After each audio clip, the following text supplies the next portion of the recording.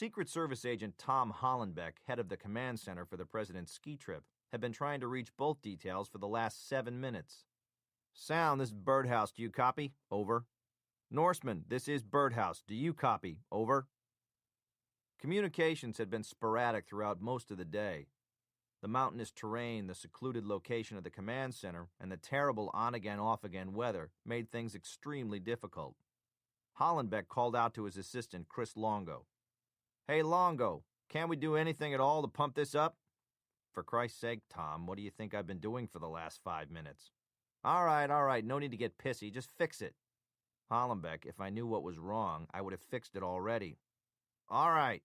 Palmer, how would you say the weather was yesterday compared to today?" "A little better, but not much," responded an attractive young female agent. "Longo!" yelled Hollenbeck. "What now?" "Do we have any rovers with a visual?" Rovers were the teams of snowmobiles and snowcats that followed the two details as closely as possible. They were loaded with heavily armed and armored agents whose sole job was to lend the protective details fire support. The last rover report came in as the teams split for their final run from the last lap rendezvous position, right before the radios went down, replied Longo. "That means we've had no visual or radio contact with the details for the last 8 minutes?" "That's right, boss." "Okay, that settles it." Hollenbeck stood up from his chair and called for everyone's attention. "Everybody listen up. We have a potential hostile situation." Miner gave rapid orders to Anton Schabel when he arrived with the toboggan. "Crack the blanket and help me lean Rutledge forward to get everything off. Pants, socks, boots, ring, watch, even the underwear." Miner wasn't leaving anything to chance. He knew the president wore at least one homing device, and that it was cleverly hidden. When the president was wrapped in a heated Kevlar bag and belted onto the toboggan, Miner spoke into his lip mic. 2 minutes. Gerhard Miner, Klaus Dreyer, Anton Schabel, and the other team members clicked into their hybrid cross-country downhill telemark skis. The incredibly strong men quickly began powering their precious cargo into the trees. 90 seconds. Dreyer led the way, wearing special night vision-style goggles. 8 days before, he had marked some of these same trees with a special paint, which upon contact with air, oxidized and became invisible to the human eye. The goggles now allowed Dreyer to pick up the paint's unique chemical signature and follow the escape route he had made through the maze of trees. Finally, the flat ground grew steeper, and they picked up more speed. Miner had taught his men that the plan depended on absolute perfect timing. There was no margin for error. 30 seconds. The team, now out of the trees, rapidly cut a diagonal path across the dangerously steep mountain face. While Miner counted down the final seconds, Dreyer saw 2 enormous boulders looming in front of them. The boulders, which looked impassable from this distance, marked the head of a small, incredibly steep and dangerous chute. Compared to this one, Death Chute was child's play. But for 6 of the world's top mercenaries who had spent their entire lives challenging the world's most unforgiving mountains, it would not pose a problem. When Dreyer was within meters of the small passageway, Miner reached for a small black transmitter strapped to his chest. He depressed its only button. A sound like the crack of a rifle, followed by the roar of a thunderhead, reverberated from far above them as they began their arduous descent. The icy snow whipped against the Secret Service's mobile command center, and every agent inside was looking directly at their Chief of Operations, Tom Hollenbeck. "I am upgrading the current situation to Hostile 2 until further notice. I want the backup tactical units on deck and ready to deploy." Hollenbeck finished issuing orders and then turned his attention to the window as he tried to peer through the sea of snow. A group of agents waited outside for their orders, which they knew would be next to come. For some reason, the radios within 100 yards of the command center still worked, so Hollenbeck didn't need to go outside to address the waiting agents. "I want both Hat-Trick and Goldilocks intercept teams to mobilize immediately. Soon as you know anything, I want you back here. Don't waste any time." Within seconds, 2 4-man teams of Secret Service agents had their Polaris snowmobiles fired up and were heading to intercept their respective packages. "Can we get anything aloft in this?" asked Hollenbeck of one of his operational assistants. "From here, no. The best we could do is scramble a Black Hawk from Hill Air Force Base. But there won't be much they can do search-wise with the visibility cut down to less than nothing. Call Hill and have them put one on standby. I want those rotors spinning until I say otherwise." Just when Agent Hollenbeck thought things couldn't possibly get any worse, he heard the resort's avalanche sirens begin their low, mournful wail. From the sound of the avalanche, Scott knew that they were right in its path. Evacuation was going to be impossible, but maybe, just maybe, Scott had a chance of covering the president's daughter. It would take every ounce of skill and strength he had in his body. The tidal wave of snow was already barreling down on top of them. Assuming the radios were still out of commission, Scott yelled for the other agents to follow him. With the roar of the avalanche filling his ears, he couldn't be sure if anyone had heard him. "Don't move. Just let me take you," yelled Scott, as he grabbed all 110 pounds of Amanda Rutledge around the waist and lifted her up off her skis. The severe downhill angle in their combined mass sent them rocketing down the slope. With the diminished visibility, Scott couldn't be sure if he had calculated right. He had to be dead on. If not, they would be dead. While Amanda was by no means heavy, and Scot Harvath was in incredible shape, carrying her tore at every fiber of his tightly muscled body. The freezing ice and blowing snow tore into Scott's face like shards of broken glass. He and Amanda picked up speed at a terrifying rate. Scott's knees pistoned up and down like jackhammers as he fought to keep control of his skis. There was no way that any skier, even one of Scot Harvath's caliber, could keep this up. Then he saw it. The outcropping of rock was racing up to meet them. Harvath put the distance at 20 yards and closing. His mind raced through the trillion calculations necessary to gauge the successful achievement of the next step in his plan. Scott wrapped his arms tightly around Amanda and threw all of their collective weight over his skis.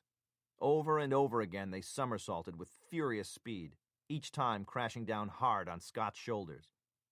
Harvath fought hard to keep focused on where their target was. It was impossible. They continued to flip wildly out of control. They were stopped by slamming into a sheer wall of rock. Scott cried out in pain and held on to consciousness just long enough to see a torrent of snow pour over them. The first thing he noticed when he regained consciousness was the eerie silence. They were positioned beneath a narrow stone ledge that had formed a partial barrier from the avalanche. Where there wasn't rock, they found themselves surrounded by snow, but there was at least some room to move around, as if they were in a small cave. In the dark, Harvath began to slowly make an overall assessment of his condition. Covering Amanda during their fall, Scott had taken most of the beating along his back and shoulders. From his waist up, everything hurt, and he couldn't tell what might be broken. At least there were no apparent open fractures, and he was only bleeding slightly from an abrasion on his forehead, so for that he gave thanks. He carefully fished his mag light out of his pocket and turned it on. From where he was lying, he could see the outline of Amanda's left leg. With all the strength he could summon, Scott rocked his body slowly from right to left until he got up enough momentum to roll all the way over. This sent searing red-hot spikes of pain up his arms and into his battered shoulders, threatening to slam him back into unconsciousness. It took the resilient Secret Service agent over 15 minutes to crawl 10 feet. As he drew closer, he could see Amanda's chest slowly heaving up and down in the beam of his small flashlight. Thank God she was alive. "Amanda," he whispered in his hoarse, dry voice, "can you hear me? I need to know if you're okay."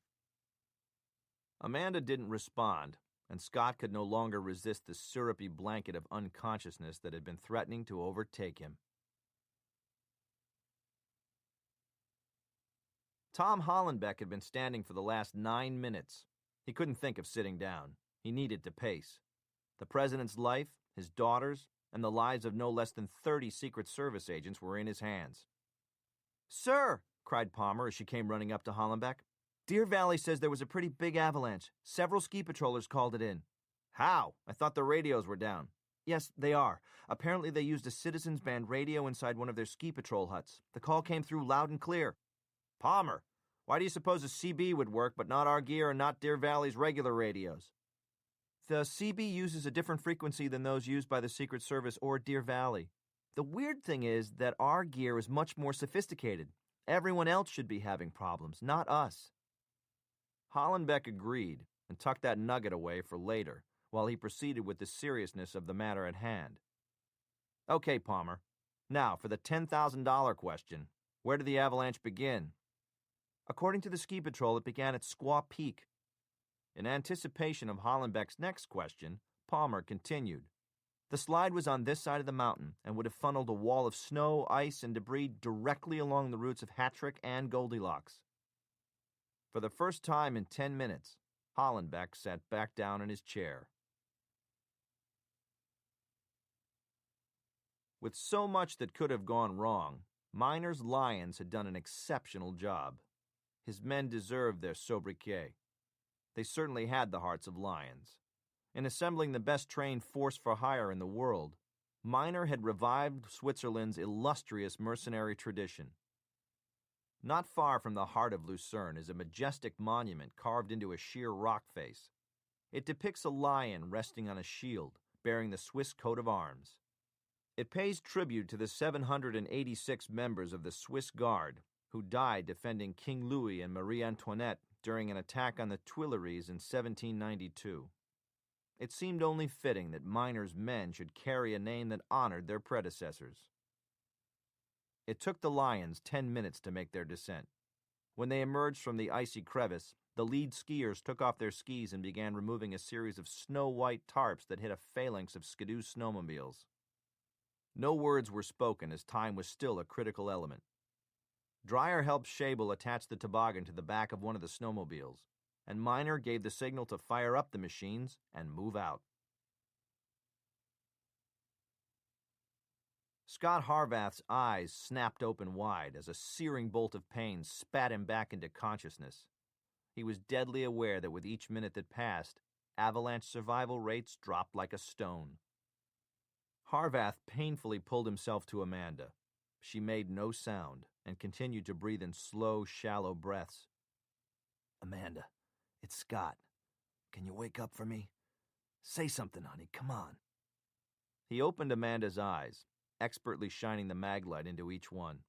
Her pupils didn't constrict. That was a bad sign. He focused his thoughts on getting them to safety. There was no way to tell how deeply they were buried. In an avalanche, the heavy snow can set up like wet cement, making it nearly impossible to dig your way out of. As if they didn't already have enough problems, Scott realized the sun would be setting soon, and as it went down, so would the temperature. If they didn't get themselves out and to someplace warm, they'd be popsicles by morning. Shrugging off the fatigue that leaned on him like a heavy boulder, Harvath assembled his collapsible snow shovel and prayed he wouldn't bring the icy roof crumbling down on top of them.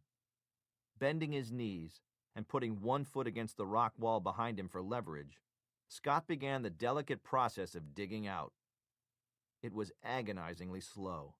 Time and again, Scott backed out of the tunnel, pulling the recently shoveled snow toward him, and deposited it within their frigid cave.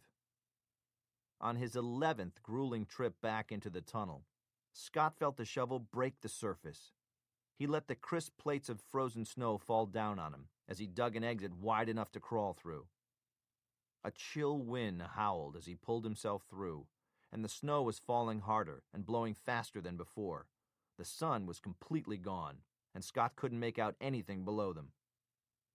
Now that they had a way out, Scott was faced with an even bigger problem. With Amanda unconscious and unable to help him assess her injuries, moving her might cause permanent damage. On the other hand, if he left her here and tried to bring help back, she might freeze to death, or even worse, be reburied in a secondary slide. What seemed like choices were not choices at all. Scott had to risk moving her, and the sooner, the better. The journey out of the ice cave seemed to take forever. At this point, it was nothing but Scott's sheer force of will that kept them moving. To pull Amanda's limp body through the final vertical portion of the tunnel, Scott had to summon every ounce of strength in his reserves. It didn't matter how tired or how much pain he was in. The only thing that mattered, and the only option Scot Harvath was willing to accept, was complete and total success in extricating Amanda Rutledge, the president's daughter, from that icy cave and back home to safety. The going was brutally difficult. There was no way to tell which snow was firm and which would give way. That, and the added weight of Amanda's body, dangerously threatened to topple him over and send them both hurtling down the face of the mountain. 1 foot in front of the other, thought Scot. Failure is not an option. We will make it. He pressed forward, through the hellish wind and cold. He had now lost all sense of time and space. Toppling forward into the snow, Scot wondered if his falling would make any sound or any difference. After all, they were completely alone. Or so he thought. 200 yards away, wearing next-generation infrared goggles, the leader of Goldilocks' intercept team picked up the heat signature of 2 forms, prone in the snow. In a breakout maneuver that would have made the best F-18 pilot envious, the agent gunned his Polaris snowmobile and quickly closed the gap. Harvath was only faintly aware of the hissing air and being strapped into the emergency inflatable pop-up toboggan. As soon as the intercept team swung the snowmobiles around to speed them all back to the command center, he once again slipped into unconsciousness. By the time the Lions reached the farmhouse of Joseph and Mary Maddox, they were 7 minutes ahead of schedule. Miner was pleased. The farmhouse had been selected because of its remote location. It was on the outskirts of the small town of Midway, which borders Deer Valley. The nearest neighbor was 3 miles away. The only access was via a terribly potholed dirt road, or the narrow canyon behind the west side of the farm, which during this time of year was only navigable by experienced snowmobile operators or cross-country skiers. Joe and Mary Maddox had spent their Sunday the same as always. Their mornings started with the elderly couple heading off to their ward for Sunday services. But Joe was feeling a bit under the weather, and so he and Mary decided to forego the traditional family supper at their oldest daughter's home. Instead, they decided to go home. At 2 in the afternoon, an 18-wheeler truck rolled down the road toward the Maddox farmhouse. The truck was emblazoned with the Mormon Church's logo of Desert Charities, so it would appear as if it was picking up a charitable donation. The road opened into a wide courtyard bordered by the farmhouse, a large white barn, 2 grain silos, and several outbuildings. The driver, one of Miner's Swiss groundsmen, turned the truck around so that it was facing the way it came, with the trailer doors pointed toward the barn. It was parked so that any curious motorist would see that the truck was from the church. Having observed the Maddoxes for the last several weeks, the groundsmen had their routine down pat, and they knew they would not be home before 6:30 at the earliest. But now, the man's keen hearing didn't deceive him. In the distance was the low rumble of Joe Maddox's truck. Quickly, the groundsman jumped out of the truck and struck a casual pose. He waved to Joe and Mary as they pulled into the courtyard. The logo on the truck and the blue and white Desert Charities coveralls of the groundsman impressed Joe Maddox. Ever mindful of pleasing the church, he asked, "I feel a bit embarrassed. Can you tell me why you're here?" "I'm to pick up some farm equipment that you offered to donate for the church projects in Mexico." "I can't say that I remember. Must be some sort of mistake." "Oh, no. You folks didn't hear about this either? You're the 3rd bungled stop I've made today. Would you mind if I made a quick phone call to the dispatch at Desert to let them know?"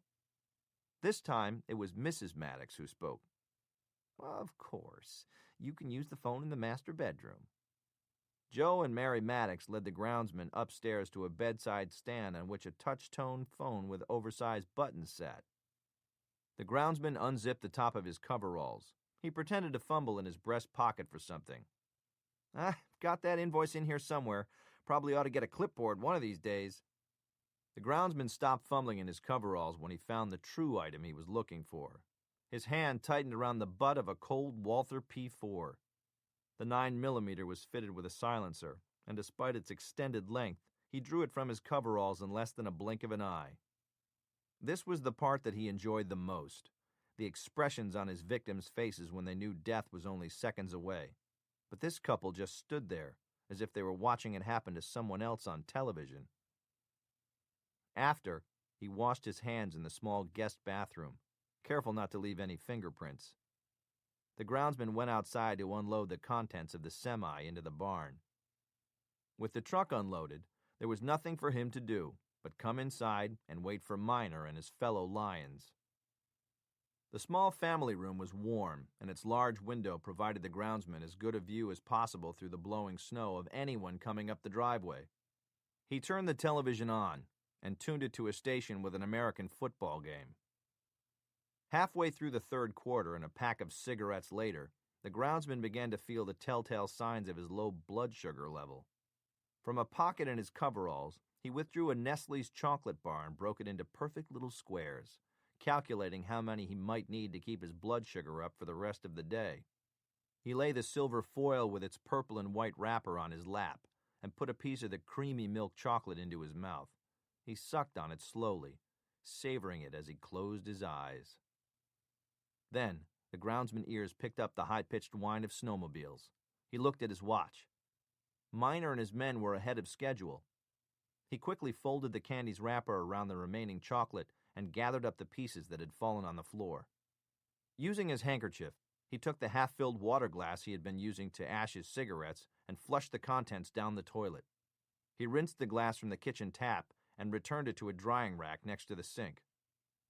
Not wanting Miner to find him away from his assigned post, he made it outside just in time to pick out the first glimpses of snowmobile headlights. The soft orange glow of a bedside lamp was the first thing Scot noticed as he began to come to. As his eyes opened further, he then realized he was in one of the guest rooms of the president's chalet. "Well, it looks like the wee lad is finally waking up," came a voice in a mock Scottish accent. Scott's reflexes kicked in, and he tried to bolt upright. "Amanda, where's—" "Whoa," came the voice again. This time, the funny accent was gone, and the man spoke in his normal Texas drawl. "She's here, Scott, just across the hall. Dr. Paulus is taking care of her." "How is she?" "To tell you the truth, I don't know. My main concern is you right now, so let me take a look." The voice belonged to Dr. Skip Trawick. He and John Paulus had been friends of Scott's since his ski team days, and Harvath had recommended both men as the on-site medical pros. "Damn it, Skip. Who the hell do you think got you and John these gigs as docs for the presidential party? Let me up. I have to see her." "You, my friend, haven't changed a bit. You know that? Still as haggis-headed as ever." "Cut the crap." "It would be my pleasure. But first, the exam. Now, how many fingers do you see?" "None. You haven't poured anything yet." "Well, so far, I'm going to say your neurological function is the same as it always was. Low to subpar."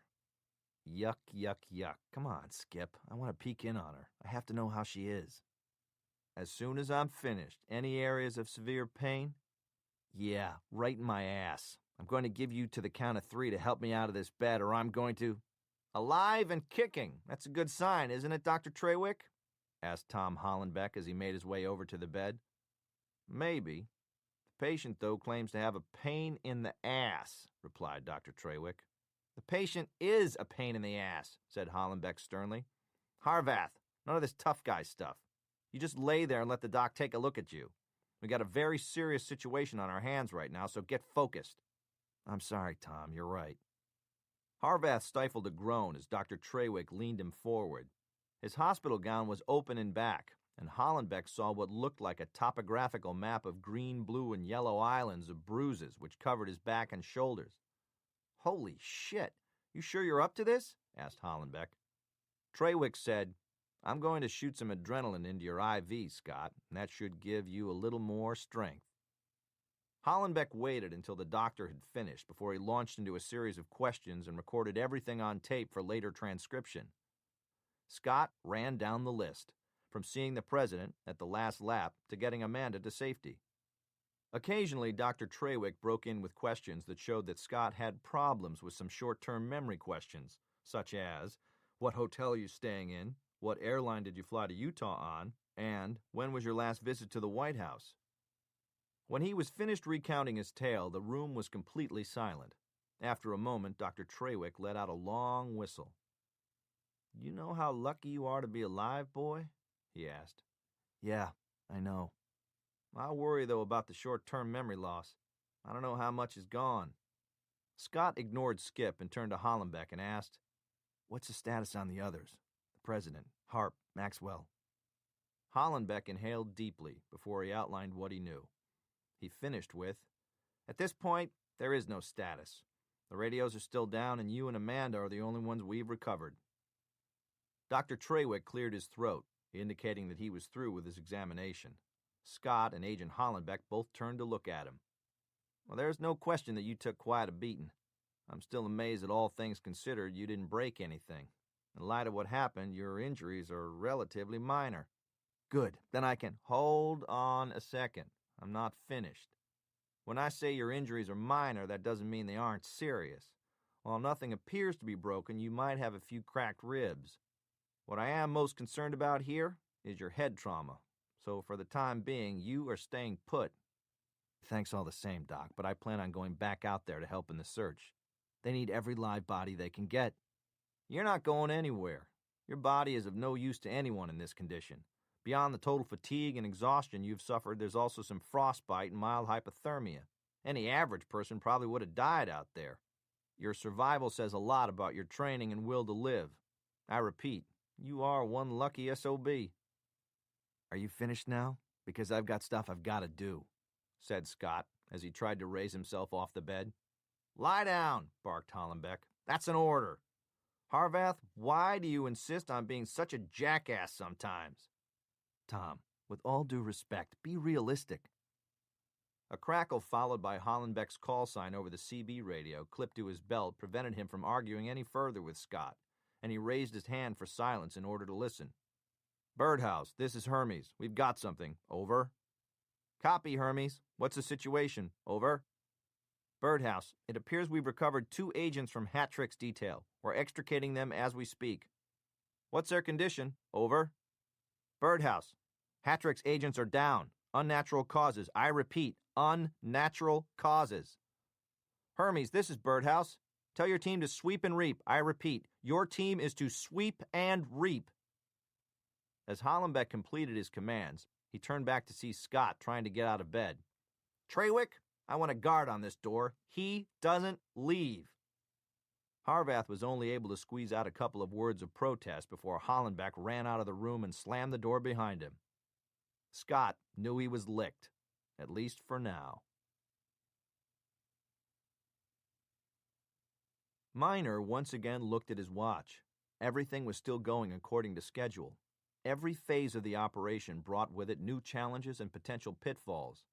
The greatest risk Miner and his team were running right now was in transporting their precious cargo, but even in that, he had plotted for every eventuality. Now, as the stolen Wasatch County ambulance, which had earlier been loaded into the trailer of the Desert Charities 18-wheeler, rocketed down Provo Canyon, Miner used his cell phone to call the pilot of his chartered Metajet plane. He spoke with the urgency of a doctor transporting a patient in very serious condition. The wail of the sirens and the clipped British accent he affected dovetailed perfectly with what the Metajet crew had been led to believe was their assignment, transporting a burn victim, a British chemist from Fawcett Petroleum, to Stampstead, England. The refinery fire in Magna, Utah, 2 weeks prior, was one of the worst the industry had ever seen. The blaze burned uncontrollably for several days, and the fire was worldwide news. Miner had arranged for the Metajet to await his team at the Provo Municipal Airport, where he knew he could call the shots. The runway would be plowed, and the jet de-iced by the time he got there. All he needed to do was load his patient, and they would immediately be cleared for takeoff. The pilot spoke over Miner's cell phone. What is the patient's condition? He's stable, but still critical. This gentleman is lucky to be alive, but we're just not sure for how much longer. Confirmed. Per your instructions, Doctor, we have added the extra equipment you asked for. Excellent. Have you made the arrangements for us with British Customs? Yes, just as you asked. If you provide me with all of your passports on the plane, including the patient's, we'll have you cleared before you have them in your local transport. And your London office is aware of the severity of this man's injuries. 3rd-degree burns over 95% of his body, including his face. Yes, Doctor. The authorities will also be made aware of that fact, as well as the issue of the oxygen tent not being breached. If there is even the slightest hiccup with the immigration folks at Stampstead, they're going to have to deal with me personally. Thank you, Captain. As Miner pushed the end button on his cell phone, he turned to the groundsman working next to him. How are we doing? The groundsman, not only a master assassin, but also a master of disguise, sat back and invited Miner to admire his handiwork. Through an ingenious use of latex and special effects makeup, the President of the United States had been hideously transformed. One look at him, along with the mention of the Magna refinery fire, was all they needed to turn even the most difficult and hard-hearted customs official to jelly.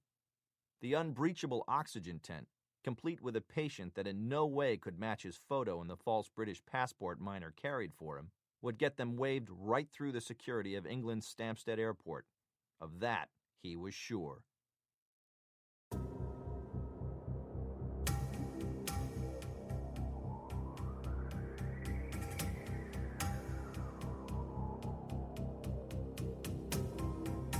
Simon & Schuster Audio presents The Lions of Lucerne by Brad Thor. Read by Armin Schultz.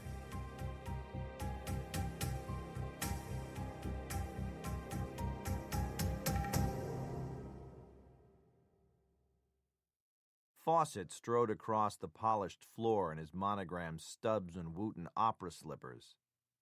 "Senators," he said, "I'm so very pleased you could make it." The study was lined from floor to ceiling with beautiful leather-bound books, most of them first editions. The wooden floor was covered by a large oriental rug. The entire space was permeated with the smell of honey. Velvet draperies were drawn tight against the windows, obscuring from view the frigid waters of southern Wisconsin's famed Lake Geneva. The industrialists' eagerly awaited guests sat in two leather club chairs by the fire. Senator Russell Rolander was the first to stand. "Donald, good to see you." The senator stuck out his beefy paw and pumped Fawcett's hand. Rolander and Fawcett had been roommates together at the University of Illinois. Long known as one of Washington, D.C.'s biggest power brokers, Rolander was a ranking member of the U.S. Senate, held a coveted position on the Appropriations Committee, and owned a weekend home down the road from Fawcett's. Slower to rise and shake Fawcett's hand was New York Senator David Snyder. Snyder had scaled the rocky heights of the American political landscape by adhering to a simple mantra: do unto others before they do unto you. He was a master of dirty tricks, and there were few in Washington who had dared cross Snyder's path. A slight man of wiry build and soft features, what Senator David Snyder lacked in physical stature, he more than made up in brain power. That intelligence, coupled with a genius for strategy, had landed him an all but permanent spot on the Senate Intelligence Committee. "Brandy, anyone?" said Fawcett, as he removed a large snifter and decanter filled with the amber-colored liquor. "I'll take one," replied Rolander. "Scotch rocks if you've got it," said Snyder. "You know, Donald," said Rolander, "we should have all of our meetings in this room. I like it. In fact, this has got to be one of my favorite rooms in the whole house." "What's that smell?" broke in Snyder. He vaguely recognized the scent, but couldn't exactly place it, nor why it was arousing him. "It's honey," said Fawcett. "Technically, it's beeswax. The wood floors are polished with it." The minute Fawcett said the word honey, Snyder knew why the smell was so familiar. Mitchell Conti, or Mitch as everyone was fond of calling him, had joined Senator Snyder's staff 2 summers ago. He was a strikingly handsome 23-year-old who cut a wide swath, dating numerous female aides and pages.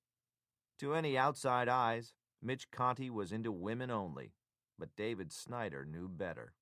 Their affair had lasted for many months. Mitch had been fond of a product known as Kama Sutra honey dust. It was a fine powder that smelled and tasted like honey. Mitch would brush it all over Snyder's body with a small feather duster and then lick it off. Not only had David liked it, but so did the many women who shared the senator's bed between visits from Mitch. His half-empty canister of honey dust was Snyder's only reminder of his 23-year-old lover. David Snyder discovered that Mitch had plans to blackmail him. 2 weeks later, Mitch was the victim of a drive-by shooting. His death became, as Snyder knew it would, just another unfortunate statistic in the D.C. crime blotter. David Snyder was impressed with the lengths to which Fawcett would go to get what he wanted. Snyder felt a bizarre sense of camaraderie with the man. Both he and Fawcett knew no limit to their passions, nor to the depths they would descend to force the world to give them what they wanted. "Enough small talk," said Fawcett, looking into his snifter as he swirled his brandy, releasing the sweet metallic vapor. "Where do we stand?" Russell Rolander was constantly amazed at how far Fawcett's sheer force of will and personality had carried his old college roommate. He sometimes wondered what it would be like to have Fawcett's money and power. What would it be like to afford all of his vices with his own money, rather than depending on the steady stream of Fawcett deposits to his Caribbean bank account? Well, if you were going to be in a pocket, he reasoned, it might as well be a deep one. Rolander sat up straight and cleared his throat. "As you know, Donald, the deal has been moving along smoothly. We have our foreign assets in place, and the advance information we have received fits the equation perfectly, as we knew it would. In an undertaking such as this, the CYA, or cover your ass factor, cannot be stressed greatly enough." Fawcett interrupted Senator Rolander. "Spare me the lecture, Russ. I know this is serious business. I've got billions riding on it. Jesus, with all the power problems in California alone, you'd think we'd be developing our fossil fuel capabilities further, not scaling back. What the fuck are they thinking? If this fossil fuel rollback happens, I don't even want to think about how much money I'll lose. It's bad enough the government has forced us into selling power to states like California at fire sale prices, but now they want to go further and whittle away our market. Which brings me right back to what I was saying, Donald. I don't care how much money you've put into this deal, and I don't care how much you stand to lose. No more changes. This thing goes off as planned. You, of all people, should appreciate the value of what I'm saying. Our offshore associates are not happy with how you've pushed up the closing." "You let me worry about them," said Fawcett. "There's no reason for anyone to be getting jumpy. The closing was moved up because the closing had to be moved up. That's the nature of the business. We're all professionals here, so let's get our acts together and get on with the deal. Now," Fawcett rubbed his hands together in anticipation and leaned forward. "David, what's the word from Stargazer?" "Well, as we expected, he didn't have any reservations other than those we forecast." "What are you two talking about?" demanded Rolander. "What we're talking about," answered Snyder, "is that Donald read Stargazer like an open book." Rolander looked at Fawcett, impressed. "He agreed to come aboard?" "Indeed he did," replied Snyder. "Now as to his condition, after the deal is closed, the president is to be returned alive." The exterior chime sounded, warning of potential ice on the road, and Gerhardt Miner gripped the leather steering wheel of his black Audi A6 a little tighter. The sun was setting over Lake Lucerne, and a chill wind, blowing since lunch, began to pick up. Ah, what a lunch that was today, Miner thought to himself, as the sleek black sedan hugged the shores of the choppy Swiss lake.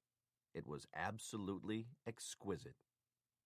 Claudia Mueller, an investigator from the federal attorney's office, had been pressing Miner for a face-to-face meeting to discuss a cache of armaments missing from a military base outside of Basel. Crates of special night vision goggles, flashbang grenades, Swiss SWAT assault rifles, anti-tank missiles, plastique, and a couple of next-generation non-lethal weapons known as glare guns had all mysteriously disappeared. Nothing had turned up either in Switzerland or the black markets abroad. Though Claudia insisted her questions were just routine, Miner had been putting her off for over 2 months. He claimed his caseload didn't provide a single extra moment to meet with her. Surely the security of Switzerland, which Miner was charged with, overrode the necessity to answer a few routine questions. He half expected her to go away, but she didn't. Claudia wanted badly to talk with Miner, and for good reason. 5 years ago, he had commanded a special division of Swiss intelligence that tested the security of military bases and weapons installations throughout the tiny country. Miner was so successful with breaching security at the bases that his unit was shut down for fear of further embarrassing the military. Not only had Miner commanded the special division, he had also created it. The idea for the division stemmed from a U.S.-Swiss cross-training exercise in Little Creek, Virginia, the headquarters of the U.S. Navy SEALs. Miner had participated in the Navy's Special Warfare Development Group, a SEAL think tank where new weapons, equipment, communication systems, and tactics are developed. The investigative affairs agent's long list of boring questions had been the last thing Miner was interested in sitting through, but curiosity eventually got the better of him, and he ordered a copy of Claudia Mueller's personnel file. Miner flipped through Mueller's file. Included were her service photo, her passport photo, and a magazine photo from a climbing competition in which she had taken first prize. She was gorgeous. At that moment, Miner not only knew he had to meet Claudia Mueller, he had to have her. An hour and 15 minutes away in Bern, at the federal attorney's office, Claudia Mueller was studying the file of Gerhard Miner for the 1000th time. Out of all the people she had spoken with during the course of her investigation, Miner had been the toughest to nail down. Sure, Miner had his reasons for being unavailable, but something about Miner just didn't jibe. Miner was 53 years old and never married. He was a handsome man, tall, about 6'2", and extremely fit. His gray hair was perfect, as were his expensive custom-made Italian suits. In almost any woman's opinion, Gerhard Miner would be quite a catch. She was studying the photos of him when the phone rang. Fräulein Müller, this is Gerhard Miner. Well, Herr Miner, to what do I owe the unexpected pleasure? I should say the pleasure is all mine. I can't remember the last time a woman pursued me as aggressively as you have. I hardly believe my repeated requests for information in a formal investigation to be in the same category as you are imagining, Herr Miner. Of course not. I apologize. I have time available tomorrow to meet with you if you still want. Done, replied Claudia. I'll meet you at your office, say. Oh, I'm quite sorry once again. I won't be in my office tomorrow. I'm taking a little time off and will be at my home in Lucerne. Let's meet for lunch here. Is that convenient for you? After being dodged for 2 months, Claudia was ready to jump down Miner's throat, but she knew she had to be careful. She had recently applied for a new position within her organization, and stepping on the toes of one of the Ministry of Defense's most respected officers wouldn't help her to move up the ladder any quicker. Without even waiting for a reply, Miner continued. We'll meet at the restaurant in the Hôtel des Bellons, in the Old Town, say 12:30? No, it wouldn't be convenient for her to travel to Lucerne, but Claudia needed to speak with Miner, and so she agreed and hung up the phone. That evening, she agonized over what to wear. She wanted to appear professional, but knowing Miner's penchant for women, she couldn't help but want to play her good looks for all they were worth. She was scraping the bottom of the ethical barrel, and she knew it, but she was desperate. She chose an attractive, tight-fitting navy blue skirt that rode just above the knee, and a form-fitting navy blue blazer with a funky silver blouse. She left one button undone, and then undid the second upon entering the lobby of the hotel at 12:25 the following day. The game was on. 2 hours later, dissatisfied and angry, she left the Hôtel des Bellons. She needed to walk a little and make some sense of her meeting with Miner. He had been cordial, but extremely uncooperative, choosing to shroud himself in the cloak of national secrecy whenever Claudia put a direct question to him. Where were you on the night the weapons were stolen? On assignment. On assignment where and for what? I cannot say. Can't say where or can't say for what? Neither. And why can't you say? It is a matter of national security. And a large amount of sensitive weaponry missing from a Swiss defense depot isn't a matter of national security? All I can say is, It is not my matter. It's yours.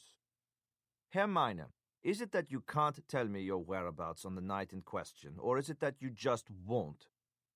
It is both, Miner replied. I won't tell you because I can't. Claudia spent the rest of their lunch probing for answers while Miner deftly parried each question. Miner also had the indecency to try to seduce her. He found Claudia attractive, and in all fairness, she had attempted to use her wiles to goad a little more information out of him. Instead of coughing up some information, though, he had come onto her even more strongly. Claudia should have known better. Though everything about him indicated he had a passion for women, passion did not necessarily equal weakness, and that had been Claudia's mistake. The end of their lunch was no less frustrating than its beginning. Without even consulting her, Miner ordered dessert for the two of them. This was a liberty that sent Claudia's already boiling blood over onto the stove. Number 1, he ordered liquor, which Claudia didn't touch while working, and number 2, he went on to lecture Claudia on her poor taste for turning down a fabulous dessert wine which the hotel manager reserved solely for him. In a tone which was entirely haughty, Miner launched into the wine's provenance. Vin de Constance was a dessert wine from the Constantia estate in South Africa. It was a favorite of Napoleon Bonaparte, who had 30 bottles a month shipped to Elba to ease the misery of his banishment. Dickens celebrated it in Edwin Drood, and Baudelaire said, "Only the lips of a lover surpassed it in heavenly sweetness." Only 12,000 bottles were produced annually, with almost all of it accounted for before it hit the market. An American colleague who had introduced Miner to the stuff helped arrange for a case to be sent to Switzerland. No small feat, as Vin de Constance is one of the most coveted wines in the world. The Vin de Constance lecture notwithstanding, Claudia felt as if she didn't know any more today than she did yesterday, and that her whole trip to Lucerne was a waste of time. As far as the missing weapons were concerned, Miner did have better means than anyone in all of Switzerland to steal them. Claudia was dead on. But just because Miner had once been involved in government-sanctioned exercises testing the security of Swiss military establishments didn't mean that he had anything to do with her theft. Now, Claudia Mueller's investigation and her career were at a complete standstill. At Zurich International Airport, Gerhard Miner entered the Swissair first-class line and presented his ticket and passport. He went out of his way to be extra flirtatious with all the female desk staff, who wondered why such a handsome man did not have an attractive woman traveling with him to Athens. While waiting in the Swissair lounge for his flight to board, he acted enraged when a waitress spilled a glass of Cabernet all over his trousers. In fact, Miner had nudged her tray as she was placing a cocktail napkin on the table. His explosion earned him an effusive apology that lasted from the first-class lounge all the way to the chief first-class flight attendant. Miner had achieved exactly what he wanted. At least 5 people would be able to vouch that he had boarded the Swissair flight to Greece. He spent the next week and a half in the popular ports of Paros and Mykonos, spending too much money entertaining new friends and repairing repeated mechanical problems on his rented sailboat. He overtipped waiters, barmen, and harbor masters. Not only would Miner be remembered, but many would be anxiously awaiting the return of the man and his easy flowing money next season. Secure that his alibi was well established, Miner sailed to the uninhabited island of Despotico, about 3 hours southwest of Mykonos. Waiting for Miner, just as planned, was his cousin from the Swiss town of Hochdorf, a carpenter who bore an incredible likeness to him. Happy to have a free vacation, and knowing the sensitivity of his cousin's occupation, the carpenter was to continue sailing south to Santorini, and then Crete, where he would leave the rented yacht, citing a string of mechanical problems as the reason. The carpenter would then make his way to the western port of Patras, where a first-class cabin was booked on a Minoan Line cruise to Venice. His cousin would be traveling on Miner's passport and Visa credit card.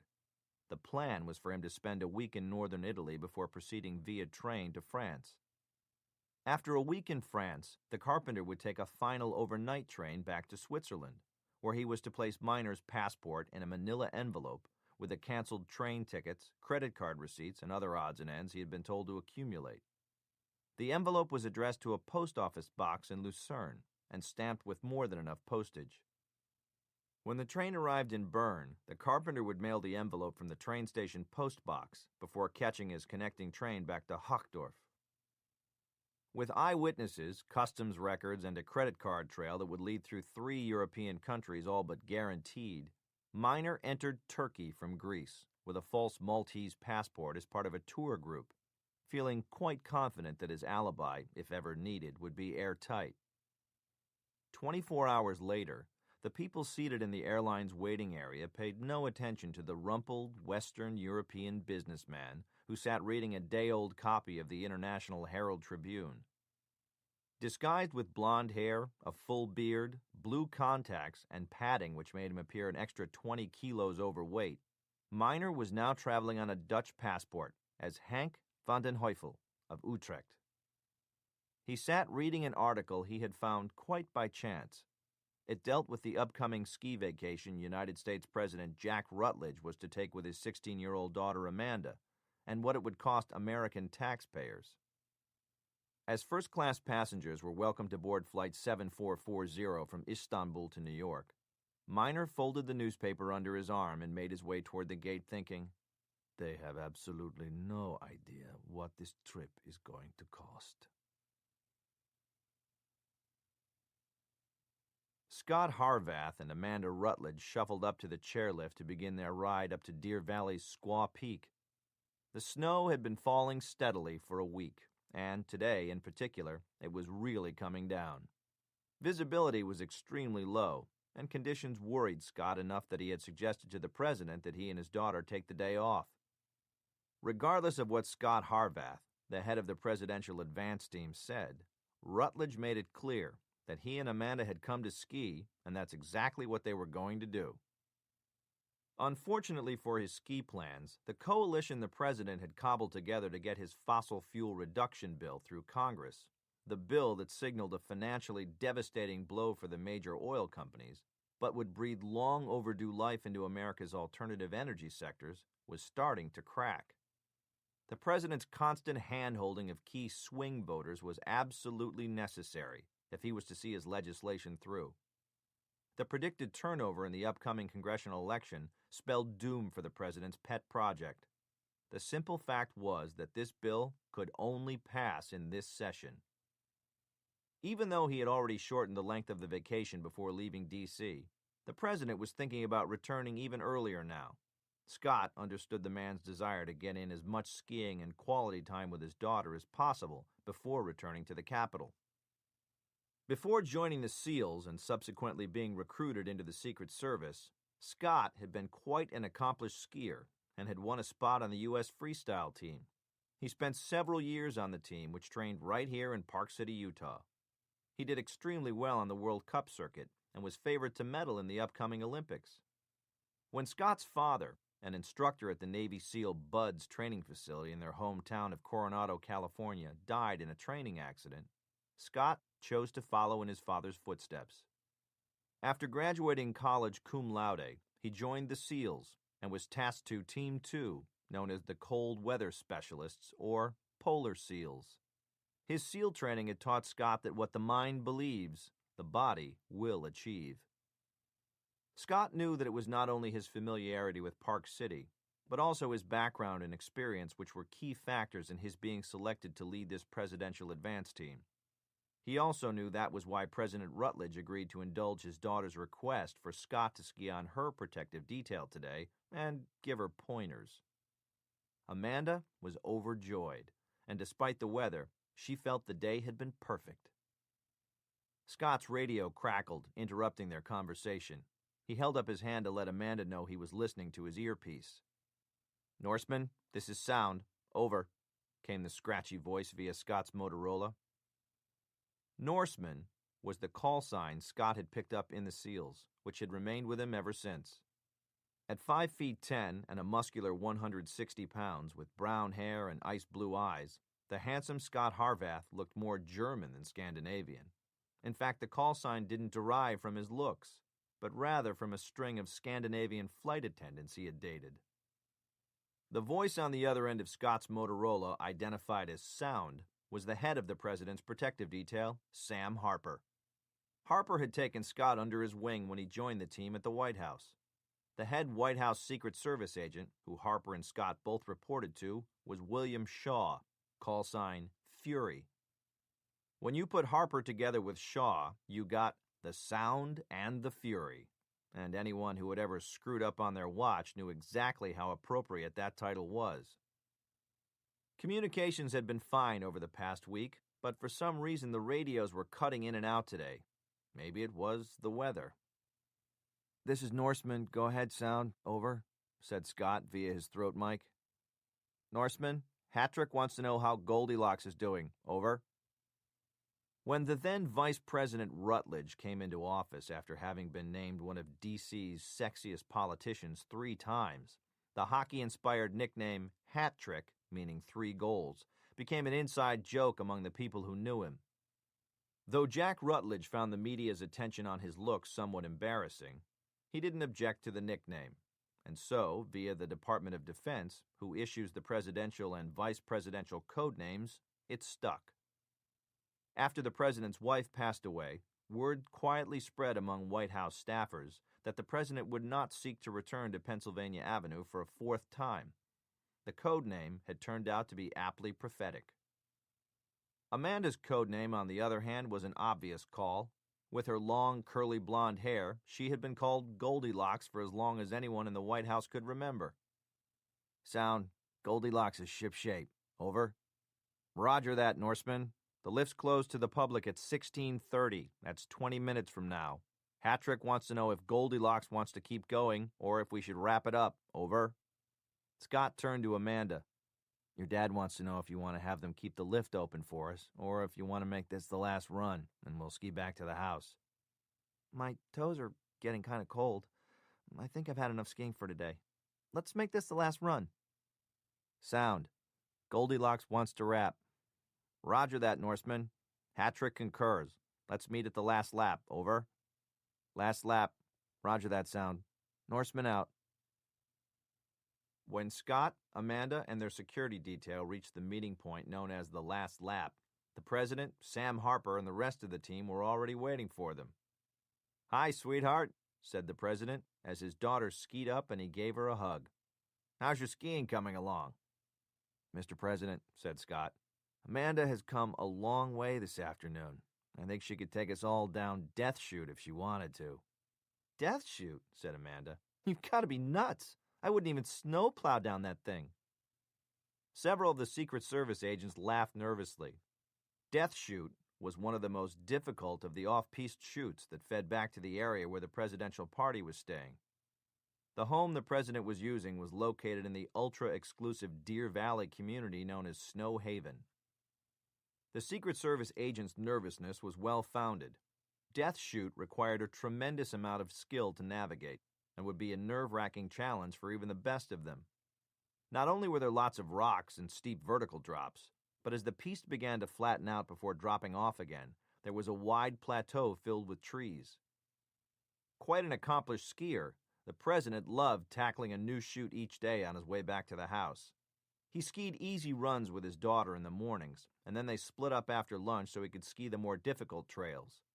The super challenging end-of-the-day chutes he had to choose from were technically known as backcountry, and not part of Deer Valley's marked and maintained trail system.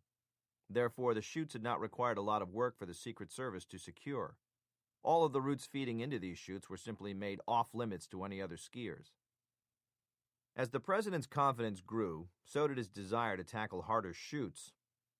The rush he got was a rewarding way to end the day. All of the chutes that he had tried up to this point were grouped in one area. Death Chute stood alone, a bit further to the east, and the Secret Service knew it was only a matter of time before the president decided he wanted to give it a whirl.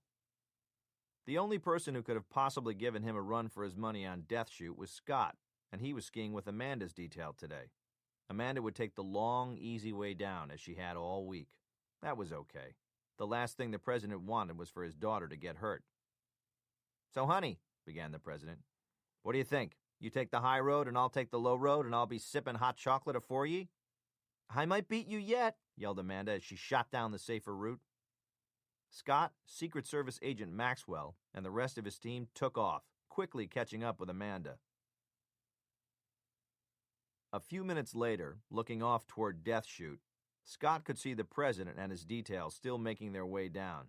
The detail was doing a good job of keeping up with him. Everybody was right on the money. Well, almost. As the group neared the trees, 2 Secret Service agents wiped out. Well, Maxwell, said Scott, looks like the heat will be off your skiing skills. What do you mean? He asked. I think I just saw Ahern and Houchins bite it going into that part of the chute with the trees. But with all the snow falling, it's hard to tell. I hope nobody hit a tree, he said. That's a good point, responded Scott as he engaged his throat mic. Sound, this is Norseman. Do we need to send the St. Bernards and Schnapps down for Ahern and Houchins? Over. Scott's radio hissed and crackled.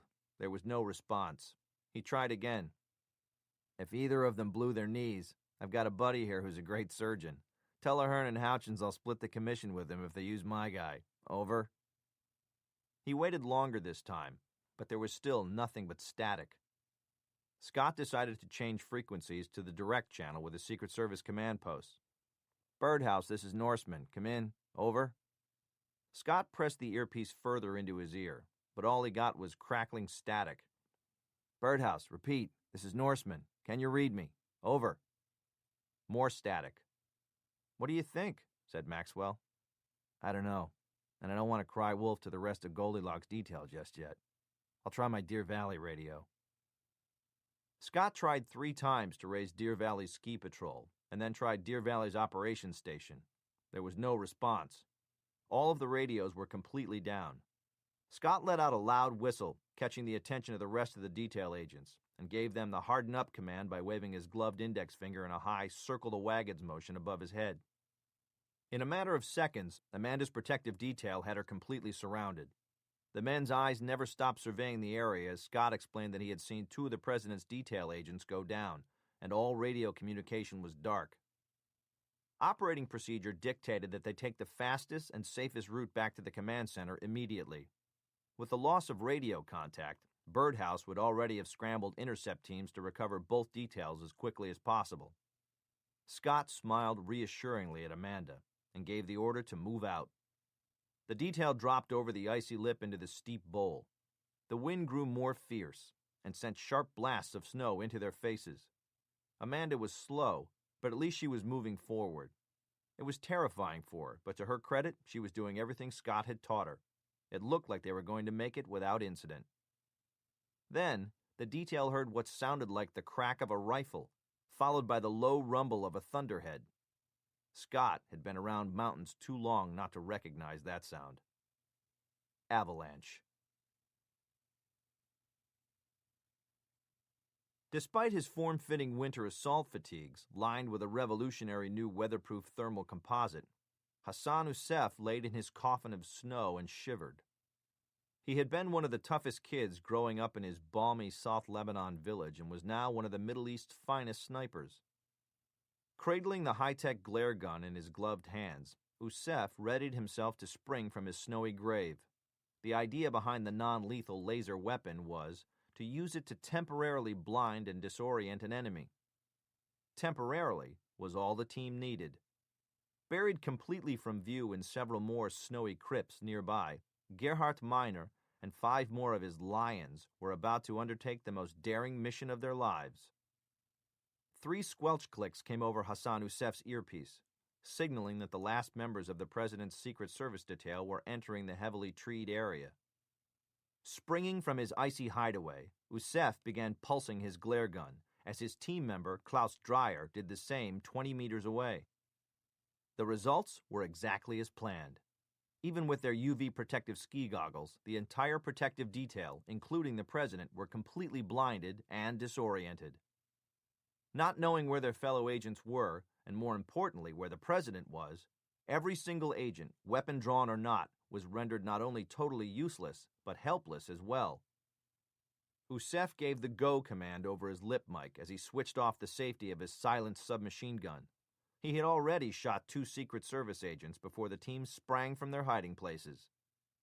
As the Lions' muffled spits of silenced machine gun rounds drummed into the bodies of the defenseless Secret Service agents, Miner made his way to where the president had fallen.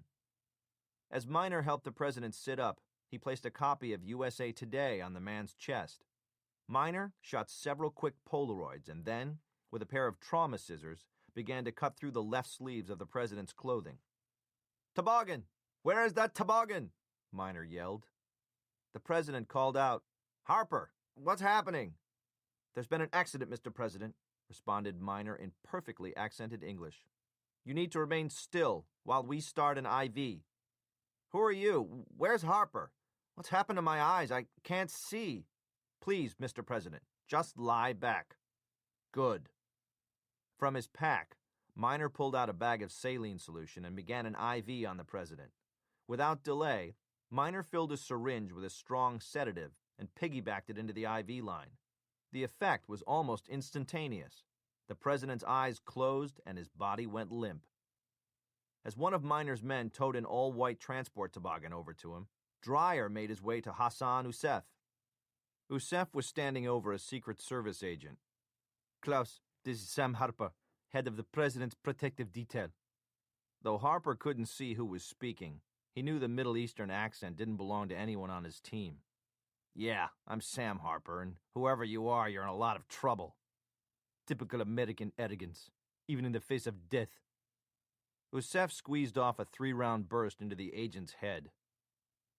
While Youssef gloried in his handiwork, Dreyer withdrew an empty Evian bottle from his pack and picked up Harper's Sig Sauer 229. The .357 bullet, effectively muffled by being shot through the plastic bottle, ripped through the back of Hassan Youssef's skull, killing him instantly. Dreyer placed the Sig Sauer in Harper's hand. He then withdrew a Model 68 Scorpion machine pistol with a silencer and fired indiscriminately into the bodies of the dead Secret Service agents lying around him.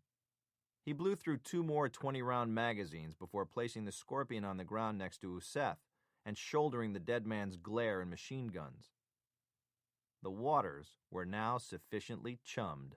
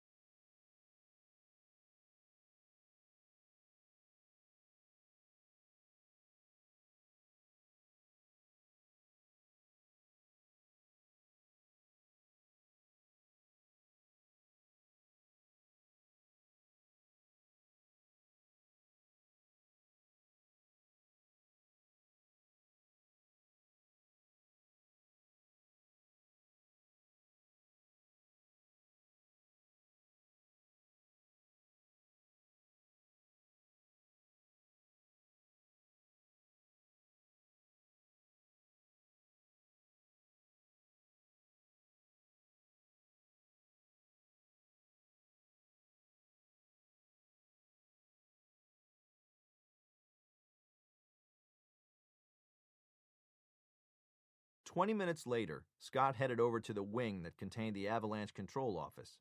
The first person he saw there was Vance Boyson. "Did you and Nick get it bad?" asked Scott. "It wasn't pretty, but we did just what you said." "What I said? What'd I say?" "To blame you." "Hey, wait a second. I said I would take full responsibility." "Same thing. I told Nick to keep his mouth shut and I did all the talking." "Now, I take it you came here for more than hot chocolate?" "Yeah, I need another favor." "As long as it doesn't involve the helicopter." Scott winced. "Do you have a computer in here that can access the net?" "Of course." "I need to use it." "Sure. Sit right here and be my guest," said Vance, motioning to the chair next to him. "Thanks, Vance. I appreciate it. Do me one more favor, would you?" "What?" "Close the door behind you on the way out." As he approached the main house of the compound, Harvath saw several agents stomping out cigarettes, cutting their break short to return inside. Knowing something must be up, Scott hastened his steps and entered the house not far behind them. Most of the agents were gathered around a large screen TV in the AV room. The TV was tuned to CNN, and Scott's stomach tightened when he saw who it was. The camera angle showed Jody Burness, partially obscured from view. Most people watching would not know who she was interviewing, but unfortunately, anyone who knew Scot could tell it was him. Scot could taste bile. That reporter had used him. But why? Why him? If she was going to fake an interview with a source within the Secret Service, why didn't she just use a production assistant or something? If you were going to stray that far from the truth, what difference did it make? It all made no sense. Nonetheless, the expression on the faces of his fellow agents said it all. Scot wasn't about to let everyone think he had cooperated even for a second with CNN. That interview was BS. I never told that reporter anything other than no comment, so don't look at me like that. He thought that the day couldn't get much worse, but when the door flew open and Gary Lawler stood staring at him, he knew he had been sorely mistaken. Standing in front of all of his colleagues, the last thing Harvath wanted was to be ripped a new one by the deputy director of the FBI, so he proceeded with extreme caution. It looks like you saw the CNN piece. Yeah, I saw it. The whole world saw it. I can explain. I bet you can, but at this point, I don't care. I've had enough, and so have your superiors. The little bit of rope you had left, you just used to hang yourself with. Hang myself? But I had nothing to do with that CNN report. And I told you I don't care. As of 2 minutes ago, you are officially recalled to D.C. You had me yanked? I can't believe this. Believe it. I warned you, and you didn't listen. It's out of my hands. Andre Martin struggled against the laundry cord digging into his wrists, then let his muscles go limp. He had to stay calm. The gag in his mouth tasted like shoe polish, and a strong smell of mildew rose from the stained floor beneath him. All he wanted to do was vomit, but he knew if he did, he would choke on it and die. He kept reminding himself to be calm.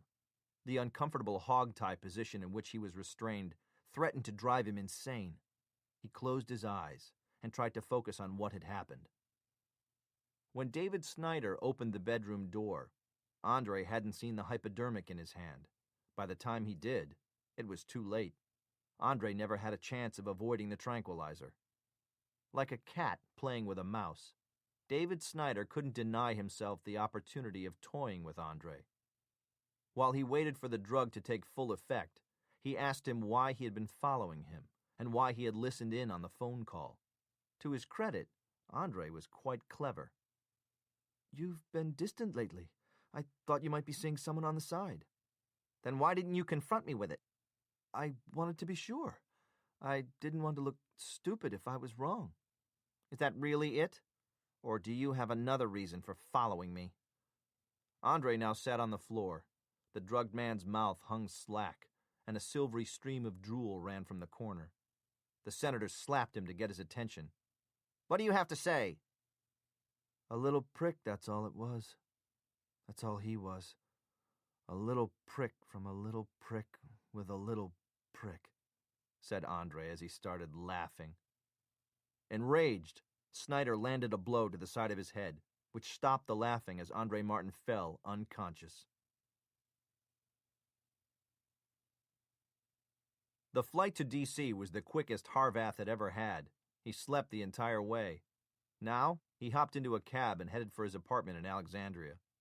The building manager had been collecting his mail for him, but it was too late to knock on her door now, so he climbed the old wooden stairs to his apartment. Reaching the third floor, Harvath turned to his door and looked closely at the upper right-hand corner of the doorframe. Satisfied his apartment hadn't been entered during his absence, he removed the hair from the doorframe, unlocked the door, and entered his home. A strange sense of calm descended upon him as he placed his bags in the bedroom and fell down onto the couch, letting his mind go blank. The last thing he remembered before falling asleep was kicking off his shoes. Harvath spent the better part of the next morning being poked, prodded, quizzed, tested, and scanned. Dr. Sarah Halsebeck remarked at the incredible bruising up and down his back. I would ask you if you got the license numbers of the trucks that hit you, but if you just tell me what color they were, a fleet this size shouldn't be too hard to track down. As she continued her examination and reviewed his test results, Dr. Halsebeck commented, Doesn't look like anything snapped, crackled, or popped, and there don't seem to be any signs of leaking. So it's all pretty good then, right? Asked Scott. I'm still concerned. For starters, there's your psychometrics. When you joined the Secret Service, they ran a battery of tests to establish the baseline for your performance. They charted things like your memory, concentration, and reaction time, all of which, compared to the tests we ran today, I can see are impaired. You've suffered a significant loss of short-term memory. You might have trouble recalling things that happened in the last month. Will I get it back? Probably. Are there any other potential problems? You might experience a difficulty with concentration, and like I said, your reaction time is down. What about physical side effects? You may find yourself sleeping a lot more, or your sleep may be interrupted. You might also continue to experience the headaches you complained to me about, as well as some nausea. Any other good news? It is not uncommon for patients who have suffered trauma such as yours to become irritable. Irritable how? Things beyond your control will frustrate you more than they would in normal situations. Basically, your fuse might be a lot shorter. Is that it? Asked Scott. Pretty much. Just keep in mind that all of these symptoms I've mentioned can become more profound with physical exertion. Basically, your brain has been scrambled and you need to give it and your body time to repair. Scrambled. You had to love a doctor who put things in layman's terms. Scott thanked her and headed back to his apartment.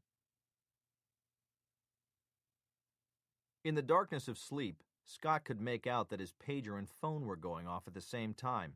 Startled, he reached for the phone. Harvath, this is Shaw, said the voice on the other end of the phone. Trying to shake the cobwebs from his head, Scott looked at his watch, amazed that he had been asleep all afternoon. He quickly responded to the Director of Secret Service Operations for the White House. Yes, sir. What can I do for you? The Director wants to see you. There'll be a car coming to pick you up. 20 minutes later, Agent Harvath was showered, shaved, and wearing a perfectly pressed dark Brooks Brothers suit under his lined trench coat as he stood outside his apartment building. By the looks of it, the rain had been falling all day. Large puddles were everywhere. Watching his warm breath rise into the cold, damp air, he saw a long black limousine draw even with him. Get in, said Stan Jameson, Director of the Secret Service. As soon as Scott had closed the door, the heavy armor-plated limo headed toward D.C. A uniformed man was sitting to the director's right, and motioning toward him, he said, Agent Scot Harvath, I'd like you to meet General Paul Venrick, commander of the Joint Special Operations Command. Pleased to meet you, sir, said Scott as he shook the man's hand. With his broad shoulders, square jaw, and flat-top haircut, the general was the picture of military rectitude. We don't have a lot of time, Agent, so I want to make this quick, said the director. Both General Venrick and I have read your debriefing report. Sir, if you're referring to what happened with CNN, I was recalled before I could type up a report and... Son, the general interrupted, I wouldn't bother betting a bicycle basket full of cow chips against what any reporter has to say. At this point, I'm not judging whether you said anything to her or not, although I'd be willing to guess after reviewing your service file that wherever she got her story, it didn't come from you. Before Scott could voice his thanks, the director jumped back into the conversation. Yes, let's hold off on that discussion of where the information came from. It does seem that there is a leak somewhere inside the organization, and that in itself is very bad. But first things first. The general removed a file folder from the briefcase by his feet. Agent Harvath, are you familiar with a terrorist organization known as the FRC? Sure I am. The FRC stands for the Fatah Revolutionary Council. It was classified not too long ago by the State Department as the most dangerous terrorist group in the world. But what does this have to do with anything? Now it was the director's turn to speak. He cleared his throat and said, We've received a ransom demand for the president. From the FRC? Are you sure they're legitimate? Yes, continued the director. We're very sure. This morning a prepaid airborne express pouch arrived at my office. It had the appropriate routing codes to bypass the usual screenings and get right to me. These are copies of what was inside. He pulled 3 sheets from the folder that had been sitting on his lap and handed them to Scott. As Harvath looked at the photocopies, The director narrated for him. Page 1 is, as you can see, a Polaroid photo of the president. In his hands is a copy of Sunday's USA Today. You notice the president is not wearing any gloves? Scott nodded his head. Well, that brings us to page 2. Scott flipped to the next page as the director continued. This is a Xerox of the cover of that same newspaper, which the FBI lab has verified has the president's fingerprints on it. So far, they haven't come up with any other prints. Harvath doubted if they ever would. And finally, said the director, a little love note from the kidnappers themselves. It also is completely clean. When he saw the letterhead of the stationery, Scott's jaw almost hit the floor of the limo. Knowing what he was going to say, the director raised his hand to stop him. Yeah, we already know. The Best Western Park City. The same hotel that housed half the Secret Service. We're already checking into it. The FBI is tracking down the prepaid airborne envelope, but I'm not holding out any high hopes for that one. I'll give you a second so you can read the note. Harvath did. When he was finished, he handed the packet back to the director. You must have had the profilers and handwriting people already ripped through this thing 6 million ways from Sunday. Any luck? It's all inconclusive. Because we believe the FRC might be involved, we've sent a copy to the Mossad for their help. Our reasoning is that the FRC was born in that part of the world and essentially remains a Palestinian organization at heart. So the Israelis might be able to shed some light on the authorship or the subtext of the message, if there is any. The problem is, though, that every move this group has made has been extremely well choreographed. But maybe not choreographed well enough, broke in the general. Scott asked, I don't understand why you tie the FRC to all of this. It could be any Middle Eastern extremist group. Why not the PLO? I understand the body in Park City was ID'd as a lone gun who worked occasionally for them. You're right. And based on the knowledge you have so far, I'd be inclined to agree with you, said the director. But I told you that we had received demands. The director pulled a microcassette recorder from his inside breast pocket. This call came into the FBI and was received at approximately 11:30 Eastern Time today. I think you'll recognize one of the voices. The other was encrypted to disguise it, and the NSA is still trying to tear it apart. What's interesting is that the caller bypassed the switchboard and got right in on a direct line. At this point, nothing about the kidnappers was surprising Harvath. Jameson pressed the play button, and after several seconds of static hiss, he heard the voice of Gary Lawler. Lawler? Is this Deputy Director Lawler? Came the cyborg-sounding voice. That's what I said. Who's this? Who we are is not important, Mr. Lawler. Who we have is what is important. But before we do any serious bargaining for the return of your president, we would like a show of good faith from you. Good faith from us, came Lawler's voice. What kind of good faith? The United States has imprisoned 2 Islamic freedom fighters, Fawad Assa and Ali Ahmed Rakim. They are to be released and flown to Tripoli in Libya. Secondly, the Egyptian government has frozen assets of the FRC worth over $4 million US. These are to be released immediately. Once you have met these conditions, we will speak again. I don't have this kind of authority. Besides, how do I know that the president is alive? You don't. Goodbye. There was the sound of the kidnapper breaking the connection, and Director Jameson hit the stop button on the tape. As of right now, Agent Harvath, as much as many don't like him, Vice President Adam Marshfield is our acting president and commander-in-chief of the armed forces. Harvath noticed General Venrick winced at this. The military man spoke. Agent Harvath, what does your gut tell you on this one? Well, General, that Korean jamming system, the ability to get inside information, the wherewithal to pull it off, I think we're dealing with something and someone completely outside the realm of Middle Eastern terrorism. But why would the kidnappers leave a note like this? Said the director, waving his Xerox copy. Making demands for the release of 2 convicted Islamic bombers and the unfreezing of FRC assets. It doesn't make any sense, acknowledged Harvath, and that makes me nervous. Me too, said the general. How about you, Stan? Director Jameson began massaging his temples. Yeah, I'm nervous. The neatness of some of it is what scares me. God help us if we're wrong." "I don't understand," said Harvath. The general took a deep breath. "Vice President Marshfield has green-lighted a special ops team to attempt a rescue. We're on our way to the Situation Room at the White House. The mission will launch in less than 3 hours." As Harvath entered the White House Situation Room behind General Venrick, he quickly glanced around, assessing those assembled. The directors of the various agencies were present, accompanied by their aides. Scanning the long cherry wood table, Harvath saw Gary Lawler and Chief of Staff Edward Defina. "What the hell is he doing here, General?" asked Defina. "I believe Agent Harvath can be of service to us in this operation, and I've asked him to join us." "Correct me if I'm wrong, but the Secret Service did succeed in losing the president, didn't it? I mean, that's why we're all here, right?" "This is a bunch of bullshit," said the general. "None of that has any bearing on why we're all here.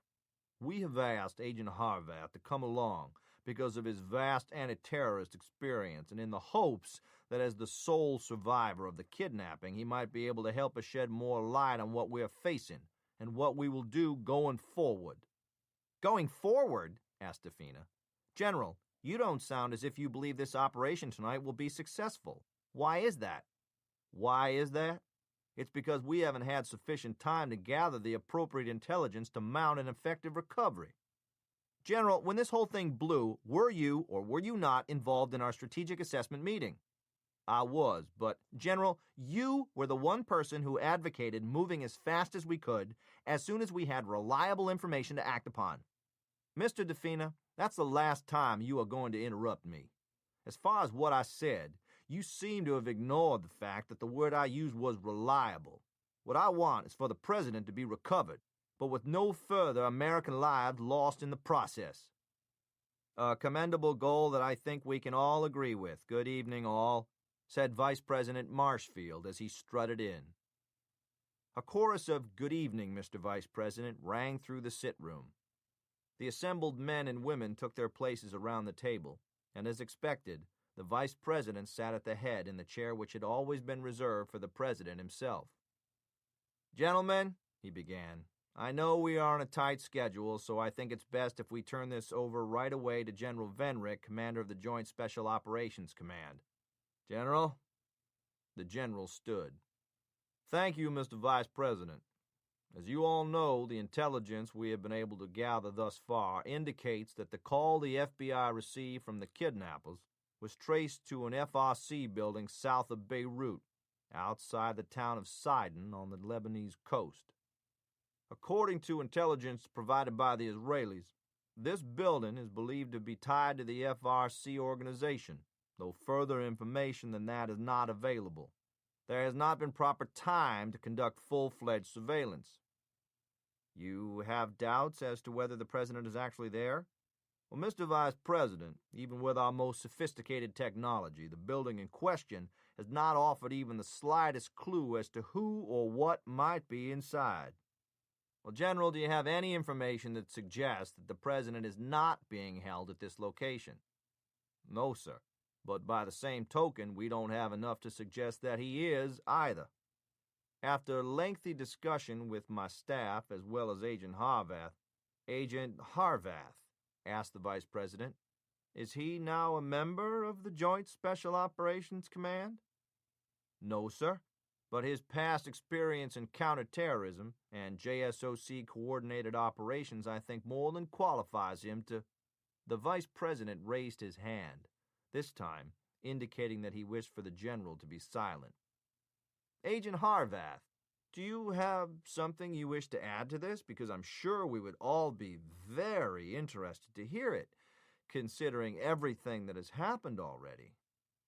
Ignoring the Vice President's sarcasm, Harvath stood as the general retook his seat. "Thank you, Mr. Vice President. I have to admit that I am in agreement with the general."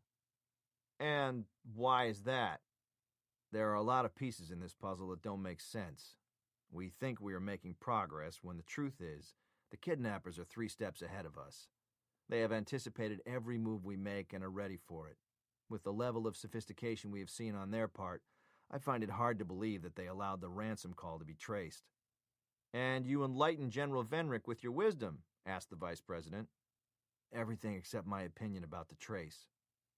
Not wanting to admit that his constant headache might be affecting his judgment, Scott offered his excuse for not having come up with this insight earlier. It wasn't until I arrived that this piece of information fell into place. It just doesn't feel right. Doesn't feel right? You want me to forego maybe the only chance we have to get the president back because it doesn't feel right. Agent Harvath, despite your feelings, we proceed as planned. So far, the JSOC mission was going according to plan. The dark, humid air hung over the South Lebanese coast like a wet blanket. It was stifling. Yet the Navy SEAL team, codename Rapid Return, paid no attention to the heat. Their minds were focused on their mission and the role each would need to play for it to be successful. Back in Washington, D.C., safely tucked away in the White House Situation Room, all eyes were glued to a series of monitors strategically interspersed across the front.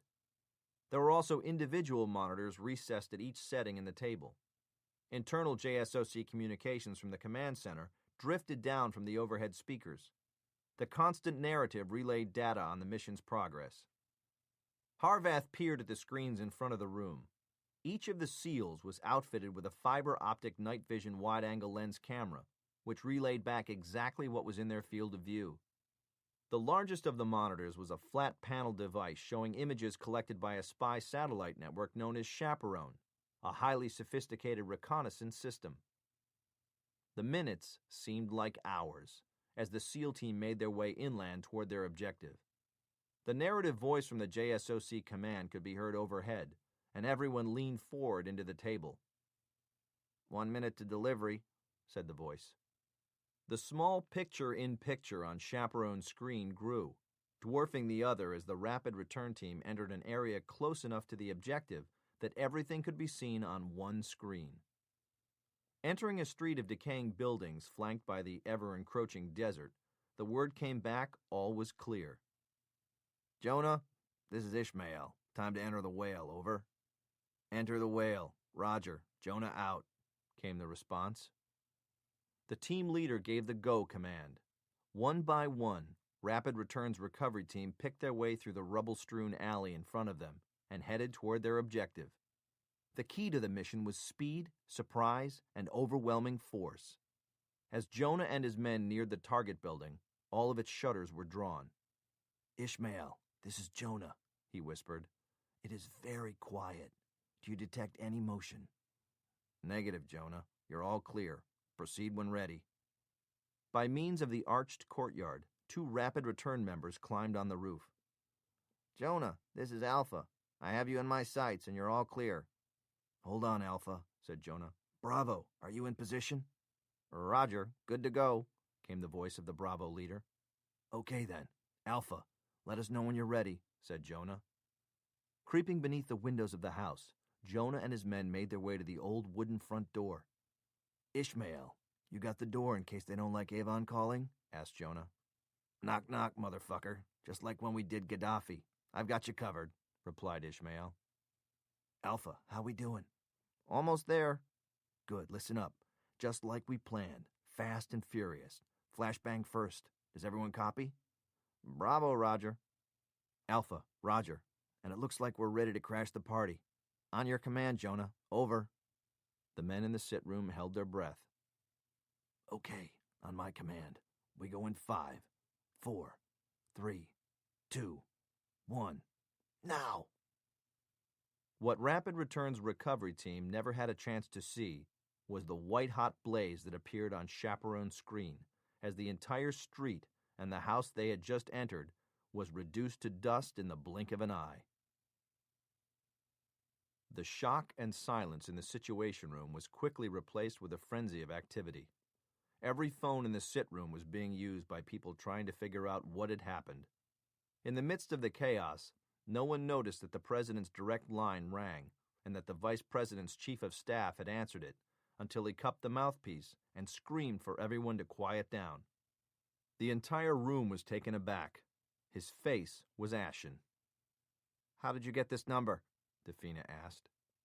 Gary Lawler knew exactly who was on the phone, and knew the phone lines in the Situation Room had to be tap and trace proof. Lawler felt impotent. All he could do was sit and watch. The worst of it was, Defina was doing all the talking. He wants me to put him on the speakerphone. How do I do that? Defina asked, once again cupping the mouthpiece. 2 button punches later, and the cyborg-style voice clicked out of the overhead speakers. I trust your vice president is present. Yes, I'm here, Marshfield said. Where's the president? He is quite comfortable, I assure you. How can we be sure? Mr. Vice President, we have already proven that we have him, and that we are capable of outthinking you and your military. The explosion was quite an unfortunate but necessary occurrence. You'll not get away with this, I guarantee you, said the vice president. But I already have. What do you want? First, I want my men released immediately. It is the policy of the United States government not to negotiate with terrorists. Several people at the table were motioning for the vice president to discontinue his hard line with the kidnappers, but he ignored them. I'll make you a deal, said the vice president, pausing for effect. A deal? You are in no position to make demands of us. It is we who have your president, and it is we who will make the demands of you. As your show of good faith, you will release our men, as we have requested, and you will convince Egypt to unfreeze our assets. You will do this immediately, said the voice, followed by the line going dead. After the meeting in the sit-room was adjourned, everyone quietly filed out, still in shock. They were not only horrified by the failure of Rapid Return and the loss of top-rate operatives, but also by the way the vice president had handled the kidnapper's phone call. Director Jameson gave Scott a subtle cue to hang back with him. In a few moments, the only other people still sitting at the table were the directors of the FBI and CIA, along with Gary Lawler. It looks like your instincts were right, said the CIA director to Harvath. It didn't do those men much good, though, replied Scott. As the lock on the soundproof door of the Situation Room clicked and was followed by the hiss of it swinging open, the men fell silent. Don't you men have work to be doing? Asked Chief of Staff Defina as he walked across the room to retrieve a file he had left on the table. And you, Harvath, I wasn't finished with you, he said. Then turning his gaze toward Jameson and Lawler. I want this man, he said, pointing at Harvath, suspended immediately, pending a full investigation. I don't want to see him near the White House or anywhere else for that matter. Am I clear? I'll take it under advisement, Director Jameson said. In the meantime, I want to make sure you are completely clear on something. Short of a horrific constitutional crisis that would put you in the Oval Office, I am still the Director of the Secret Service. I don't take orders from you. Got me? Asked Jameson. Director Jameson, I warn you that you are walking a very, very fine line. I can assure you that when I speak, I am speaking for the Vice President, who is now Acting President and Commander-in-Chief. Agent Harvath is to be suspended, period. Understood? Harvath knew he had nothing to lose and decided he wasn't going to let this pipsqueak get the last word. You've got more to worry about than me, you know. You just won't disappear, will you? Of course we have more to worry about than just you, replied Defina. And I'll remind you that the president is gone, and I don't need to go looking far and wide for somewhere to lay the blame. It's sitting right here in front of me. Defina punctuated his next remark by poking Harvath in the shoulder with his pudgy finger. So if you've got something to say, then say it, because your career is finished. Harvath snapped. Scott brought his fist up in an uppercut to the man's jaw. With a crack, the punch landed and blood spurted from Defina's mouth as his teeth clamped together, catching part of his lip. When Defina saw the blood, his rage was for real. Harvath, if you even had a prayer of surviving before, it's gone now. You are through. Turning to the group, Defina said, Do you see what he did to me? It was the normally quiet and reserved FBI Director Source who spoke first. Yeah, I saw it clear as day. Poking Agent Harvath is technically assault, and anything he did would have been in self-defense. All in all, your conduct is very unbecoming for a chief of staff. I'd hate to think what the media would do with this if it got out." Defina gathered his folder, and when he was a safe distance away and had his hand on the door, he spat. "This is not over, Harvath. You are going down. I promise you." There was no telling how long he had been lying on the cold cement floor of Senator Snyder's basement. What he did know was that his whole body ached, and he couldn't stop shivering from the waves of cold that tortured his naked body. Andre Martin had always considered himself in very good shape. Being a lawyer didn't exactly require a hard body, but he had taken up yoga 2 years ago. He never had any idea that it would one day save his life. The hogtie position Snyder had left him in would have immobilized most, but not Andre. Despite the pain, he could move if he really wanted to, and he did. He realized that if he used only his pelvis and his chest, he could shuffle in a 2-step inchworm process. It took Andre almost 3 hours to reach the other side of the room. He rolled onto his side so that the cord on his wrists and ankles faced the metal leg of an old wash basin. He began rocking back and forth, sawing his wrists and ankles against the metal. A warm, sticky, wet feeling began to spread across his hands, and he knew that he was bleeding, but he pressed on. He closed his eyes to try to shut out the pain. He was almost there. Andre rocked his body for all he was worth, and was greeted finally with a sweet sensation of release. He had won, at least so far, and he took his time savoring the small victory as he lay motionless on the floor. He would live, but he wasn't out of harm's way. Andre continued to crunch upwards until he was in a standing position. Not far from the washer and dryer, Andre saw the laundry basket. Mingled with the senator's clothes were the brown corduroys and turtleneck sweater he had worn yesterday. He rummaged further and found a pair of dirty sweat socks and began to get dressed. As he finished pulling on his socks, he looked down at a bloodied piece of cord. Andre wasn't stupid. He knew if he brought any charges against the senator, he would need some sort of proof, the piece of bloody cord hidden under the dryer. He no longer could control the urge to run, and he moved quickly toward the back of the basement where a small utility door led up a short flight of steps to the garden. Taking a deep breath, he told himself to calm down. The senator could be home at any moment. He needed to keep his wits about him. Joyous relief flooded his body as he drew back the deadbolt and released the door. The moist smell of clean outside air flowed into his nose and mouth. Andre Martin was off like a shot, the knowledge of what the senator would do to him if he caught up, pushing him forward. As the limousine pulled up to Harvath's building, Director Jameson ordered him to be at the Treasury building the next morning for a full debriefing. Jameson also warned him that the Secretary of the Treasury was not a man to be fooled around with, and that Harvath had better be on his best behavior. At his apartment door, he checked that the brown hair was exactly where he had left it. It was. He took it down, removed the keys from his pocket, and let himself in.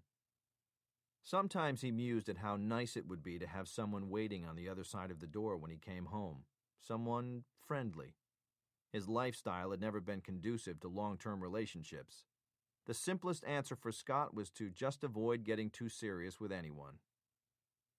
Scot continued to reflect on bachelorhood as he put on a dark blue sweatsuit, deciding a little light exercise might do him some good. He exited his apartment and headed to a small corner of the basement where his exercise equipment was installed. The workout was slow going.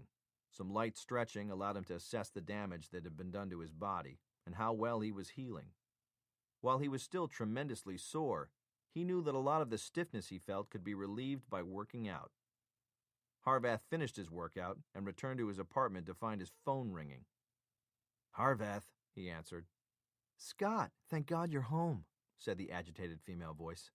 "Natalie, is that you?" asked Scot. Natalie Sperando was President Rutledge's assistant in charge of coordinating his social appearances. Scot and Natalie had become good friends during his time in D.C. "Yes, it's me. Scot, I need you to meet me. Sounds serious. Very. Are you in some sort of trouble? Kind of. It involves a friend of my brother's. Please, Scott, can you just come meet me? Sure. Tell me where you are. Natalie gave Scott the name and address, telling him to hurry. He got out of his sweats and pulled on a pair of jeans and a denim shirt.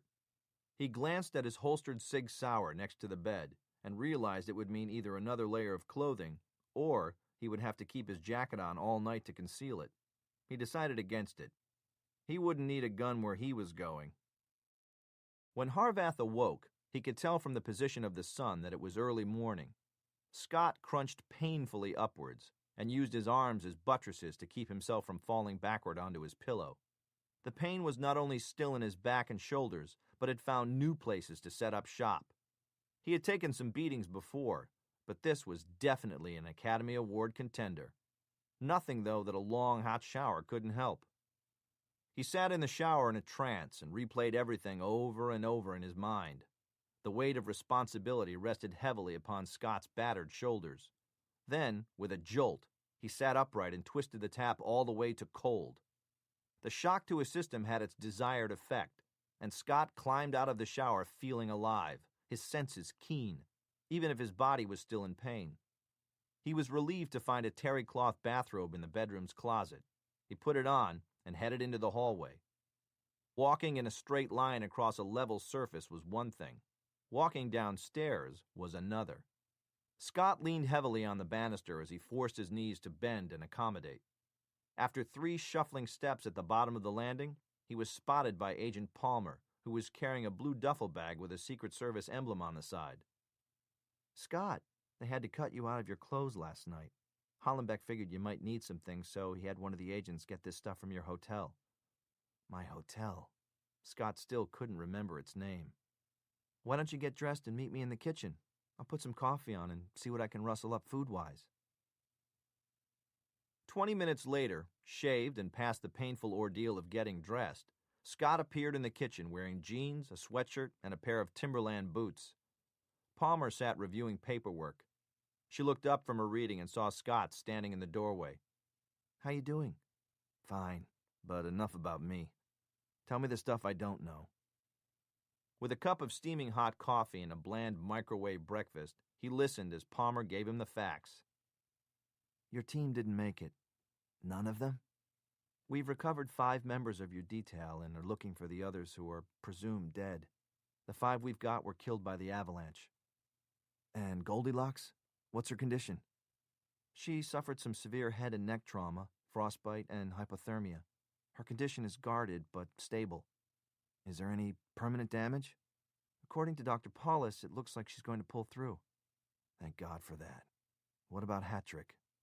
That's where it gets really bad. Every member of Hattrick's detail is dead. They were all taken out. 9mm best we can tell. What about Hattrick?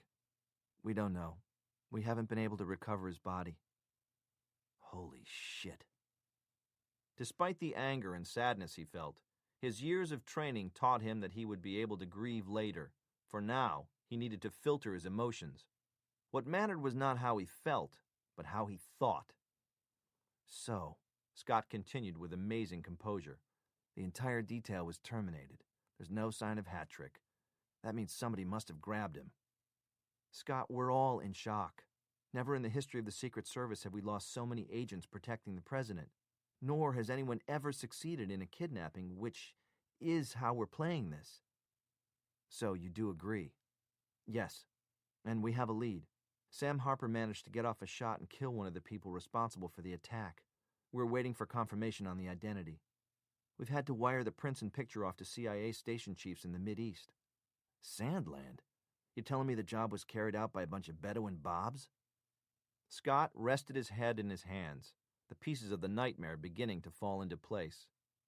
The failure in our communication systems wasn't caused by the weather then, was it? We still don't know. So, what's the status of our investigation? Are they gritting Death Chute and going through it millimeter by millimeter? No. The president has been kidnapped, or worse, and that now makes this an FBI matter. We have been instructed to secure the area. Agents from the Salt Lake FBI field office are already on site waiting for the special agent in charge, who's going to handle the investigation. He's due in from Washington in about an hour. Scott groaned, knowing who it would be. Let me guess. The special agent in charge is Gary Lawler, right? Yeah, the FBI's deputy director himself. Makes sense. The director has no choice but to stay in D.C. and coordinate. This is going to be a hell of a firestorm. Harvath needed to clear his head. The information Palmer had relayed was overwhelming, even for him. Upwards of 30 agents dead, and the president still missing, presumed kidnapped. Fighting back a surge of guilt, Scott grabbed a blue and white Secret Service parka and walked outside. Many of the men had been his friends, and they all had been his responsibility. He breathed deeply, letting the chilly air fill his lungs, and held it until it burned. But deep breathing wasn't the remedy he wanted. He needed answers, and they could only be found where the action was, up on Death Chute. Until Gary Lawler got here, the crime scene still belonged to the Secret Service, and as the leader of the presidential advance team, Scott felt he had not only a right, but a duty to examine every inch of it. When Harvath ducked under the crime scene tape and started making his way to the blue tarps that were pitched over the bodies, a young FBI agent raced over to him. What are you, nuts? This is a crime scene under the jurisdiction of the FBI. No one goes in there except FBI, capiche? Capiche? Where did a Salt Lake Fed with a name like Zuchnit pick up capiche? Scott wondered. His need to get answers turned the flame up on his anger a couple of notches. My name's Scot Harvath, Secret Service. I'm head of the presidential advance team. Boy, I wouldn't want to be in your shoes, snapped Agent Zuchnit. If you'd done your job, the FBI wouldn't have to be here cleaning up your mess. Harvath's pissed-off meter was now well into the red zone, and he delivered a blow to Zuchnit's sternum. As the agent doubled over in pain, Harvath placed his palms on Zuchnit's shoulders and drove his knee up into the man's mouth, splitting his lip open and knocking him unconscious. So much for professional courtesy, said Harvath as he moved from body to body, lifting the blue tarps and recognizing every face. The pattern of precise headshots coupled with random bullet wounds didn't make sense. Scott was trying to process the information as he walked over to one of the final tarps under which lay the body of Sam Harper. He lifted the sheet of blue plastic and saw the body with the Sig Sauer clasped in Sam's right hand. "What the hell are you doing?" came the voice of a very angry Tom Hollenbeck. Without turning around, Harvath walked toward the last and final tarp. "What the hell's the matter with you? Assaulting an FBI officer? Damn it, Harvath, look at me." It took him almost a full minute to tear himself away from the bloody body of Sam Harper's killer. "The machine pistol. It's a Scorpion," said Scott, turning to face Hollenbeck. "What about it?" "They're manufactured by the Czechs, but are the darlings of every Middle Eastern group with a bone to pick." "Speaking of bones, my friend, I've got a big one to pick with you. Just what the hell were you thinking when you cold-cocked that FBI agent?" "He was asking for it." "Asking for it? He was doing his job, maintaining the integrity of this crime scene. Our job is to function in a support capacity." "Doesn't that piss you off, Hollenbeck? Whoever did this breached our security, killed our men, and took the president." "Of course it pisses me off, but that doesn't change the fact that the law is the law." "We're supposed to be the best protective force in the world, Tom. None better. We can't just sit back and do nothing." "Which is all the more reason for us to cooperate and play the parts we've been assigned, Scott. Now let's get you out of here. I'm going to have to do some fast talking to keep your bacon out of the fire, and I need a few minutes to think." "Thinking is only going to waste time we already don't have. We need to act." Heavy clouds and steady falling rain made the early Washington morning darker than it normally would be. In the master bedroom of his Georgetown house, Senator David Snyder woke immediately, picking up the phone on the first ring. Looking carefully to see if the figure next to him showed any signs of stirring, he spoke quietly. "Yes? Senator, it's Zuchnit. Zuchnit? Jesus Christ! Hold on a second. I can't take this call here." Senator Snyder pressed the hold button and carefully slid out of bed. Downstairs, he crossed a marble entry hall and opened the door to retrieve his morning papers. Shuffling into his study, He glanced at the headlines. They all more or less said the same thing. Utah avalanche. President missing. Feared dead. He dropped his cord of newspapers on the couch and moved around to the back of his desk. He lit a cigarette, not caring if he kept Zushnet waiting. Always relying on his own inside sources, Snyder had cultivated many contacts in domestic and foreign intelligence gathering communities. While Zushnet may not have been the brightest bulb in the box, he had a nasty streak that Snyder liked, and the man had been easy to buy.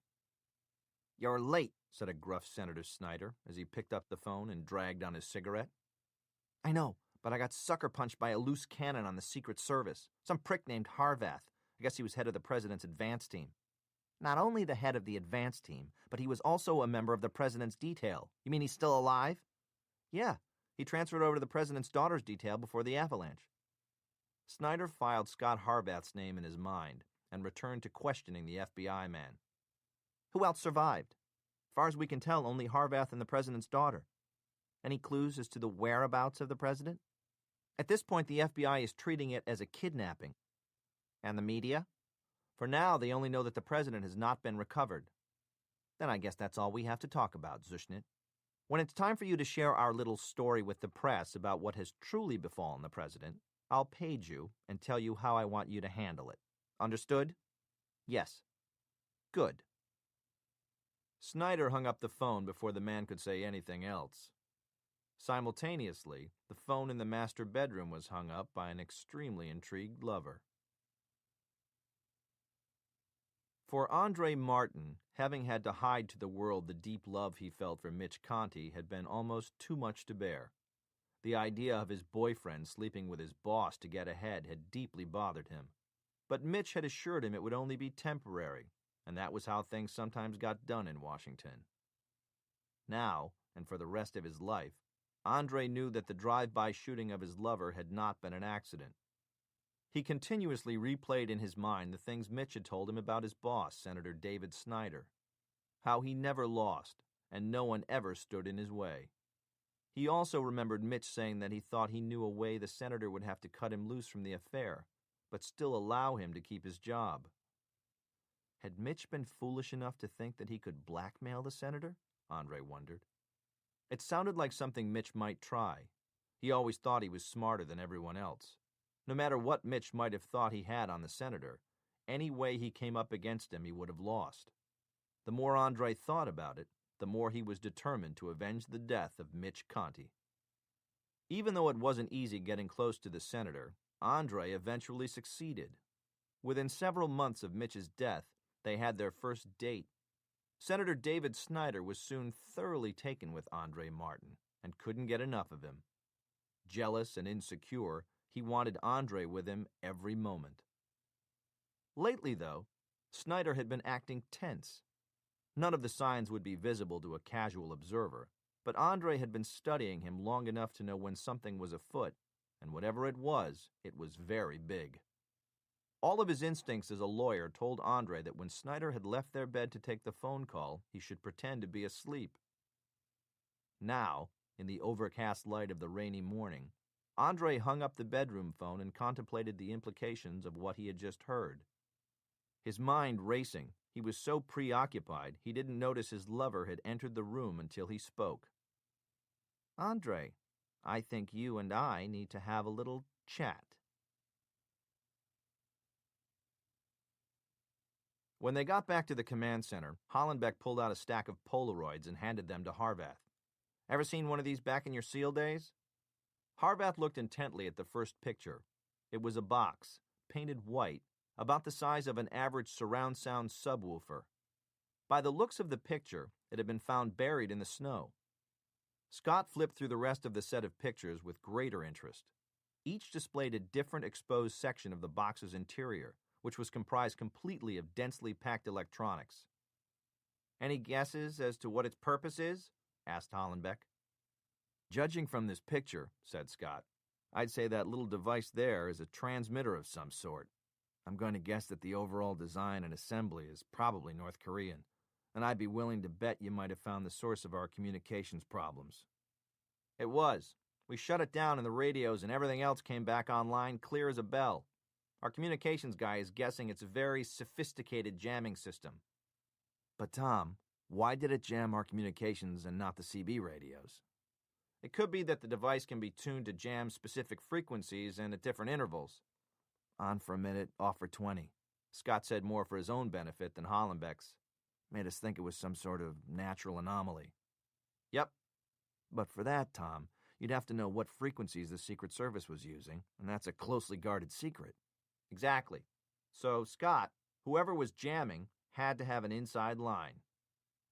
A million things swirled through Scott's mind, but the phrase, "You're only as strong as your weakest link," kept piercing the chaotic jumble of his mind. The idea that someone on his team leaked information to anyone, much less a source with hostile intentions, was unfathomable.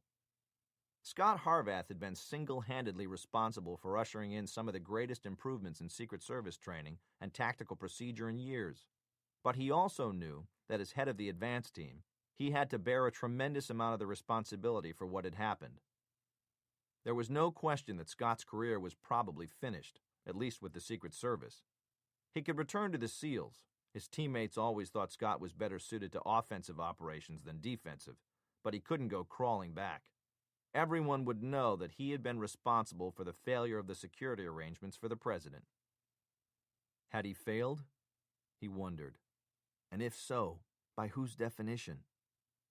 As a SEAL, failure meant giving up, not acting, throwing in the towel. The Secret Service might begrudgingly accept a sideline position while the FBI came in to run the investigation, but that didn't mean he had to. The more Scott considered his options, the less he could see he had to lose. Scott found Vance Boyson and Nick Slattery standing near a Deer Valley Avalanche control helicopter. Vance had been a friend of Scott's from his days on the freestyle ski team, as well as an important contact during Scott's sweeps of Deer Valley for the president's visit. Listen, Vance, I need a favor. Now that the weather's a little better, can we get your bird up? Sure. Where do you need to go? I want to go up top on Squaw Peak to get a better look at where the avalanche started. Nick sucked in a big breath. The sheriff has told us that area is off limits. I'll take full responsibility. You've been directed by the Secret Service to lift one of their agents up there. Vance winked at Scott and said, "Get in." As the chopper rose rapidly, Scott discussed with Vance the details of the avalanche while he slid into a pair of ski pants Nick had brought along. A lot of snow had fallen and avalanches were part of the natural order of things. Really isn't that unusual, observed Nick. It's not the act itself that bothers me. It's the timing and ferocity, said Scott, who noticed the peak looming up in front of them. Can we get close enough to give me a good look at the face? No can do. We don't know how unstable it is, and the rotor wash could trigger another slide. There's a small plateau in back near the top. We can set it down there and work our way around by foot. If you think you're up to it. Don't worry about me. You just get us there. The hike to the face hadn't been as easy as Scott had hoped. The wind was blowing 4 times stronger at this elevation, and the pain in his muscles was increasing with each passing minute. Roped up for safety, the 3 men closed in on the face of Squaw Peak. Scott kept searching for anything that was out of the ordinary. He held up his hand and called out for Vance to stop. You see that? Said Scott, motioning to a small crevice that had a pocket of chipped stone just above their heads. Sure do, said Nick. Looks like someone's been up here doing a little climbing, and it looks relatively recent, replied Vance. None of our guys were allowed up here. 50 feet below them, Scott could see the shelf of snow and ice from which the avalanche had broken off. Vance saw what Scott was looking at and immediately spoke. Let me guess. Yeah, I need to take a closer look. Scott, we have no idea how stable or unstable that shelf is down there. All the more reason I have to get down to it now. Can you explain to me what you hope to find down there? I can't go into great detail, Vance, but I don't think that avalanche started on its own. I think somebody helped it. Nick gave the thumbs up. He threw Harvath a new length of rope, on which he would be belayed. Scott looped the rope through the metal ring in his harness and threw the coil of rope in his right hand over the ridge and down the face of Squaw Peak. Vance tied off a safety line to the harness and began giving Scott instructions. You look like you know what you're doing, so I'm going to assume you've rappelled before? More times and from more different objects than you can possibly imagine, Scott grinned. The descent seemed to take forever. As Scott moved step by step, always stopping to listen before lightly putting his weight on the next foot behind him, his aching body was cooperating so far, but just barely. Scott was nearing the edge of the shelf where the avalanche had broken away. He steadied himself on the rope and carefully lifted his right hand to depress the talk button on the Deer Valley radio strapped to his chest. "Vance, you read me? Over?" "Yeah, I got you. What's up?" "I can see there's been somebody here recently with crampons. The trail diverges off to my left and then over the lip. I'm going to need to push off and swing over to where the tracks end. I'll need some slack. Give me about 20 more feet." "We'll let out the slack. Just be careful you don't touch off another slide." Testing the strength in his legs, Scott bent painfully at the knees several times to get the momentum going to launch him in the right direction. On the count of 3, Scott once again told himself, 1, 2, 3. The push sent him backward into the air and hurling toward the area beneath the shelf. Knees bent, ready to absorb the impact, Scott's body came back hard and fast toward its target. His legs buckled, and his whole upper body slammed into the sheer face. Snow and ice began showering down on top of him. He could hear Vance calling frantically over the radio. He quickly looked along the ridge as best he could. Both above and below him, there were marks consistent with the detonation of some sort of explosive device. When Scott let out a little more slack to drop closer to the area, he was hit from above by a sheet of ice that felt like it weighed at least 100 pounds. Scott fell with sickening speed, all the while fighting to regain control. He bumped his head several times, and then with a loud snap, everything came to a halt. With the blood rushing to his head, Scott realized that he was hanging upside down by his safety line. He made a mental note to kiss Nick and Vance right after he punched both of their lights out for letting him fall so far. Back in the helicopter, Scott accepted Vance and Nick's excuse for letting so much slack on the safety line escape. He also decided not to punch both of their lights out. As Vance explained it, Scott's slam into the face of Squaw Peak had caused a secondary avalanche. It was small and came to a stop well before it could cause any harm to anyone below in the valley. Nick and Vance were able to finally dig in and get control of Scott's fall at the very last minute. The burn marks in their gloves attested to their courage and Scott's extremely good fortune. He wanted to kiss the guys, but before he could, a voice from the Deer Valley helipad came over the headset. It instructed the helicopter to return to the pad to shuttle an FBI team to a crime scene in nearby Midway. Scott tapped Vance on the shoulder. "That's just the other side of the mountain, isn't it?" "Let me guess." This time it was Nick. "You're going to take responsibility for this one, too?" "You got it," said Scott, as he placed a thankful and reassuring hand on Nick's shoulder. "When the helicopter touches down, I'm getting out, and you're going back to Deer Valley." "Too bad," said Vance. "This was just starting to get interesting." Once Scott had cleared the rotor blades, he walked to the Wasatch County Deputy Sheriff standing in front of the farmhouse. "I'm Agent Harvath, Secret Service." "I'm Ben McIntyre, Deputy Sheriff. You working with the FBI on this?" "Yeah. Why don't you fill me in on what you've got?" Deputy McIntyre removed a small notebook from the breast pocket of his coat and started reading. Joseph Maddox was shot close range to the head, and his wife, Mary Maddox, suffered multiple gunshot wounds. "Has anyone touched anything inside?" "Nope. The first officer on the scene only took his gloves off to check for a pulse on each of the victims." "Good job. I trust your sheriff told you no one else was to be allowed in until he arrived with the FBI." "He certainly did." "Good. Make sure you send them in to me when they get here. Where are the victims?" "Master bedroom, second floor, down the hall on the left." "Do me a favor and wear these. We want to keep the crime scene as uncontaminated as possible," said the deputy, handing Harvath a pair of paper surgical booties and latex surgical gloves. Slipping them on, Scott entered the house. Immediately, he detected the lingering odors of cigarette smoke. The smell grew stronger as Scott neared the family room. He quickly turned and walked back to the front door. Catching the attention of one of the Wasatch County Sheriff's officers, he asked, "Officer, did either of the Maddoxes smoke?" "No, sir. They were perfect examples of the Church of Latter-day Saints." Back inside, Scot climbed the stairs, made his way down the hall, and entered the master bedroom. The damage to the elderly couple was consistent with a professional hit, concise and cold. Everything he had seen so far served to reinforce that they were dealing with absolute professionals. Each precise detail had been planned and probably practiced until it was perfect. Scot tried to put the killings in context. If the FBI was on their way here, chances were pretty good that they were thinking the same thing he was. The kidnappers would have had to ski or snowmobile down the mountain along a route they were relatively confident would not allow for them to be spotted, and then rendezvous with some sort of transport that would either facilitate their escape or be an intermediary step along the way. In the family room, Scot stood for several moments with his eyes closed, trying to put himself in the mind of the killer. The Maddoxes were not smokers, so it must have been the killer who had lit up, and more than once. Why? Simple. He was waiting. Scot's mind began to turn faster. Waiting for what? His colleagues? The kidnappers to arrive with the president?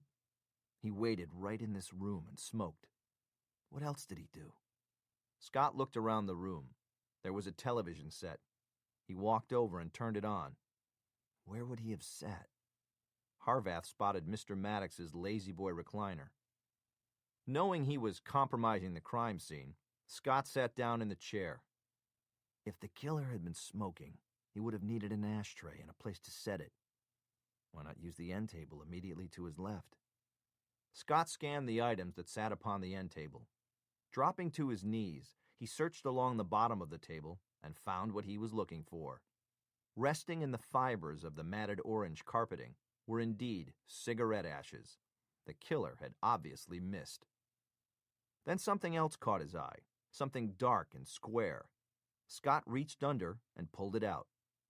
It was a piece of chocolate, perfectly square, which had been broken off from a larger bar.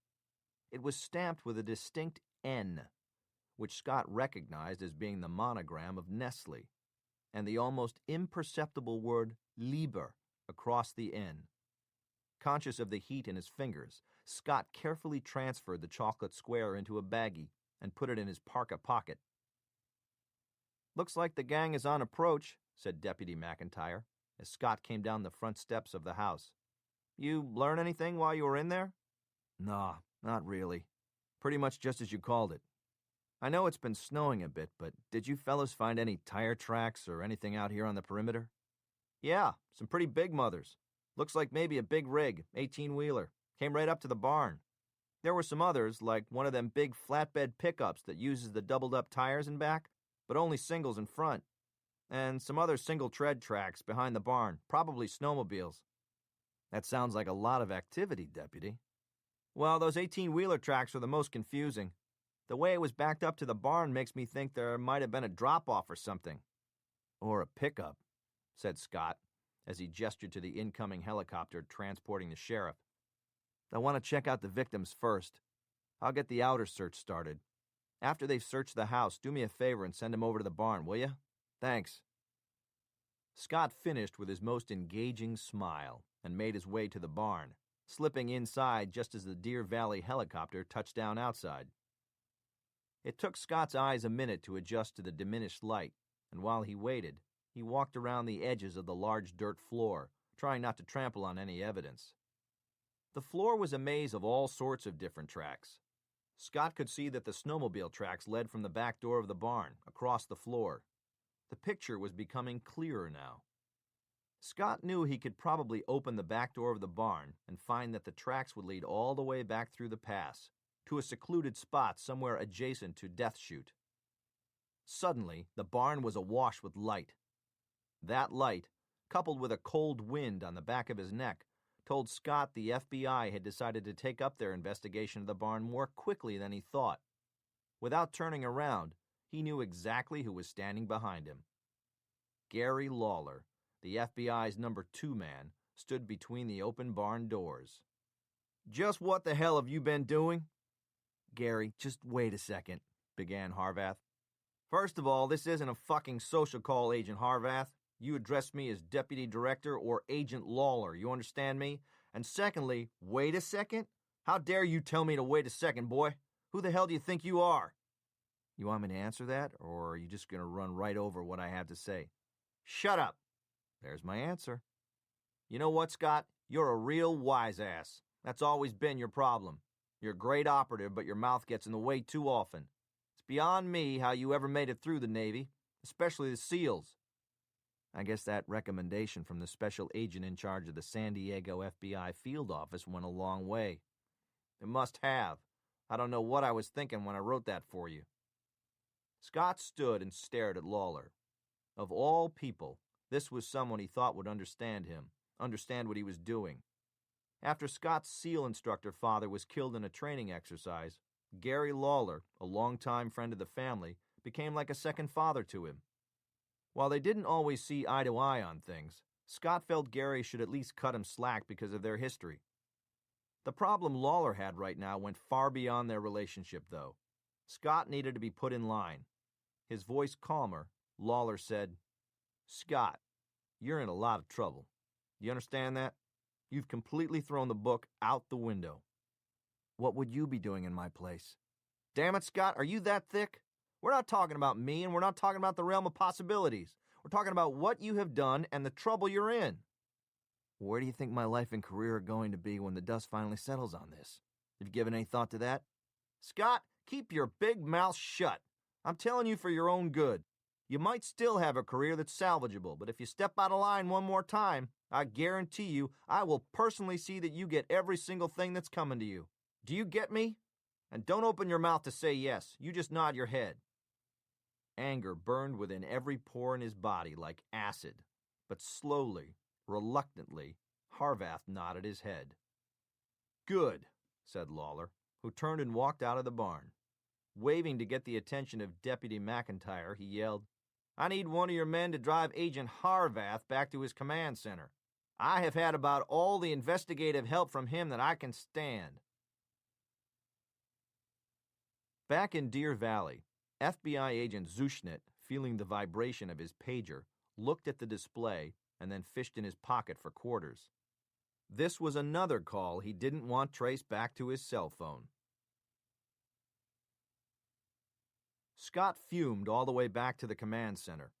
No matter what Lawler said, Scott's career was in his own hands, and the only thing that would turn the tide in his favor was if he stumbled upon something that broke the investigation wide open. He'd assembled a few clues, but nothing earth-shattering. Lawler wouldn't listen to him at this point anyway, so he was back where he started, on his own. Harvath hopped out of Deputy McIntyre's truck before it had even come to a stop, and flashing his credentials at the gate was shown through. Glancing up from her laptop, Agent Palmer saw Scott coming down the narrow hallway. "We got a couple of breaks." "I'm all ears." "Well, we got a confirmation back on the Middle Easterner. His name's Hassan Youssef. The Mossad ID'd him. He was a freelance sniper who worked for many of the more radical splinter factions of the PLO. He had been tied to several high-profile assassinations throughout Israel." Said Scott. "Well, that does and doesn't make sense." "What do you mean?" "The weapon he was found with was a Scorpion. It makes sense in that the Scorpion is one of the preferred weapons of the PLO. But why wouldn't a sniper use a more accurate and dependable weapon? Maybe he had one and his buddies took it with him. And what, left him with a weapon that screams PLO? Doesn't make sense." Scott took a seat next to Agent Palmer as his eyes glazed over in thought. "You like chocolate, right?" "Show me a woman who doesn't," answered Palmer. "And all that stuff you brought back from your trip to Europe last year?" "You mean the chocolate that I brought back and left in the duty room at the White House, which you piglets wolfed down and didn't even leave me a piece of?" "Yeah, that would be the chocolate I'm talking about." "Where'd you get it?" "Let me see. I was traveling by train on one of those Eurail passes, and it was nice to have it to snack on. I just picked it up here and there." "Any place in particular?" Palmer tried to jog her memory. Let me think. Oh, yeah. I went to Switzerland. They're really famous for chocolate, but I think it's more like milk chocolate they're famous for. The Belgians do lots of fancy things with chocolate, but... Sorry, back up a sec. Nestle is a Swiss chocolate maker, right? Yeah. From what I saw in Switzerland, there were lots of different varieties of Nestle chocolate. And if they were going to import or Try a particular brand here in the U.S. They would probably give the chocolate a name in English, right? Maybe, maybe not, said Palmer with a warm smile. I'm beginning to worry about you, though. Let's get off this chocolate subject. I'm sure Nestle has a website. Thanks, Palmer. I appreciate it, said Scot, standing to leave. There was one other thing, Scot. There might not be a connection, but a stolen ambulance was found abandoned on the west side of the valley, over by the Kennecott copper mine. Where was it stolen from? It was taken from a mechanic shop called Grunna Automotive. Apparently, Mr. Grunna had towed it to his garage Saturday afternoon and told the ambulance company he wouldn't be able to repair the brakes until Monday. He claims that it must have been stolen between when he closed Saturday and when he opened again this morning. He says whoever stole it would have to have fixed it first. Seems like a lot of work to go through for a joyride, said Scot. For a joyride, yes, but it's not a lot of work if you want a getaway vehicle that you can drive as fast as you want with no risk of being stopped by the police. I'm sure the FBI will come to the same conclusion. Thanks for the update. As Scot made his way to the Silver Lake Lodge, he saw an ambulance parked adjacent to the driveway. Scot had never really noticed before, but the body of the vehicle was very similar to a truck with a high shell over the bed. Looking down, he saw that while the tires in front were singles, the ones in back had been doubled to bear the extra weight. Another piece of the puzzle fell into place, but the picture was still no closer to being complete. Cooking aromas wafted from the lodge, sending a signal to Scot's stomach, which started to grumble on cue. In the large log dining room, he grabbed a tray and fell in line. When he finally got to the steam table, he ordered chili in a bread bowl with onions and extra cheese. Next, he ordered a hot chocolate, and as luck would have it, a couple was getting up from a table as Scot approached. He closed his eyes and bent over the bread bowl, inhaling the scent of the chili. With spoon in hand, he shoveled out a large bite, placed it in his mouth, and leaned back in his chair to savor the smoky flavor. Hi there, I'm Jody Burness. Mind if I ask you a few questions? The sparkly little blonde, who jumped into the chair opposite him uninvited, had reporter written all over her. I'm from CNN and... No comment, said Scot as he took a bite of his chili. But I haven't even asked you any questions yet. But you will, and I don't care what they are. I have no comment. You're Scot Harvath, aren't you? Former U.S. freestyle skier turned Secret Service agent? No comment. Come on, I'm just trying to do my job. And I mine. Why don't you go find someone else to bother? Am I really bothering you? Yes. The young reporter leaned in close to Scot with an intent look on her face and kept nodding her head as if she was listening to something. Do you have some sort of problem? Scot asked her. At the same moment, out of the corner of his eye, he saw the reporter flash someone a hand signal. She must have a cameraman. Scot turned, and sure enough, 2 tables back was a man with a Betacam over his shoulder, shooting the two of them talking. Noticing the lav microphone clipped to her jacket, Scot leaned over and plucked it from her. Hey, she shouted. Zip it, lady, he told her. You'll probably want a release of some sort, so let me give you one. You absolutely, positively, do not have my permission to use me, my name, or my likeness in any activity whatsoever. If I see my face on TV or hear my voice, I will sue your pretty little ass and your network for all it's worth. Unbeknownst to Scot, Agent Zuschnit had not only witnessed the entire exchange, but had orchestrated it, and upon its completion, he quietly slipped out of one of the dining room's many side doors.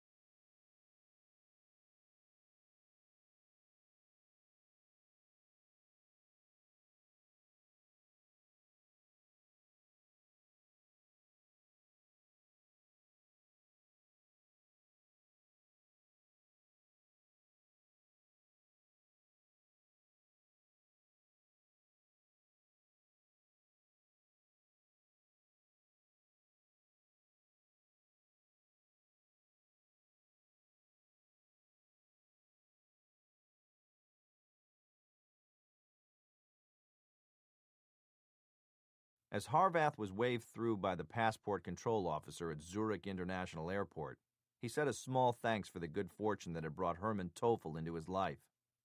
After he picked up his bags, Harvath exited through the customs nothing to declare lane. Everything had gone off without a hitch, but Harvath reminded himself not to get too comfortable. Coming upon a men's room, Harvath carefully checked to make sure he wasn't being followed and ducked inside. Quickly, he changed out of his earth-toned clothes and into a baggy pair of cargo pants, boots, and a t-shirt, which he covered by a retro 70s green sweater with red and brown racing stripes across the chest. The false eyebrows, goatee, and glasses were all safely packed away. Scot was still wearing the brown contact lenses, and as he pulled on a short blue knit cap, he exited the men's room. To any casual observer, Scot Harvath now appeared no different from any other of the 20-something European or American youths who either lived in Switzerland or were vacationing there for its incredible skiing and snowboarding.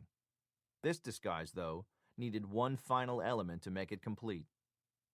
Harvath covered the distance to his objective in the next terminal with the slow, lackadaisical stride he imagined his new persona would have. He found the Zoom hair salon, exactly where the airport services guide said it would be. When the hairstylist was finished, Scott sported an extremely short haircut that had been bleached a bright blonde, bordering on white. Popping on a pair of dark blue wraparound Spy brand sunglasses, he strutted out of the hair salon and followed the signs to the airport train station. As the train gently rocked back and forth along the tracks, Scott glanced out the window at the majestic snow-covered Swiss mountains. He was positive his instincts were correct. Whoever arranged to kidnap the president had put together an incredible team of soldier mountaineers. Germany, France, Italy, and Austria could also boast men potentially up to the task. But it was the smattering of clues, hints, really, that narrowed Harvath's gut feeling down to Switzerland. Harvath had learned a long time ago to go with his gut. Everything that had happened, everything he had seen and felt, told him the men responsible for taking the president were from here. And as sure as he knew that, Scott also knew that he would bring him back and bring him back alive, no matter how long it took to find him. At precisely 12:20, Scot Harvath's train pulled into Interlaken Ost's tiny station.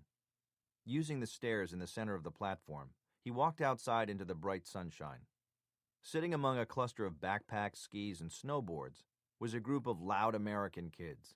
The one thing that Scott was sure of was that they were all heading to the most popular youth hostel in Interlaken, Ballmer's. "Hi there," said Harvath. "Hi yourself," said a cute blonde girl with a nose ring. "Waiting for the Ballmer's van?" "Yeah. Lucky it's such a nice day and we can sit outside." "Listen, I was wondering if you might be able to do me a favor." "That depends," said the girl coyly. "Yeah, right," said Scott, smiling. "I've been split up from my friends, and I'm not sure if they didn't get here earlier.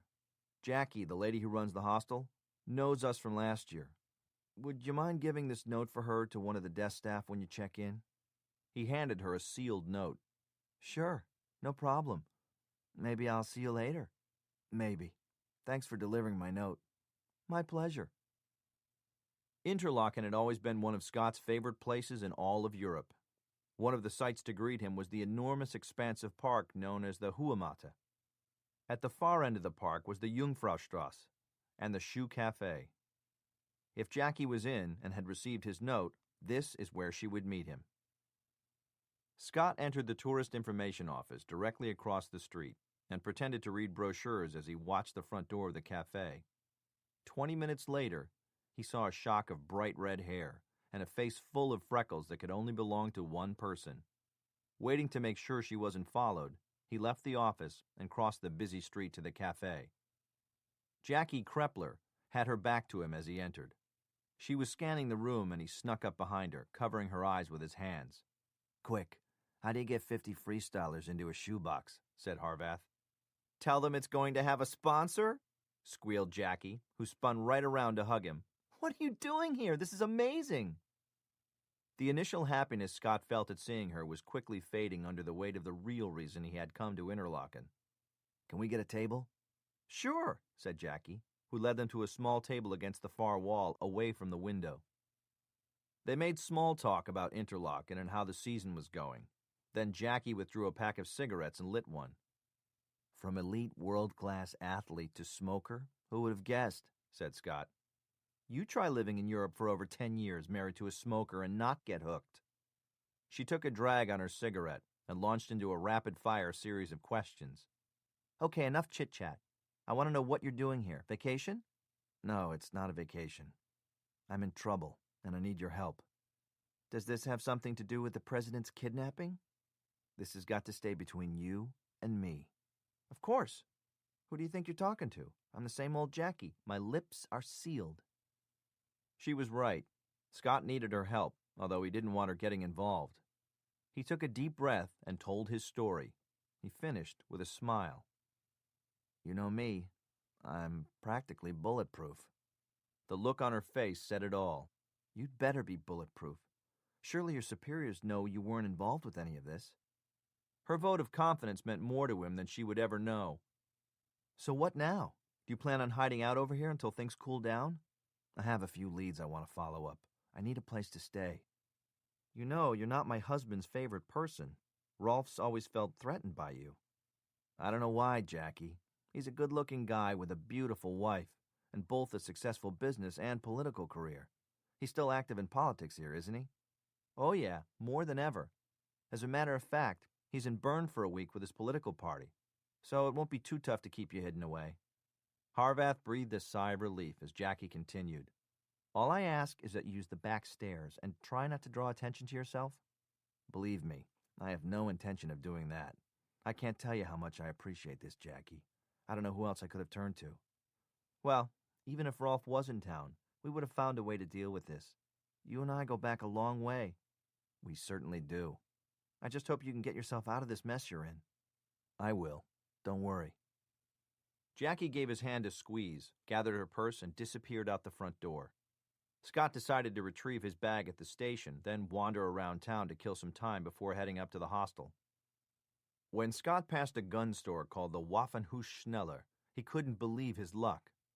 He wasn't a Swiss citizen and couldn't purchase a real firearm, but a display in the window read, New from Tokyo, Airsoft. Airsoft products were a line of authentic-looking replica firearms that fired 6mm plastic balls. Scot settled on a Glock 17. It was almost a perfect copy of the exact weapon, minus the silencer, he had used to save his life just the day before. He hoped he wouldn't need to count on a toy gun to save his life in the future, no matter how realistic it looked, but until he could get his hands on a real one, this would have to do. In his room at the hostel, Scot carefully composed a note.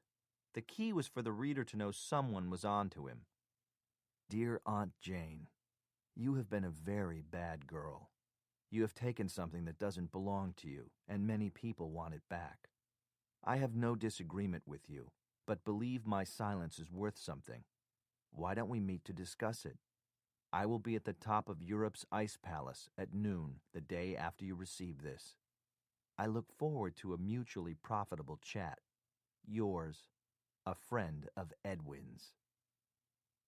After addressing it with the interlocking P.O. box, Scot stamped it and left for the post office.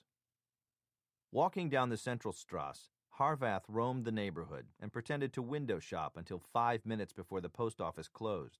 Then, he slipped his letter into the outdoor slot, satisfied that the letter would not make it into the box until tomorrow morning.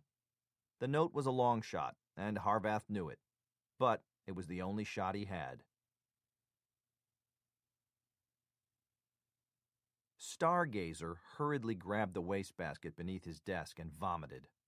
Laying on a crumpled piece of wax paper on his desk was a man's severed finger. He knew who it belonged to, and who had sent it. I can't believe they managed to get this into my office, he worriedly thought to himself. First of all, those Secret Service agents get killed, then the Special Ops team, and now this. This is getting way out of hand. It has to end. 2 hours later, Stargazer sat in his study, facing Senators Rolander and Snyder. I don't think calling this meeting was such a good idea, Rolander began. Oh, you don't, replied Stargazer, anger notching his voice up as he spoke. Well, guess what? I am done listening to you. This is totally out of control. I received a note today along with the president's finger. Calm down, said Snyder. What did the note say? The kidnappers want $500 million deposited to an account in Buenos Aires, or the next package I receive will contain President Rutledge's head. Our friends are getting a little greedy, said Snyder. What did you do with the finger? What did I do with it? What do you think I did with it? I gave it to the Secret Service.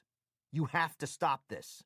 I never agreed to all of this killing, and what's more, our deal was that the president be returned safely to his office. Marshfield was stepping on Snyder's last nerve. Don't tell me what our deal was. I put it together, remember? You get your big fat war chest filled with untraceable campaign contributions and a chance to prove that you're made of the right stuff to be president. Now, you do your job and we'll do ours. All you have to do is talk tough to the cameras and make sure the president's coalition for that fossil fuel reduction bill completely collapses. Do you understand me? The rest you leave to us. Get your shit together. This is the last time I'm going to warn you. Snyder stood and said to Rolander, Let's go. With the privacy screen raised and knowing Snyder had his limousine swept continuously for bugs, Rolander felt safe to speak. I'm worried about Marshfield. He was on the verge of hysteria when he saw the president's severed finger. There's nothing to worry about, said Snyder. Nothing to worry about? The man's fallen apart. He'll be fine. Right now, Marshfield is the least of our worries. I never should have let you talk me into concocting that plot to set up Harvath. We should have terminated him in his apartment when we had the chance. Listen, David. He's on the lam, and all that stunt has done is cemented Washington's belief that he's guilty. But he knows too much. Harvath could bring everything crashing down around us. You think I'm going to let that happen? I already have a lead on him.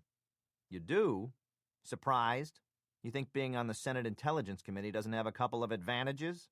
Harvath's traveling under the name of Hans Brauner and flew to Zurich last night.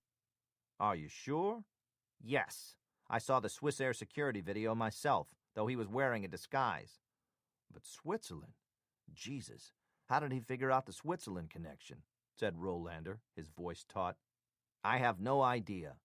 It must have something to do with Andre Martin, and maybe that envelope Harvath was seen taking out of the locker at the train station. I knew this was going to happen. You're right, we underestimated him. Shit, what are we going to do? Rolander was sweating, but Snyder was as calm as ever. I've already set the wheels in motion. What does that mean? I sent a team over to silence Agent Harvath once and for all. The next morning, Harvath, dressed in another Hey Dude snowboarder outfit, tucked the Glock in his waistband and crept from the hostel. When the post office opened, Harvath was standing at the main doors with the USA Today newspaper tucked beneath his arm. As he walked up to the window marked Poste Restante, Scott noticed that the same woman was behind the counter as yesterday when he'd been buying envelopes and stamps. Good morning, he said in English, knowing the woman was fluent. Ah, good morning, sir. Here to see if we have received your letter yet? Yes, I hope it's here. I need the money to buy my train ticket to Strasbourg. I will check for you. What is the name again, please? Sampras. Pete Sampras. He knew it was a stupid choice, but once the name had crossed his lips, he couldn't pull it back. Of course, like the tennis player, she said. Yeah, except he plays tennis better than I do, and has a lot more money. Well, maybe we can change that. The money part, I mean, she said with a smile, writing down his name and walking to the back. The only way Harvath would be able to surveil Aunt Jane's box was from inside, but how could he sit around inside the post office all day without attracting suspicion? The clerk came back shaking her head. I'm sorry, Mr. Sampras, we still have no mail for you. You can check back later if you like. We have mail arriving all day. That's very nice of you. Would it be okay if I just sat over there and waited? I'm sure it will be here at some point today. I don't think that would be a problem, she smiled. I will keep your name here, and next time I go to the back, I will check again. Scott made his way over to the wooden bench and waited. At 10:20, a group of elderly people entered the post office en masse. Scott had trouble telling if the slight figure in the blue quilted jacket and brown hat was opening the box he had been watching. Through a brief opening in the crowd, he saw a gloved hand close and lock a box. Aunt Jane's box. He politely pushed his way through the throng. Outside, Scot caught a glimpse of a blue coat and brown cap turning a corner. He took off after the man and hadn't made it 15 feet when the figure crossed the street and looked into a shop window. He knew what the person was doing, checking the reflection in the glass to see if anyone was following. He had no choice but to look straight ahead and to continue down the block. He ducked into a doorway and waited for him to walk by. 5 minutes passed, then 10, then 15. Nothing. Harvath had lost him. Now he would have to show up for the meeting tomorrow blind, with no idea of who to look for. The place he had set for the meeting was known as the Jungfraujoch, the top of Europe. It was a tourist attraction carved into a glacier on the Jungfrau mountain. The Jungfrau stood right next to the Eiger. It was a dangerous place in which to hold a clandestine meeting, but it was one of the few locations close to Interlaken that Scot felt he knew well enough and could be safe in. The crowds of tourists would provide ample cover. It was next to impossible for a sniper to set up anywhere, and there was only one way into the Jungfraujoch, by train. Scot planned to have all of his bases covered. His plan was to get up to the Jungfraujoch early and scout things out. While he could have taken the 6:35 train from Interlaken, he worried about being there too early and not having any crowds he could blend in with. Judging from the capacity of passengers on his train, he had made the right choice. A nice Saturday tourist throng would provide cover and help keep him safe. At Grindelwald, passengers were required to transfer to a cogwheel railway. At Kleine Scheidegg, passengers changed to the final train that would take them all the way to the top of the Jungfrau. For this leg of the journey, Scot and his fellow passengers were traveling completely inside the mountain. At 9,400 feet above sea level, the train stopped for 5 minutes at the Eigerwan station, where windows had been carved out of the rock face so passengers could look out onto the Kleine Scheidegg and the Grindelwald Valley far below. The next stop was for another 5 cold minutes to overlook the glacier at the Eismeer station, 10,368 feet above sea level. Only moments after the train began moving, the overhead loudspeaker began another tape-recorded message. This is Jungfraujoch, the highest railway station in Europe, 3,354 meters above sea level. Please follow the direction signs to observation points at the restaurants. Thank you for your visit, and we wish you a pleasant stay on the Jungfraujoch. Pleasant stay. As the train came into the final station and the doors opened, Harvath knew there wasn't much chance of that. Harvath looked at his watch. It was exactly 9:53 a.m. He suspected Aunt Jane and her people would show up on the 10:53 train. Scot kept his eyes open the entire time he was surveying the Jungfraujoch. He looked for that same blue quilted coat and brown cap, and was frustrated on 3 different occasions when he thought he had spotted his prey. For his part, he kept his wool cap pulled tight around his ears, and the collar of his coat turned up. As 12 o'clock grew near, Scot's hopes of swarms of tourists to use as camouflage began to diminish, as many of them headed off to the restaurants for lunch. His nerves began to crackle, and adrenaline coursed through his body as he walked down the snowy path toward one of the entrances to the Ice Palace. He figured they would expect him to enter from the main door, and therefore chose a completely different approach. He walked ahead slowly, shuffling his feet along the ice, getting a feel for the movement, his hand gripping the railing. Pretending to admire the sculptures carved out of the sheer ice walls, he moved from niche to niche. He listened intently for any sounds coming from within the cavern of ice, but heard nothing. As Harvath prepared to move along to the next sculpture, he felt a hard jab in his back and heard a woman's voice. She spoke in English, but with a Swiss accent. "It's a lovely sculpture, isn't it, Mr. Sampras? Or should I say, Mr. Harvath?" Son of a bitch. Scot was taken completely by surprise, his body tensed, ready to strike. "Relax, Mr. Harvath. This is a gun I have at your back." "You don't say. And I thought you were just happy to see me." "I am not amused, Mr. Harvath. Please." The woman's sentence was interrupted by flying pieces of ice. Scot knew all too well what was going on. Someone nearby was shooting at them with a silenced weapon. Without wasting a moment more, Scot drove his right elbow down hard into the woman's stomach. He heard her gun clatter onto the ice. With a moan, she fell backward. Scot spun, intending to pick up her weapon, but his eyes locked on her face for a brief moment. She is amazingly beautiful. Is this Aunt Jane? Was the last thing that registered in his mind before he took off running and hid in an alcove. He heard more muffled shots coupled with a tinkling of breaking ice. When the noise stopped, it was replaced by a scratching noise that sounded like mice behind drywall. That's why the shooter was able to move so fast. He was wearing crampons. The scratching sound stopped only feet away from where Harvath now hid. There were 2 shooters, and they were listening for him. No one moved, and Harvath dared not even breathe.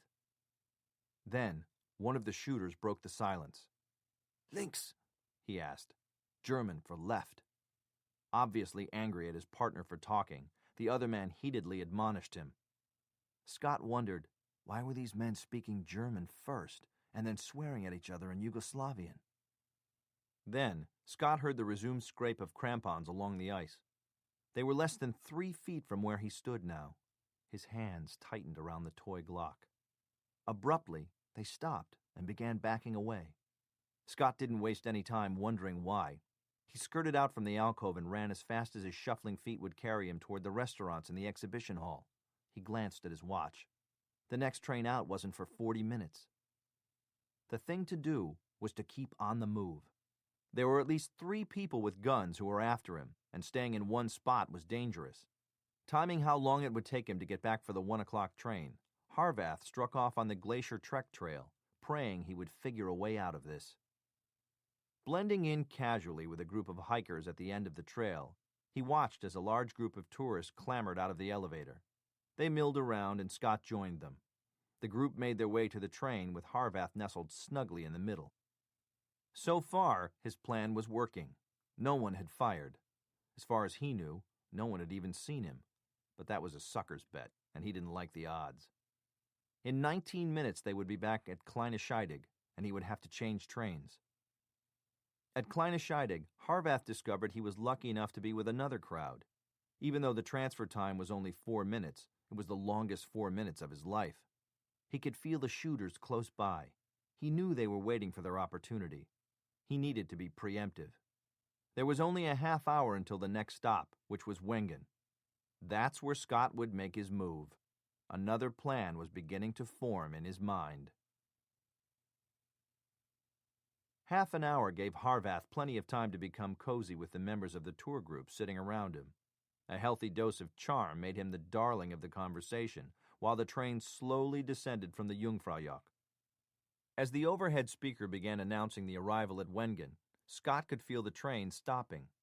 Timing would be everything, and Harvath kicked his plan into action, screaming, "Oh my God, there's a bomb! Everybody out!" Scot drew the fake Glock from his waistband and began yelling once again as he waved the pistol in the air. "We're all going to die! Run for your lives!" Whether it was the added urgency in his voice or the gun, he would never know, but it didn't matter. Passengers throughout the compartments were screaming and trampling each other to get out. It was sheer chaos. Using the fleeing passengers for concealment, Harvath hopped out of the train and began running. But the killers had spotted him and were now firing. Harvath took off fast as his legs would carry him. His only hope was to outrun them or lose them somehow in the village. Harvath's breath came in quick, short gasps as he ran uphill deeper into the village, finally diving behind a wall of hay stacked a few feet high. 15 feet in front of him, a herd of mountain goats rubbed their heads against the posts of the tiny paddock. Scot began to hear the telltale sounds of heavy boots crunching upon the snow.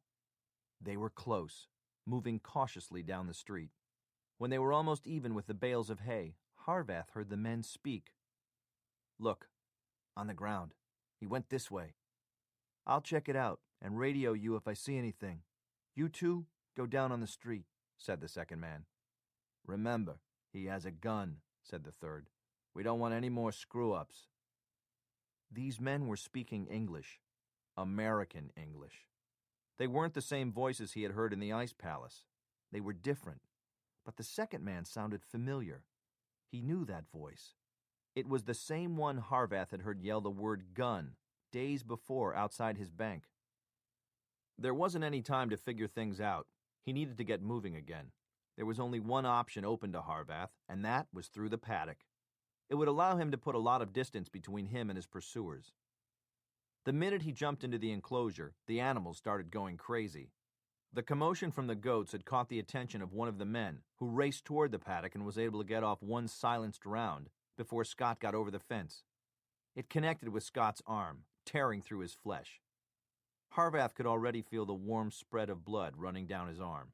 He didn't want to give the guy a chance at a second shot. Harvath vaulted the fence and headed down a passageway toward a more populated thoroughfare.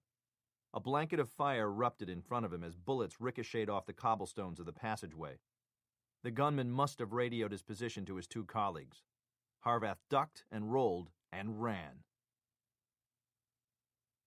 Harvath came upon a restaurant that was blaring techno music. It seemed to be quite popular with the snowboard crowd, judging from all of the boards and equipment lined up against the wall. But the first thing Harvath needed to do was stop his bleeding. He made a makeshift pressure bandage from his windbreaker so he wouldn't leave a trail of blood for the gunman to follow. Then he had to get the hell out of Dodge, Wengen, whatever. A couple of people would be very angry to find their gear had been stolen, but at least Harvath might have a better chance at survival. Walking away from the restaurant with a snowboard under his arm, a ski parka zipped all the way up, and a helmet and goggles on, Harvath had his best disguise yet. He moved as fast as his legs would carry him to the gondola and watched for signs of his attackers. As the gondola drew up the mountain, Harvath watched Wengen slowly recede in front of him. He was safe, but for how long? Once at the top, it was a short but painful walk to the Grindelwald gondola that took him back into the village he'd been in only hours before. He found a payphone and called Ballmer's. He told Jackie where he was, that he was hurt, and needed her to pick him up. The weight of the snowboard helmet threatened to crush his neck. He was lightheaded. His legs were like rubber bands, and his stomach was churning. The fingers on his left hand had gone numb. He stayed in the phone booth, leaning against the side until Jackie arrived 20 minutes later. In Scot's room, Jackie produced a small bag that contained a first aid kit, a bottle of hydrogen peroxide, gauze, and clean bandages. Scot groaned as he took off the stolen jacket. Jackie gasped when she saw his entire left side caked with blood. "What the hell happened to you? And don't tell me you cut yourself shaving." "I cut myself shaving." "Do you want my help or not?" "I was shot." "Shot? I thought no one knew you were here." "Either that or it's open season on anyone with a bad dye job." "But who in Switzerland would want to shoot you?" "Jackie, I'm a little bit under the weather at the moment. Can we play 50 questions later?" "Of course. I'm sorry. What do you want me to do?" Jackie nodded while she listened intently to Scot's instructions. Then, with a wink to signal he was ready, Scot steeled himself for the pain. When she poured the peroxide into the gash in his arm, he clenched his jaw with a force that was short of cracking his teeth and sending his fillings flying across the room. "Now, Jackie, you need to stitch me up." "Oh, Scot, I don't know if I can do that." "You've got to, Jackie. Just grab the needle and start from the top." "It's going to hurt." "You're such a kidder. That's what you said about the peroxide, and I was fine." He lied. "Let's go." 15 minutes later, it was done. The stitches were clean, and although there would probably be a scar, it could have been much worse. "I think you missed your calling," said Scot. "What do you mean?" "You should have been a surgeon. These are very clean. I thought you were going to leave me looking like Frankenstein." "Very funny. Now hold still while I put this bandage on." "Jackie, you've been a real sweetheart. You've really helped me out." "Don't worry. I'll put it all on your bill. By the way, critical care is very expensive in Switzerland." "I'm sure it is. Listen, I need to ask you another favor." "What can I do for you? Take your appendix out?" "No, nothing that serious. I need to borrow your car." "Scot, you could barely make it up the stairs a short while ago. I practically had to carry you the whole way. You are in no condition to drive." "I was exhausted. Being shot at has a funny way of doing that to you. It's kind of been a bad day." "All the more reason you shouldn't be behind the wheel." "Okay, you're right. I'll make you a deal. Bring up some soup. I'll eat, get a little sleep, and then I'll go. Come on, Jack. I wouldn't ask you if it wasn't important. Okay, I'll do it, but on one condition. What is it? Scott, I know someone I think can help you. Jackie, I mean it. No help. I can get myself out of this. Everything will be fine. You'll see. I wish I could believe you. Okay. The car will be parked next to the bakery 2 blocks down. I'll leave the keys under the mat. Thanks. Promise me you'll be careful? I promise. I'm worried about you, Scott. Me too, Jack. Me too. When Scott awoke several hours later, he looked at his watch and realized he needed to get going. 30 minutes later, disguised as Hans Brauner, Harvath made his way toward the bakery. The car was exactly where Jackie said she would leave it. The drive to Munich was long, yet thankfully uneventful. At the border, sleepy guards anxious to get off duty waved him on through when he held up his German passport. Harvath parked his car at the Munich airport long-term lot and caught a cab and gave the driver the address he wanted. When the cab pulled up to the small cafe, the wooden blinds of the establishment were shut tight, but behind the blinds, the lights were still blazing, and Scott heard a mill of voices. Somewhere inside, a piano sprang to life, and a beautiful tenor voice began to belt out a song. The singing continued as Scott went into the cafe through the back. After all, what good was surprising an old friend if you couldn't really surprise him? It was amazing how quickly Hermann Toffel moved his 6'4" frame around the piano and over to Harvath. The limp from his injured leg didn't slow him down at all. Hermann gave him a kiss on each cheek, and then raised Harvath completely off the floor in an enormous bear hug. The pain in his shoulder was written across his face, and Hermann noticed. Did your hairdresser beat you up when you refused to pay for that awful hairstyle? Kind of. But I've come because I need some information and a favor. Hermann's jovial expression turned quietly serious. Are you in some sort of trouble? Actually, my friend, I'm in many sorts of trouble. Harvath brought Hermann up to speed on everything that had happened to him. Hermann listened intently until Scott finished. So, what is it you need from me? Who do you think would be capable of an attack like this and kidnapping the president? It would have to be undertaken by a group with exceptional mountaineering and military skills. They would have to come from Germany or, like you said, France, Italy, Austria, or... You are sure that what you heard at the Ice Palace were 2 men, the same who had been shooting at you, speaking Yugoslavian? It's one of the few things in this whole mess that I'm totally positive about. Then that narrows the field considerably. They rode in silence toward the Munich airport as Scott processed the information Hermann had shared with him. Despite the NATO forces that were brought in to keep the peace in Kosovo, emotions and tempers on both sides still raged very hot. Serbians had hit lists of Albanians they wanted dead, and vice versa. Realizing a need for their services, a band of highly trained killers put themselves on the market in Yugoslavia. They had no problem killing, raping, torturing, as long as the price was right. You're sure these killers were Swiss? Said Harvath, breaking their silence. That's what my contact told me. Do you know where in Switzerland they were from? Were they military? Police of some sort? My contact stated that no one seemed to know where these men were from. No one knew what their background was, only that they were extremely qualified. How were they contacted when a hit was to be ordered? Through a series of dead drops.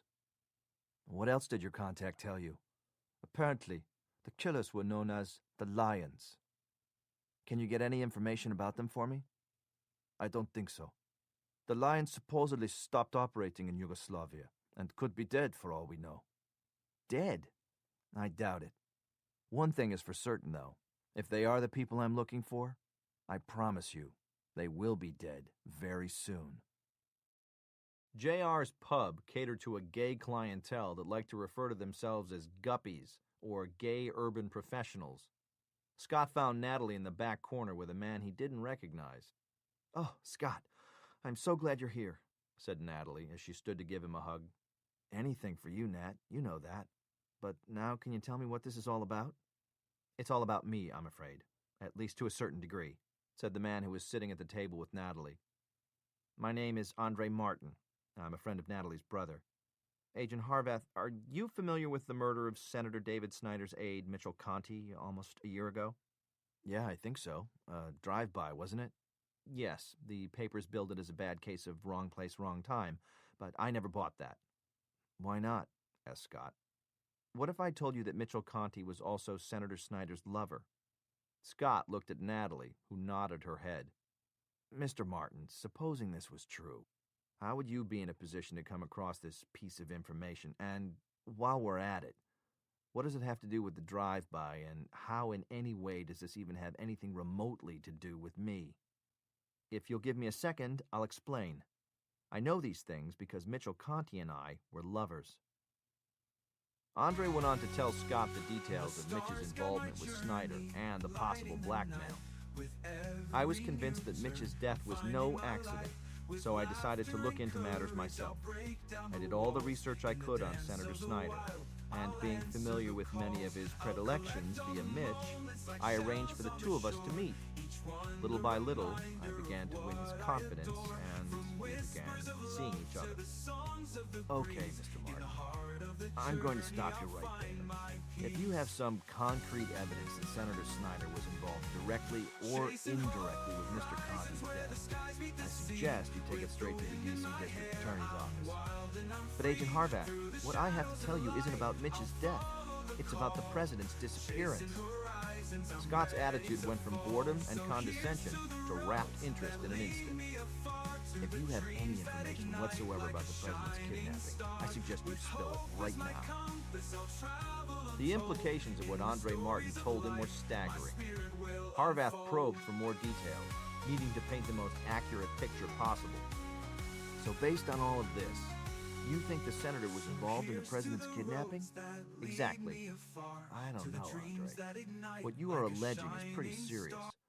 But from the look and the sound of it, you can back it up. You're right. I think you are in danger. But it's going to take me a couple of hours to set everything up and bring you in. While I do that, we need to get you someplace safe. Harvath reached into his pocket and peeled off $250. I want you both to get a cab and head for the Ramada in Alexandria. Pay cash for a room for one night. Don't call anyone. I will call you. Harvath extended his hand toward Andre. We'll get to the bottom of this. Don't worry. I hope so, said Andre, who stood and shook his hand. You know, Scott, you asked me if there was anything else that seemed odd about the senator's behavior recently? Yes. About a month ago, the senator took off on an unplanned trip for a World Bank Economic Development Conference. He brought me back a bottle of South African dessert wine. He said it was a favorite of Napoleon or something, but it didn't make sense. The whole thing bothered me for a couple of reasons. Why? Well, I specialize in international finance, and it wasn't difficult to find out that there were no World Bank functions at that time. And he told me he had been in France for the conference, but there was a Swiss rail sticker on his suitcase. Well, that could have been from a previous trip. I thought so too, until I showed the bottle of wine to a friend of mine. He's kind of a wine snob, and I wanted to impress him. This friend told me its import is banned in the EU. So, France is part of the European Union, but Switzerland is not, and they do allow for this particular wine to be imported. So what was he doing in Switzerland that was such a big secret? Andre, it might be something, and it might not. I'll look into it. Now, both of you, get going. What about Stargazer, Andre? Prompted Natalie. You said the whole thing wouldn't work without Stargazer. Oh, yeah, I forgot that one. Who is Stargazer? Scott asked. I've got no idea. I overheard the senator mention that whatever he was doing wouldn't work without Stargazer. Does that make any sense to you? Not much of any of this makes sense. Now, you have to get going. Harvath pushed the two toward the door, waited 5 minutes, and exited JR's through the back. A strange yet all too familiar feeling began to creep over him, and he wished he'd brought his pistol. Despite the confidence he had shown upon saying goodbye and packing Natalie and Andre off to the Ramada, Harvath had no idea what his next move was going to be. His credibility wasn't exactly first-rate in Washington these days, and he knew he would have to be very careful with whom he shared his newfound knowledge. He hailed a cab and gave the driver an address in Arlington, Virginia. The chances that the man he was going to see would still be awake were pretty slim, but he was the only person who could help him, and potentially the president. The front porch lights were out as Scott climbed the stairs, and he took that as a bad sign. He knew the minute he rang the bell, he would not only wake the man inside, but that he would be pretty upset.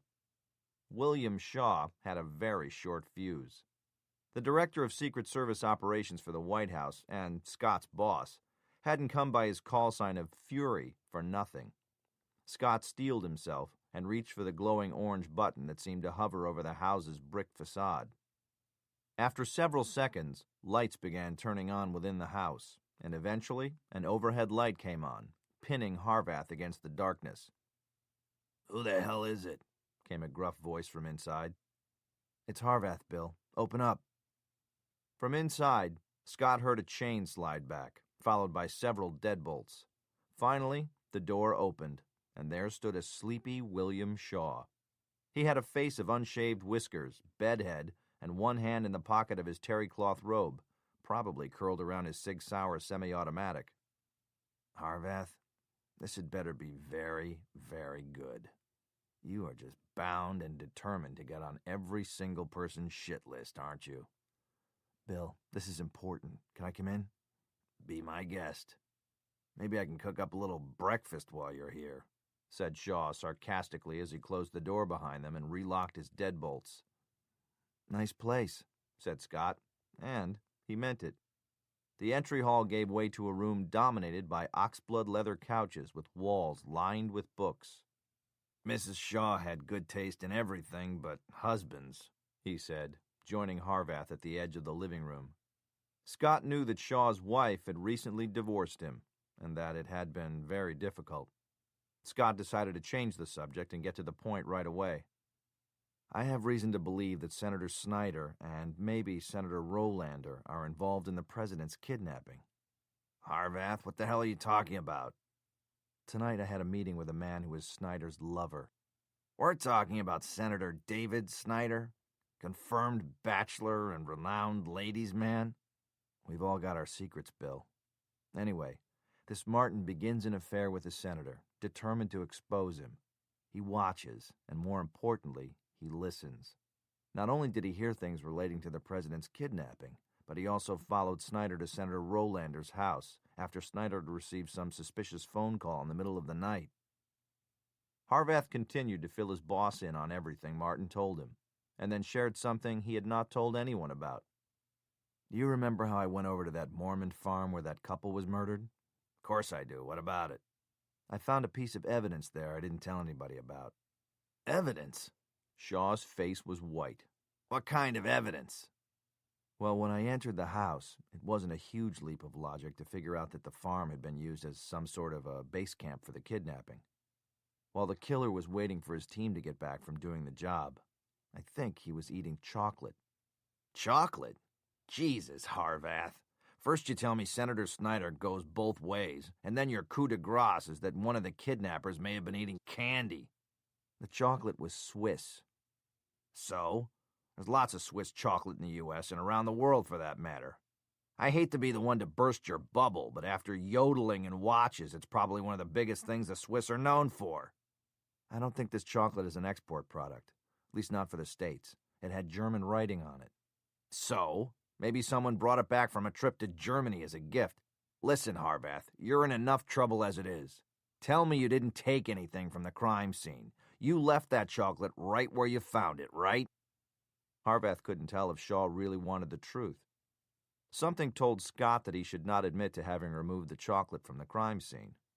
"No, I left it there." "Good.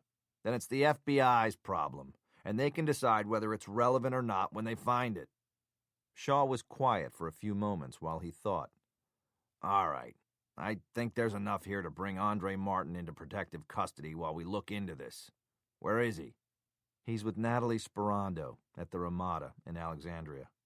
"How much does Sperando know?" "Pretty much everything Martin does." Okay, we'll send a car to pick them up and bring them in. We have a safe house not too far from there that we can use. Now, do you have any idea who or what this stargazer might be? None at all.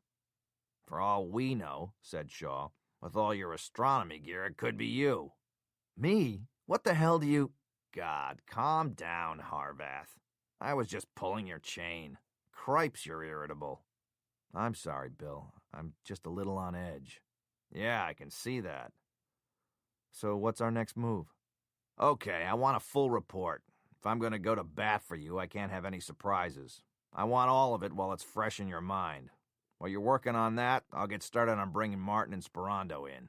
In the meantime, you can use the phone to call them. Harvath did as he was told. 10 minutes later, Shaw appeared with a mug of coffee and his laptop computer. As Scott began typing his report, Shaw headed for his den. Closing the doors behind him, he crossed the distance to the phone in 3 fast strides. He picked it up and dialed the number in McLean from memory. They spoke freely, knowing that the lines were secure and the scramblers would prevent anyone from eavesdropping. You'd better have something good, Shaw, to call me this late at night. I do, Senator Rolander. It seems that your colleague, Senator Snyder, allowed someone to overhear some of his more sensitive conversations. The kind that could send us all away for a very long time, if not get us executed for treason. First of all, I don't care how secure these lines are. I want you to choose your words very carefully. Do you understand me? Yes, sir. Good. Now, give me all the details. 5 minutes later, Rolander had the complete picture. Where is Agent Harvath right now? In my living room. I'm watching him on a closed-circuit monitor right now. I have him writing up a full report. That report can never see daylight. Now I want you to keep him there until I call you back. Under no circumstances is he to leave. Rolander took down the address of the Ramada in Alexandria and tracked down Senator Snyder on his cell phone. Russell, I'd love to talk right now, but I'm extremely busy, said Snyder. Listen, David, you wouldn't be hoping, as the commercial says, to bring a little Andre home for the holidays, would you? Snyder was stunned. The hulking black Chevy Suburban with its darkened windows crept quietly through Alexandria. The glowing sign of the Ramada was soon visible. When the Suburban came parallel with the main entrance, it turned in. The driver parked directly in front of the hotel's main doors and left the engine running. This late at night, only a skeleton crew was on duty. An attractive Filipino woman whose name tag read Anna looked up from her paperwork and smiled as the man approached the front desk. Good evening. May I help you, sir? Asked Anna in her accented English. Yes, you can, said the man, removing a black wallet from inside his suit coat pocket and showing her his credentials. My name is Agent Scot Harvath, Secret Service. I'm here to pick up Ms. Natalie Sperando. Yes, sir. She and a gentleman are registered here. Would you please call Miss Sperando's room and let her know that Secret Service Agent Scot Harvath is here to transport them? Several minutes later, the man opened the door of the Suburban for Natalie and Andre. Natalie was relieved to see an agent sitting on the rear bench seat holding a shotgun. Another man, who Natalie figured to be an additional agent, sat in the front passenger seat. They were taking this very seriously. That was good. She and Andre could finally relax. The Suburban headed back toward the Beltway. For the first time since his ordeal began, Andre breathed a sigh of relief. I cannot tell you how glad I am to see you guys. Oh, I'm sure, but not half as glad as we are to see you, said the man in the front seat. The reassuring voice put Natalie further at ease, until she saw the horrified look on Andre's face. He was completely still. The man in the front seat spoke again, and this time, Natalie knew exactly who it was. Andre, I was quite upset to come home and not find you waiting for me. After typing out his report and making a multitude of changes, Harvath was finally finished. Shaw emerged from his den and informed Scott that Natalie and Andre had been collected from the Ramada and moved to the safe house. Everything was taken care of. Shaw said that he had high hopes for Harvath's report and debriefing in the morning, and given the new circumstances, a lot might be forgiven, and Scott might actually walk away with his job intact. Buoyed by his boss's confidence, Scott allowed himself to nod off on the cab ride home. He decided he needed to get as much sleep as he could before the big meeting in a few hours. He walked up the stairs and fumbled in his pocket for his keys. Out of habit, he glanced up to see if the brown hair was still in place. It wasn't. He opened the door slowly and moved cautiously into the apartment. Then, a sharp pain jolted the back of his head, and everything went black. When Harvath regained consciousness, he was lying on the kitchen floor, looking at the bottom of his refrigerator. His head felt like it had been slammed in a car door. As he pushed himself up, he noticed he was surrounded by puddles of water. Looking up, he could see the freezer door was wide open. What was all this about? Who hit him, and what could someone have been looking for in his freezer? Scott let a wave of dizziness and nausea pass before he walked into the living room. He couldn't believe what he saw. It was an absolute shambles. The whole room had been tossed. Books, videotapes, couch cushions, everything had been scattered in someone's manic search. But for what? None of this made any sense. As he passed through the living room, he noticed his answering machine blinking. When he depressed the button, he heard the voice of Director Jameson. "Agent Harvath, this is the director. I have absolutely no idea what is going on or how the media got a hold of this thing so fast, but you have a lot of explaining to do. I'm sending a car for you, and you'd better be there." The media? I've got some explaining to do. What was the director talking about? Scott waded through the sea of upturned items in his living room and turned on his TV. It was tuned to a local channel where a female reporter was standing in a wooded area with police, state trooper, and rescue vehicles in the background. The reporter was saying, "A tragic day for the White House. To compound the feelings of loss the president's staff must be experiencing, they now must add to it the murder of one of his secretaries, Natalie Sperando. Her body, along with that of an unidentified man, were found this morning in rural Maryland. Both victims were shot once in the back of the head." Why didn't he take his pistol with him last night? Before he could finish the thought, Harvath ran to his bedroom in a mad attempt to recover his sidearm. Frantically, he tore apart the already annihilated room.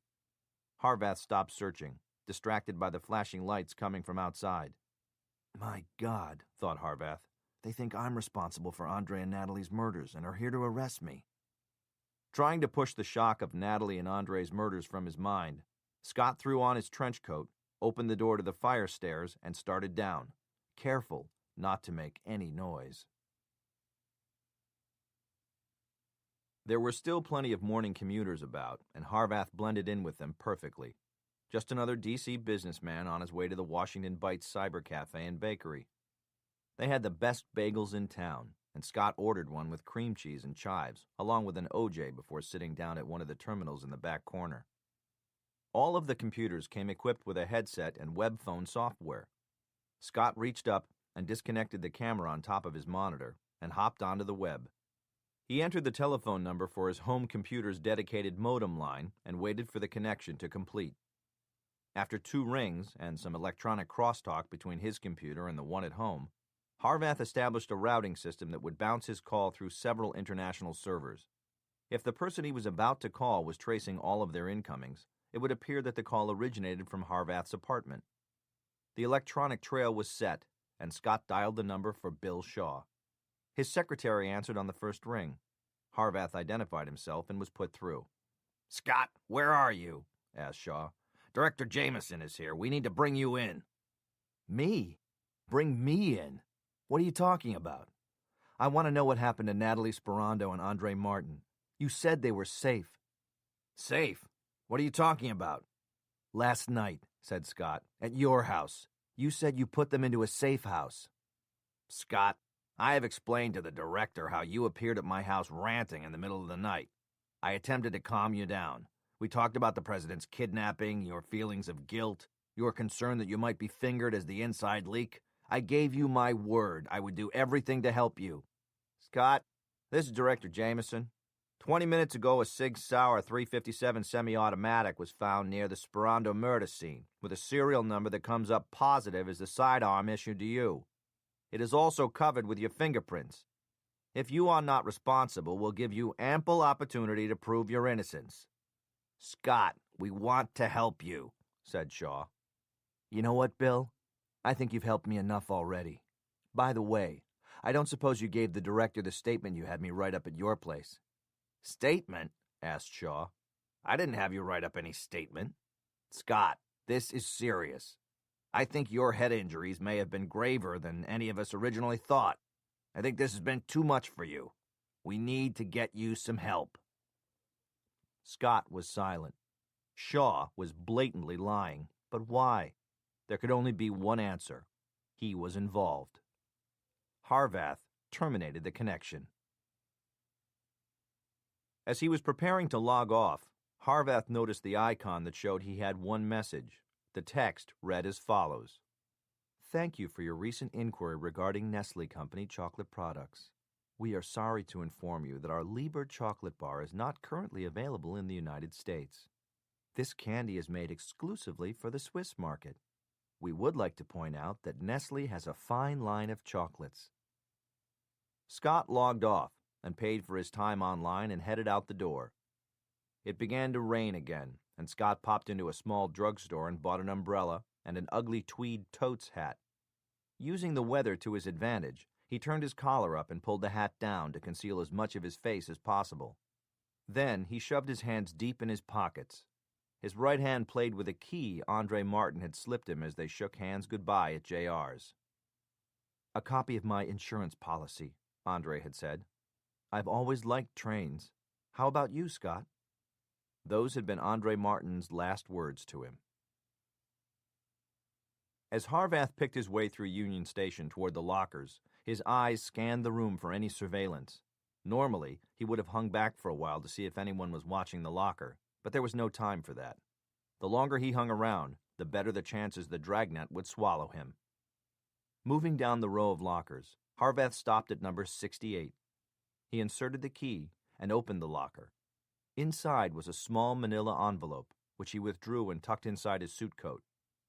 Keeping his head down, but scanning in every direction, Scott began to make his way toward the nearest exit. He noticed two men he hadn't seen before standing less than 10 feet away and staring right at him. The men began quickly moving toward him. Harvath turned in the other direction and began walking faster. He heard the faint metallic click, which Harvath recognized right away as the sound of a switchblade locking into place. The message was perfectly clear. He was not supposed to leave the train station alive. Quickening his pace, the two men matching his stride, Harvath stumbled, his leg appearing to twist in an incredibly painful contortion. Seeing their chance, the two men moved in, but Scott was ready for them. In a move that seemed to defy gravity, Harvath halted his fall until he could grab hold of man number 1, who was already reaching out for him. Locking his right hand around the man's wrist, he resumed his fall, dislocating his adversary's arm and sending him sprawling across the floor with a powerful thrust of his legs. Scott rolled in classic Aikido fashion and came up onto his knees, just in time to parry the attack of the man with the knife. As Harvath dodged the man's thrust, he noticed his accomplice moving off toward the exit. As quickly as he had this realization, the man with the knife came at him again. Scott focused on the blade and prepared for the way in which the man was telegraphing his attack. Then, everything changed. Suddenly the man had another knife in his left hand, and it came slicing across from left to right. Harvath was able to move just in time, but the blade caught the left shoulder of his trench coat and tore it. The force of the man's attack threw him off balance, and as his assailant overextended himself, he made his left side vulnerable. That was the opening Scott needed. Before his would-be assassin could recover, Harvath popped him twice beneath each shoulder blade, which caused him to involuntarily release his grip on the blades. The one in his left hand clattered onto the ground, but his right fingers were still inside the knuckle loops. Harvath stepped on his right hand and pulled the man's head up by his hair. "Who are you?" he asked. "Fuck you," the man sputtered. From behind him, Harvath could hear the sound of footsteps running in his direction. He glanced back and saw 2 Amtrak security guards closing in fast. He decided to cut his losses. Standing up, Harvath kicked the man hard in the ribs, knowing for sure he had broken at least 3. He turned toward the approaching security guards and shouted, "You guys take him. I'm going after the other one. He got my wallet." With that, he ran out the door and quickly made his way to the Folger Shakespeare Library. He needed a place where he could catch his breath and gather his thoughts. Scot found a bench and sat down, trying to repair his trench coat. He was extremely lucky that the blade had not sliced any deeper than the shoulder pad. Then, he withdrew the small manila envelope from his suit coat and tore it open. Inside, he found several strips of paper that he quickly sifted through. Most of it seemed to be journal entries, presumably from Senator Snyder's personal appointment book. But as Harvath continued to sift, something else caught his attention. A picture negative of a note to Aunt Jane. The handwriting matched the entries in the senator's appointment book. The reason the note to Aunt Jane looked like a negative was because Andre Martin had been extremely clever. Finding the senator's notepad, he had lightly sketched with a pencil across the top page to see what had been written on the page before it. It read, "Dear Aunt Jane, all is well here. We are looking forward to your visit and hope that everything is ready on your end. We trust that the money we sent will cover your expenses. We expect your trip to be a roaring success. You know how to contact us if you have any questions. Yours, Edwin." Why would Snyder write a letter and sign it Edwin? Harvath kept flipping through the pieces of paper. He came across something in a totally different hand and assumed it was Andre Martin's. It read, "Aunt Jane, Edwin, Switzerland. Snyder claims he has no living relatives. What's the connection?" Stapled to which was another piece of paper that listed an address for a P.O. box in Interlaken, Switzerland, written in the senator's hand. Switzerland? Scot tumbled the pieces in his mind, trying to figure out how they all fit. If he was going to figure things out, he would need a little walking around money. The bank officer was polite, and after comparing Harvath's signature to the one on his card and looking at his ID, he gestured for him to follow him downstairs to the vault that contained the safety deposit boxes. Scot produced his key, and in a synchronous fashion that Harvath felt sure was supposed to impress, the bank officer waited to turn his key at the same moment Scot did, as if they were about to unleash a nuclear weapon. After the box had been withdrawn, Scot was shown to a private cubicle where the door was shut behind him and he was left alone. He lifted the lid of the box and removed the normal things one would expect to find: stock certificates, bonds, legal papers. Once those were removed, he stared down at something he thought he would never need to use. As he exited the bank, Harvath carefully surveyed the street. All of his senses were afire, searching for even the slightest hint of danger. Everything looked normal, but years of training had taught him that was when attacks often happened. Half a block to his left was a red and white van with Zaretta Carpet Cleaning written across the side. As he stepped out of the doorway, he decided not to give the van a second thought. It wasn't out of place. He was. Quickly, Scot made his way down the street, using the storefront windows to reflect what was happening around him. Drawing alongside one window, he looked just in time to see the reflection of tinted windows sliding down on a Nissan Maxima and a Tech 9 automatic being thrust through. Reflexively, Harvath hit the sidewalk and rolled. Bullets tore up the concrete where he had stood. The window he'd used to covertly survey the vehicle shattered in 1,000 pieces, spraying him with shards of razor-sharp glass. Harvath jammed his hand inside his trench coat and settled on the rubberized grip of his silenced 9mm Glock pistol. He thought he heard one of the car doors opening, and needing a diversion, he took 2 well-placed shots through the rear window of the car parked in front of him. He heard one of his assailants yell, "Gun!" Harvath sprung to his feet and rolled along the trunk of the parked car that had been his cover. A powerfully built man in black fatigues and a balaclava stood swinging his Tech 9, trying to figure out where the shots had come from. Harvath fired twice into the man's torso. The man was ripped right off his feet and thrown to the ground. As Harvath turned to fire at the occupants of the car, the fallen man turned his weapon on Harvath. Scot dove out of the line of fire as bullets ripped up the side of the parked car. There's no way that man could have survived 2 direct hits unless he was wearing body armor. To any witnesses, this looked like one vicious drive-by, but Scott knew better. Somehow, whoever had been responsible for the attack at Union Station had been able to track him to his bank. There was no doubt they were professional hitmen. The smell of cordite hung in the damp air, and he heard the telltale sound of boots crunching on broken glass. There was a clicking sound, followed by metal scraping on metal. The shooter was reloading and coming toward him. This might be Scott's only chance. Harvath raised the Glock and fired wildly toward the shooter in the car. He heard a loud grunt and, without looking, broke off in a run back toward the bank. He heard the squeal of tires and the rapid fire of automatic weapons as he ran.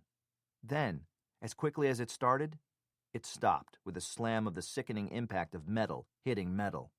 The Maxima had collided with another vehicle. The sound of approaching police sirens could now be heard in the distance.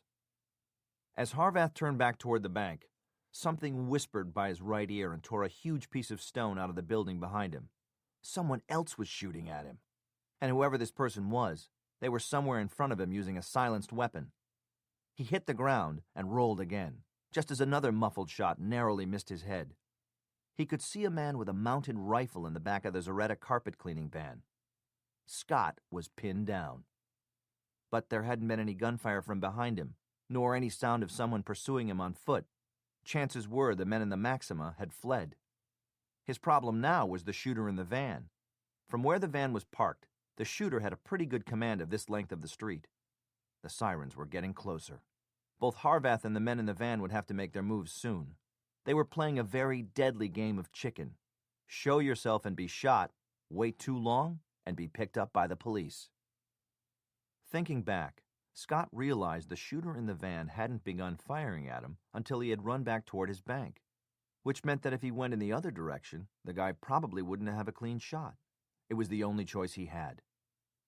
Harvath hadn't taken his eyes off the reflection in the glass for a second. The man still sat in the van, its doors opened, with his rifle pointed in Scott's direction. He hadn't figured out that Scott could see him in the glass, or else he surely would have blown it out. Or would he? Maybe the shooter was using the glass to his advantage as well.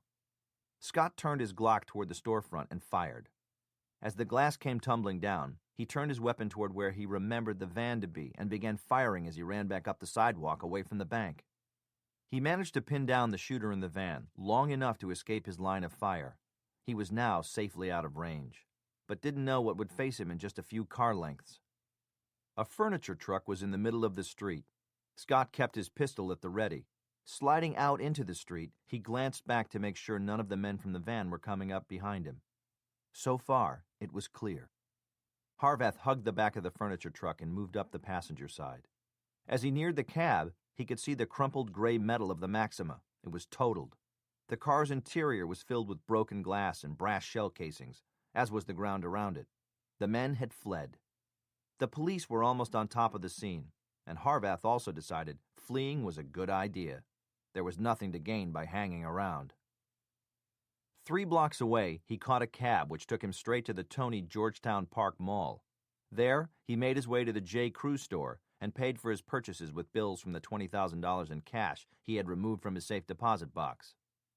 At Voyager Luggage, he picked up a travel bag small enough to fit into an overhead compartment.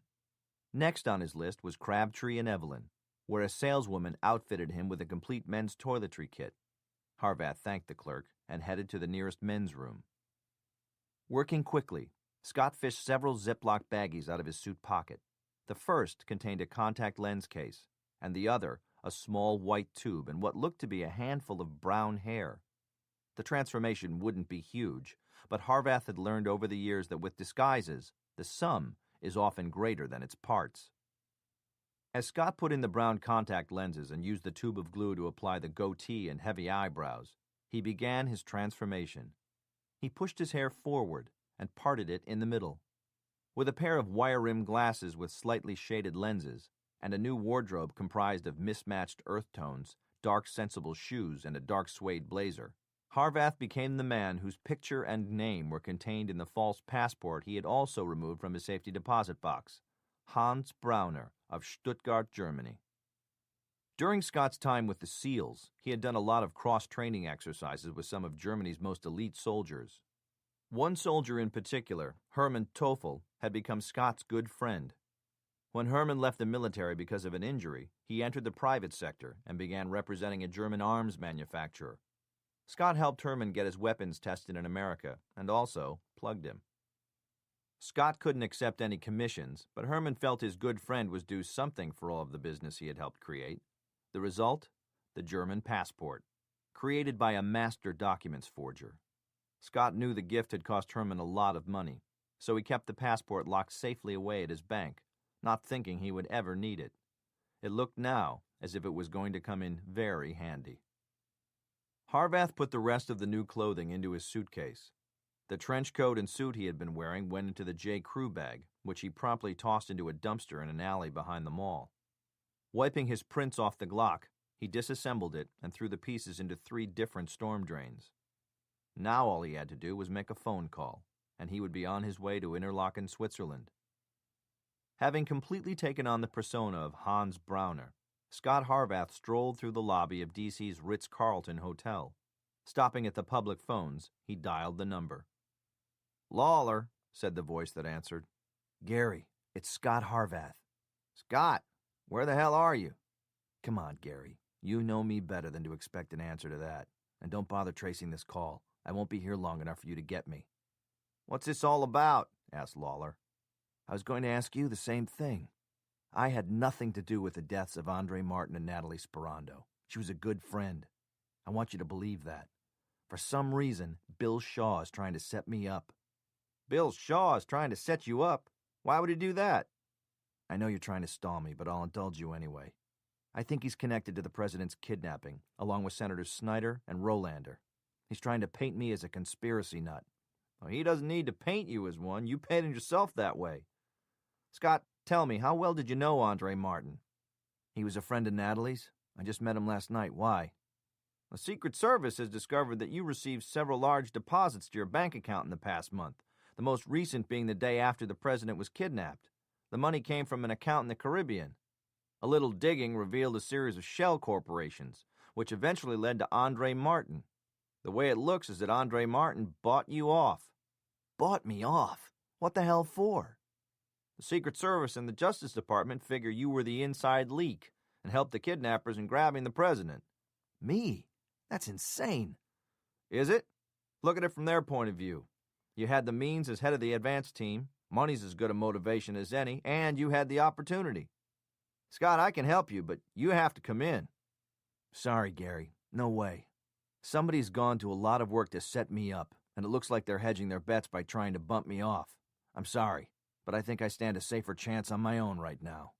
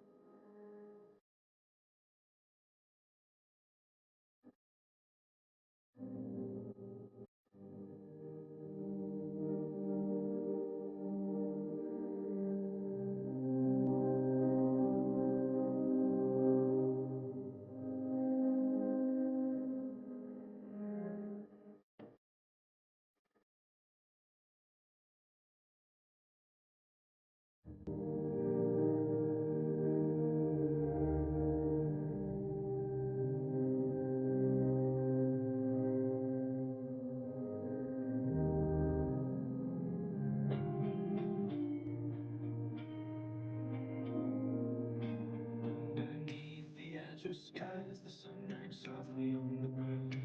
Feeling peace, my time just feels sway between the trees, juxtapositions of needs, never missing.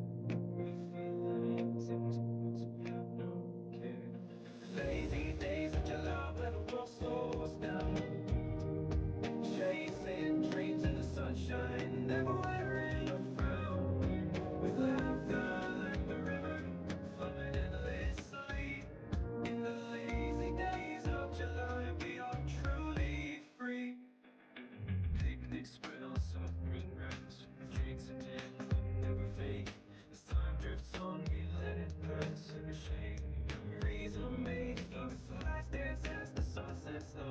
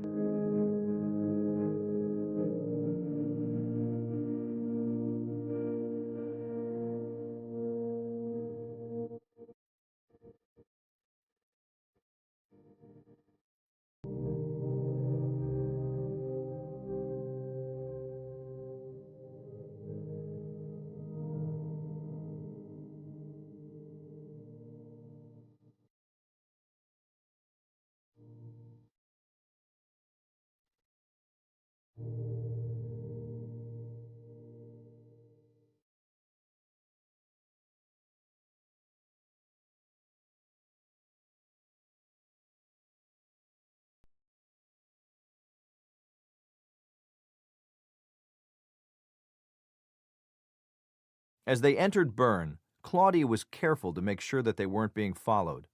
Scott had no doubt the American hit team had followed Claudia from Bern to the Jungfrau, and they probably had her apartment under surveillance right now. She was convinced that she could get in and out without being seen. Reluctantly, Scott agreed.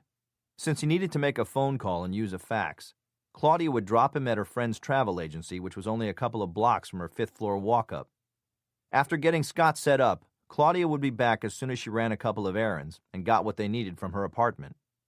Scott picked up the phone and dialed a number by heart.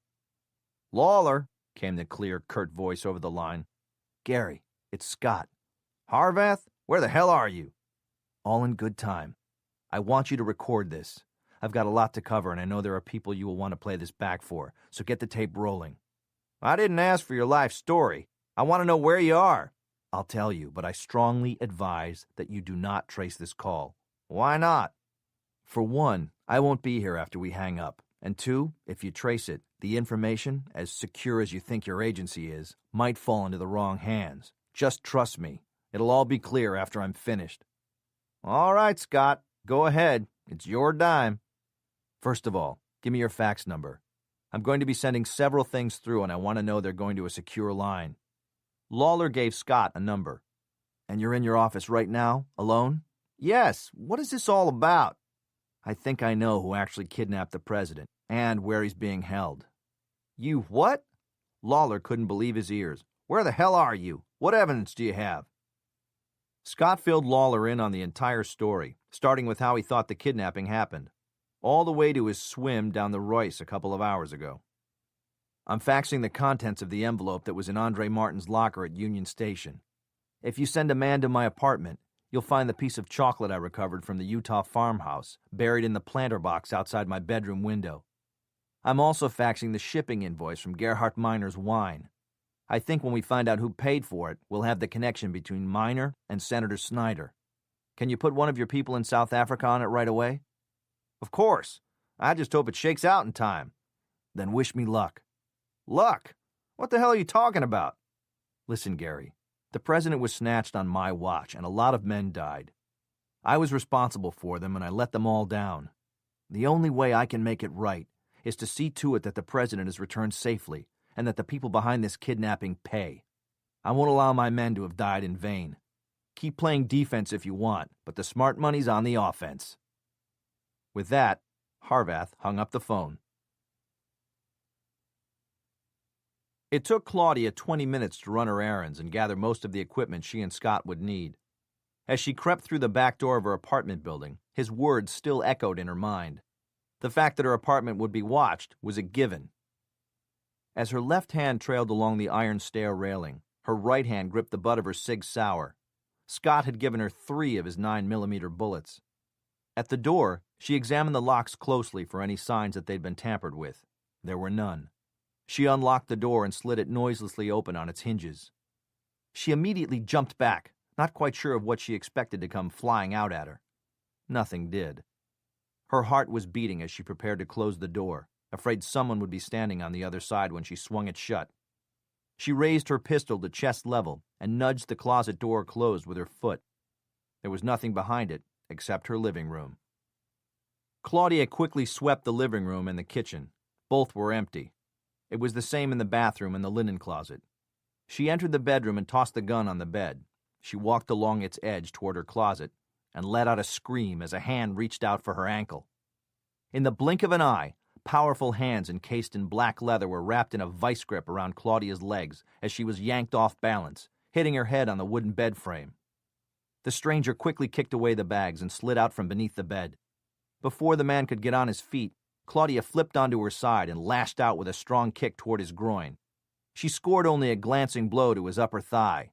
"Fucking little bitch," the man growled. English, she thought, not one of Miner's. Scott was right. The man was on his feet and jerked her to a standing position, twisting one arm hard behind her back. "Where is he?" the man snarled. "Who?" Still keeping her arm held high behind her back, the man grabbed a handful of Claudia's long brown hair. Wrapping it around his hand, he whipped her head back and dragged Claudia to the bathroom. Releasing Claudia's arm, he punched her hard in the kidney, and she dropped immediately to her knees in front of the toilet. He threw open the lid with such force that it snapped off the hinges and clattered onto the tile floor. "Last chance. Where is he? Where's Harvath?" "Go to hell," she spat. "Fine. Have it your way," said her torturer as he locked her slim neck in his powerful grasp and plunged her face into the bowl. Claudia struggled wildly, her arms flailing in all directions. Finally, he pulled her face from the water. Claudia began coughing and sputtering. "Feel like talking now? Tell me what I want to know and I'll let you go." "Like hell you will," said Claudia. "Fuck off! I'm not telling you anything." Women. He shoved her head back down into the water. Then Claudia felt the pressure on her neck let up, and her head was yanked violently from the toilet. "Are you done playing games, you stupid little bitch? Or do you really want to be drowned? Is that what you want? Huh? Huh?" With each huh, the man emphasized his point by jerking her head back even farther and harder. Claudia was seeing spots, but this was her only chance. Behind the toilet was a stainless steel toilet brush that had a decorative plastic ruby on top. The point of the plastic gem was sharp enough that she was able to drive it right into her assailant's left eye. The man roared in pain. He let go of Claudia to free his hands, which shot directly up to his face. She slid away across the tile as quickly as she could. He pulled the long-handled brush from his eye and grabbed for a towel to try to stem the flow of blood. "You fucking bitch! Now you're going to pay! Do you hear me? Do you hear me?" he yelled. Claudia was already on her feet, running for her bedroom. The gun. It must still be on the bed. It has to be. Searching the comforter with both hands, Claudia felt something cold and hard. The gun. She grabbed it and quickly removed her hand from the bed. She froze when she heard the sound of a man's voice from the doorway. "You know what, bitch? I've got a nice little knife here." Claudia heard the unmistakable click of a blade locking into place. "I think you and I are going to have a little party first, and then I'm going to let you watch while I cut you up. Now get out here and take your medicine." Claudia pulled the slide back on her cig. "I told you to go to hell!" she shouted as she rose from behind the bed and put 2 slugs into the man's chest. He dropped the knife from his hand and slumped to the floor. From the corner of her eye, Claudia saw the barrel of another gun in the doorframe of her bedroom. She whirled and fired, sending splintering pieces of wood flying. Claudia, it's me, Scot. Hold your fire. Don't shoot, it's only me. I'm going to come into the doorway. Don't shoot." As soon as she saw him, shock took over, and she began to sob uncontrollably. The first thing Scot did was to pull the comforter off the bed and wrap it around Claudia, who he'd moved into the living room. Next, he went to the bathroom and retrieved a towel to dry her hair. "He didn't hurt you, Claudia, did he?" Scot asked, as he held her close and began drying her off. "Oh, Scot," she said, breathing in short gasps. It was horrible. He was trying to kill me. He was trying to drown me in the bathroom. He told me if I didn't tell him where to find you, he'd kill me." Harvath wrapped his arms around her. "You're going to be okay. You killed him. He's gone." "I can't stop shaking," she stammered. "You're in shock, but it'll pass." Scot hated to do it, but he had to let her go. He moved quickly around the apartment, gathering up the things Claudia had set out for them. "How about the backpacks, Claudia? Where are they?" Her eyes moved toward the bedroom. Inside, he found 2 that looked like they would do the job. While there, he went through the dead man's pockets, but didn't find much. Scot picked up the 9mm Russian Makarov pistol and checked the magazine. There was only 1 round left in the clip, and 1 up the pipe. The assassin wasn't carrying any extra ammo. None of Claudia's ammunition would work in this weapon, but at least 2 silent shots were better than none. Scot dropped it into one of the backpacks. Harvath returned to the living room and saw that Claudia was still shaking. "I'm almost done packing, and then we need to go. The police will be here soon." Claudia nodded. On the floor in the entry hall, Scot had everything laid out. He quickly field-stripped Claudia's Civil Defense Force assault rifle. Scot loaded the triple magazine into the pack and followed it with a box of 9mm rounds for their pistols, as well as 2 extra clips for Claudia's SIG. Carefully, Scot wrapped the assault rifle's telescopic night vision scope in a towel and placed it at the top of the pack. He helped Claudia to the door where he got her into a warm coat and then slung the 2 packs over his shoulders. Scot threw the backpacks on the back seat, slid the driver's seat back, started the car, and eased out of the parking space. He chose to drive around Lucerne rather than through it to get to Mount Pilatus. The way they were going took more time, but it gave Claudia a chance to get some sleep. He needed her to be as fresh as possible for what lay ahead. It had taken them over 5 hours to hike to this height. They came to a ridge, hidden from above by a wide plateau. Had they been normal hikers, the plateau would have signaled the final part of their journey. But Scot Harvath and Claudia Mueller were anything but normal hikers. The plateau allowed Scot and Claudia to maneuver their way around Mount Pilatus without risk of being seen by any sentries above. The idea, which had been Claudia's, was to come from a direction Miner would never suspect, right up the icy face below the church. To attempt to infiltrate the perimeter by one of the typical tourist routes was surely to invite early detection and probably more than a few bullets. Scot had had enough of those. It took them over an hour to round the ridge and arrive at the base of their climb. They slid into harnesses, strapped on crampons, and laid out their ropes. Scot assembled the rifle, while Claudia removed the pickaxes from their packs. As Claudia was the more experienced climber, it was decided she would lead this part of the ascent. They checked each other's rigs, and satisfied that they were completely ready, Claudia started to climb the face. She moved with extraordinary skill and agility. The climb was slow going, and the wind tormented the pair with every step, threatening to rip them from the face of the mountain and cast them into the valley far below. Scot was growing more tired and started initiating rest breaks with greater frequency. Claudia never said a word. She waited for him to give her the thumbs up, and only then would continue on. He couldn't ask Claudia to go straight to the top and put her life in danger by peering over the edge toward the church. What if there was a guard stationed there, or some sort of motion detector? The fact was that because Scot knew what to look for, he needed to be the first one over. When he felt he had sufficiently regained his strength, he began to lead the climb. Harvath continued to cut his toe holds and hammer the pitons. Reaching above his head, he ready to hammer another home, and the unthinkable happened. An enormous gust of wind peeled him right off the face and sent him shooting downwards. Scot kept falling, his hands flailing. Then came the jerk of being snapped to a halt. He had been stopped by the shoulder strap of the assault rifle, and it was threatening to strangle him.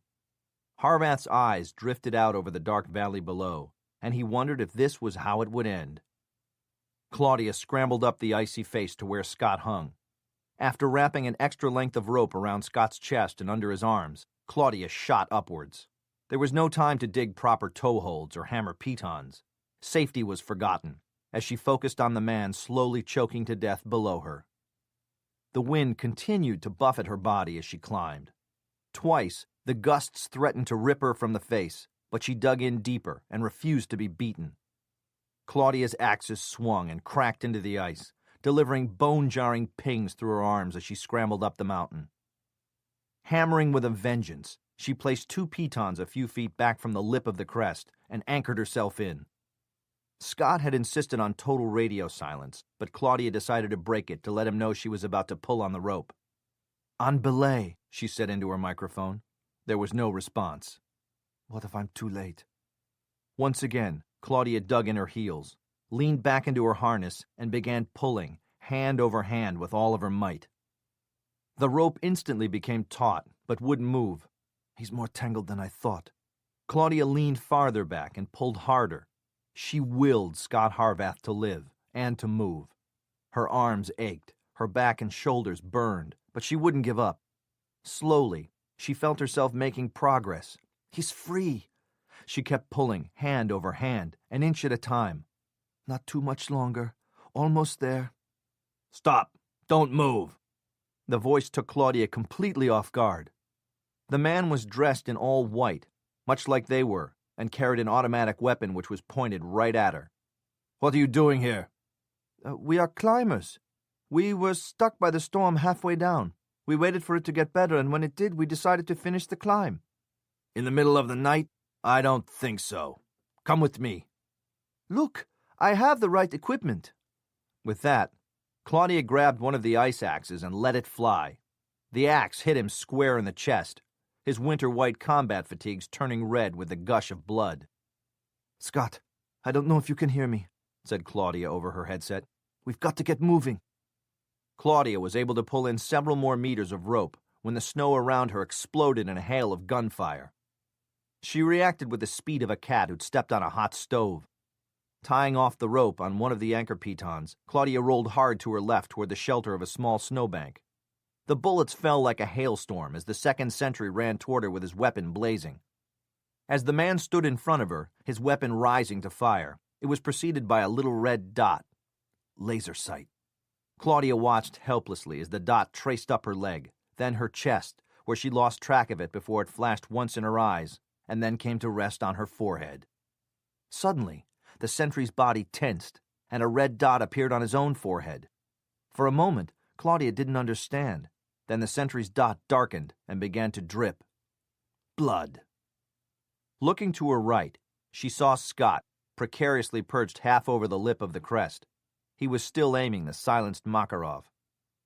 Claudia ran to Harvath as he hoisted himself onto the crest and unslung the assault rifle. "Wow, Claudia. Talk about a cliffhanger, eh?"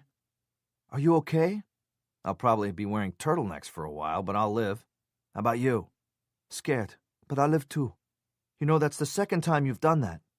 "Done what?" "Saved my life." "You pulled me out of the water and off this mountain, so I'd say we're even," said Scot. "Speaking of mountains, I thought you said you were a good climber." "I used to be. I don't know what's happened. Maybe I'm getting old." In most other circumstances, Claudia would have laughed at that. Instead, she said, "Should we check the bodies?" "Yeah, I guess my little nap time's over." Where there's 2 sentries, there's bound to be more. We've got to get moving before they figure out we're here. Scott and Claudia removed their snowsuits and hid their gear at the far end of the church. Harvath then traded Claudia her assault rifle for the H&K submachine gun. It was a weapon he knew extremely well, and it felt good in his hands. Scott also gave Claudia the silenced Makarov pistol with its 1 remaining shot. At the baptismal font, they looked for hinges or any indication of where a door might be concealed. Almost an hour had passed since they entered the church. Finally, Claudia whispered, "Scott, look at this." Harvath came over to where Claudia was using her maglite to examine a series of stone reliefs above the font. "See these? They represent the original cantons of Switzerland, but there's something wrong." "What's wrong?" "There's an extra. It doesn't belong. It looks very old, but it's been made to look that way." "Great, but what is it?" "It's the crest for the Army Corps of Engineers. It was on a ring my grandfather used to wear." "Do you think the crest springs a door?" "There's only one way to find out." "You're right," said Scott. "Stand back over there and have the Makarov ready." The stone was cold and rough beneath Scott's fingers. He took a deep breath and tried to push it in. Nothing happened. He then tried pulling it out. Nothing. He tried turning the crest clockwise, and it began to give. There was a heavy grating sound of stone scraping against stone as the entire baptismal font slid back to reveal a narrow spiral staircase leading straight down. Scott quietly descended the metal stairs with Claudia directly behind him. They were inside the lion's den now, and there was no telling when or where the first one would appear. When they reached the bottom, a small hatchway led from the bottom of the stairs into a deserted corridor. The whole scene was eerie. "Where do we start?" whispered Claudia. A series of 3 different hallways branched off from where they stood now. "Eeny, meeny, miny. We'll take this one." "What about more sentries?" "The way I figure it, Miner doesn't have a lot of men he can spare." Scott and Claudia passed room after room, all empty. When they finally reached the end of the hallway, they had the choice of going right or left. "What do you think?" whispered Claudia. "All the other tunnels turn left, so I say left." "I agree." The fact that they had yet to see anyone gave them both the chills, though neither would have ever admitted it. Only sporadic doors were visible along this passageway, and they were all locked. This hallway was carved much rougher than the others, and seemed to be some sort of access or service tunnel. 50 meters later, the tunnel opened up onto a large cargo bay, complete with overhead winches. Huge pallets stacked with food and bottled water sat in the middle of the otherwise empty room. Scott walked over to examine the pallets. "Evian," he said. "There's also French wine and Italian pastas," said Claudia. "Somebody's got good taste." "But how'd they get it in here?" "That way," said Scott, pointing to a set of railway tracks on the far side of the bay that led into a dark tunnel. "I'll bet you a year's worth of water that those tracks link up somehow with the cogwheel railway." At the far end of the pallets was a smaller pallet covered with a green canvas tarp. Scott walked over to it and drew it back. Underneath were crates of ammunition and wooden boxes filled with various weapons. The look on Claudia's face said it all as she stepped closer. "Let me guess," said Harvath. "Your stolen weapons?" "Yes. I don't know why I'm going to say this, but I can't believe it." "Well, that takes care of everything on your Christmas list. Now for mine. Where's that U.S. president I asked for?" From behind the pallet closest to Claudia, a man sprung and placed the point of his pistol against her temple. "This is not part of the tour, I'm afraid," he said. "I suggest you drop your weapons." Claudia let her assault rifle clatter to the floor. Scott hesitated, but then set the H&K down gently. "Very good," he said as he ran his hands along Claudia's body. He found her holster and removed the Sig Sauer. "And what about you?" said the killer, indicating he was speaking to Harvath. "You American cowboys never only have one weapon. I should expect at least 5 or 6, no? Let's go. Out with the rest of them." He kept a firm grip on Claudia's arm as he pointed his pistol at Scott to emphasize the seriousness of his point. "You know," began Harvath, "I really hate it when people point things at me. Doesn't matter whether it's guns, knives, or—" "Now, Claudia!" Harvath dove for the deck as Claudia drove the blade of her knife deep into the side of her captor's throat. He clutched ineffectively at the blade, falling to his knees in agony. As the blood gushed from his neck, all that was visible of the knife was the bone handle. Claudia rushed to Scot, who pulled her into his arms. "You okay?" he asked. "I think so. My grandfather gave me that knife. I never climbed without it." "Let's move," Scot yelled, grabbing her hand and running toward the nearest hallway. Between the two of them, the only weapon they had left was Scott's Beretta. Out of habit, he examined the clip and drew back the slide to check the chamber. He had 16 shots, semi-automatic. They came to another intersection, and Claudia stopped dead in her tracks. She wasn't sure what she noticed first, the man or the smell. 15 feet in front of them was a man dressed in green fatigues with an Arabian-style headdress. In his right hand, he held a Scorpion machine pistol, and it was pointed right at them. Scot, who was right behind Claudia, hit the floor and squeezed off a shot. Scott's first shot went off just as he was hitting the floor and just missed the man's head. His next shot was dead on, right between the eyes, and the man went down. Scott's pistol was empty, and he let it fall where he lay. Harvath reached down and yanked off the headdress.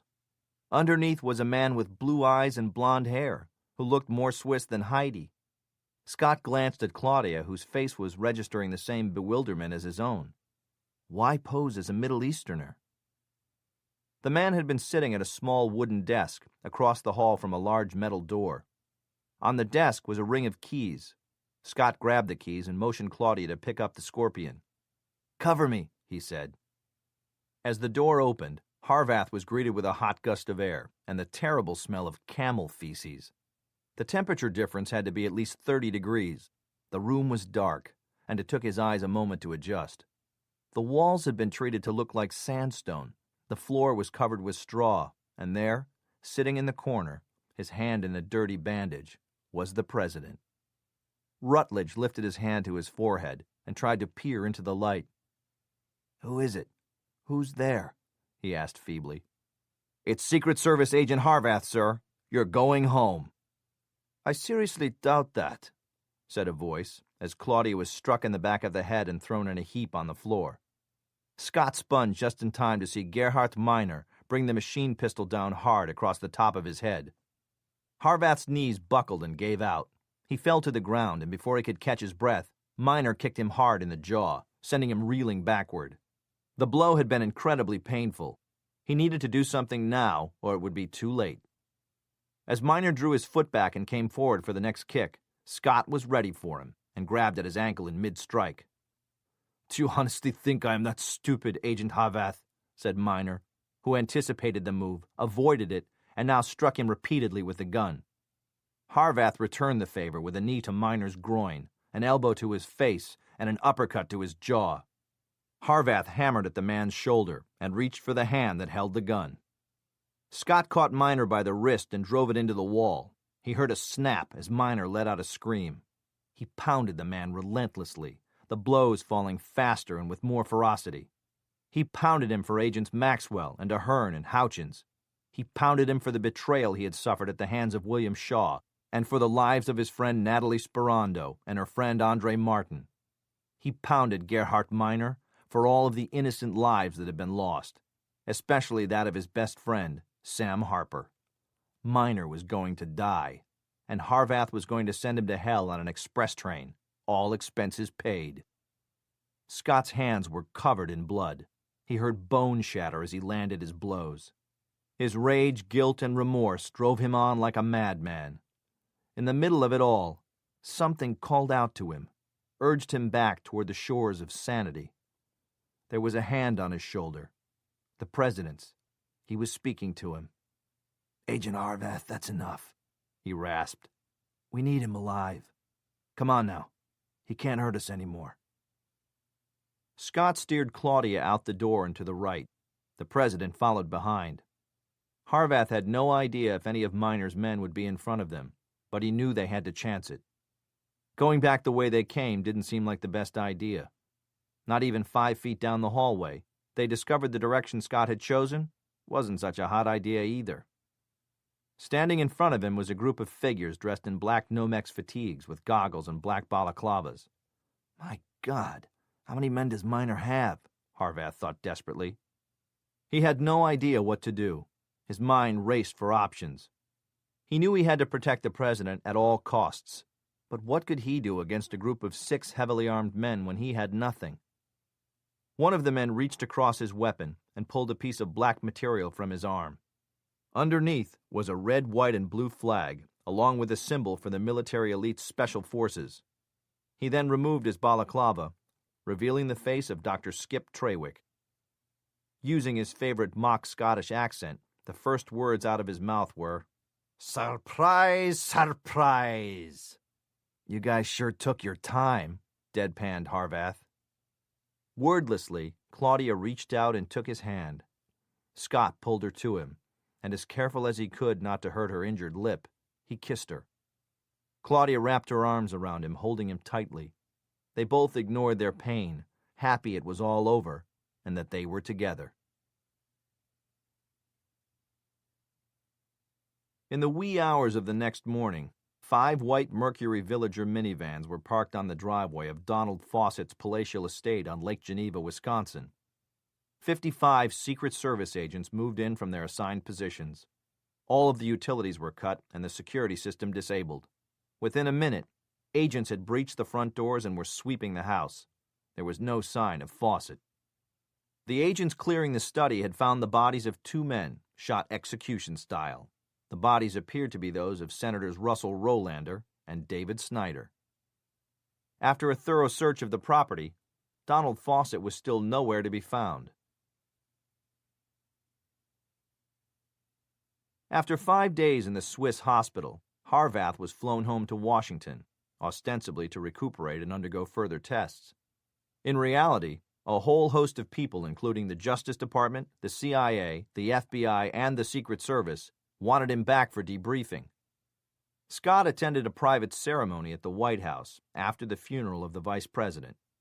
The story in the press was that it had been a freak accident at home, while in reality, Marshfield had finally cracked under the pressure of what he had done. Knowing he would soon be caught, he realized he couldn't face the music and took his own life. Harvath was shown into the Oval Office and was soon joined by the president, who was accompanied by the Attorney General, Gary Lawler, and Secret Service Director Jameson. Scot stood as they entered.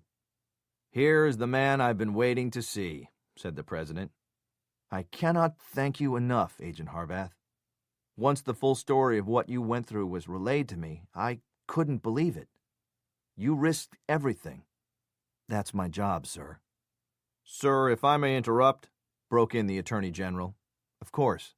I know your time is limited, and I also know that you requested this meeting to function as a wrap-up for Agent Harvath. Since Deputy Director Lawler was responsible for a large part of the investigation, I think he should be the one to fill in the details. Agent Lawler?" "Thank you, Attorney General. Agent Harvath, Scot, on behalf of all of us, I would like to apologize for the way in which we all treated you." "That's not necessary," said Scot. "No," continued Lawler, "it is. Your instincts were right on the money every step of the way. It's because of you that we have the president back in one piece. To a certain degree, the real linchpin was the wine invoice you sent me. The Vin de Constance that Miner had cellared at the hotel was actually paid for by Donald Fawcett." "The industrialist?" Scot was amazed. "What does he have to do with all this?" "Well, the president had put together a coalition to pass a new piece of legislation. It is an alternative energy bill that would cut our dependence upon fossil fuels dramatically over the next 20 years. Do you know how Fawcett Industries makes most of their money?" "Let me guess. It has something to do with fossil fuels?" "Right. Their mining, extraction, refinement, distribution, and sale, to be exact. His commercial empire is based on it. Even partial passage of the president's bill would have cost him hundreds of millions of dollars. If the act passed in full, it would cost billions." "So, if I may?" asked Scot. "Certainly," replied Lawler. Fawcett's goal was to get the president out of the picture long enough to have the bill stall and fall apart. Apparently that was the plan, said Lawler. But it went bad. By the way, Stargazer turned out to be the vice president. Vice President Marshfield? Yes. Unfortunately, the vice president, being a weak character, was drawn into this mess along with William Shaw and Senators Snyder and Rolander. What was in it for them? It was the same across the board for all of them. Money. But you didn't put this all together from the wine invoice, did you? No. A lot of this was the result of Miner's and Shaw's confessions.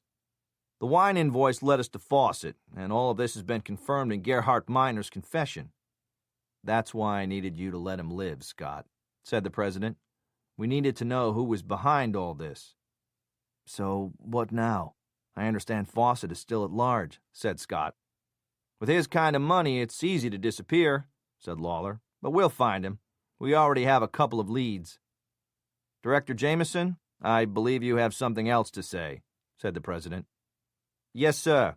Scott, the Secret Service is extremely proud of you. The president has authorized me to offer you the position of Chief of White House Security. We have a lot of rebuilding to do, and none of us can think of a better man to do it. I don't know what to say. Well, say yes, said Lawler, and the room broke out into a polite round of laughter. Yes, I'll take it. Everyone in the room stood and applauded, and Scott rose to shake their hands. Before you go, said the president, I would like to ask you, Agent Harvath, if there's anything else I can do. You saved my life and my daughter's. I've given you a new job, but that's hardly enough. If there's anything else I can do for you, say the word and it's yours. Well, Mr. President, there is one thing. From the quiet water of the Caspian Sea, 8 wetsuited men with rebreathers broke the surface. With his MP5 at the ready, Scot Harvath crept quietly onto the yacht and searched for his target.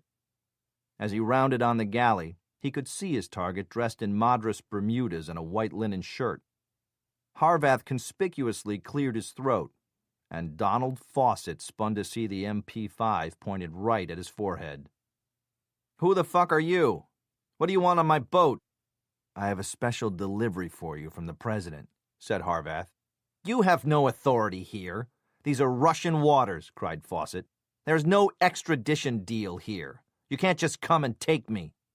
Fawcett pulled a gun from behind his back and pointed it at Harvath. Reflexively, Scott squeezed the trigger and sent a volley of bullets into Fawcett's head.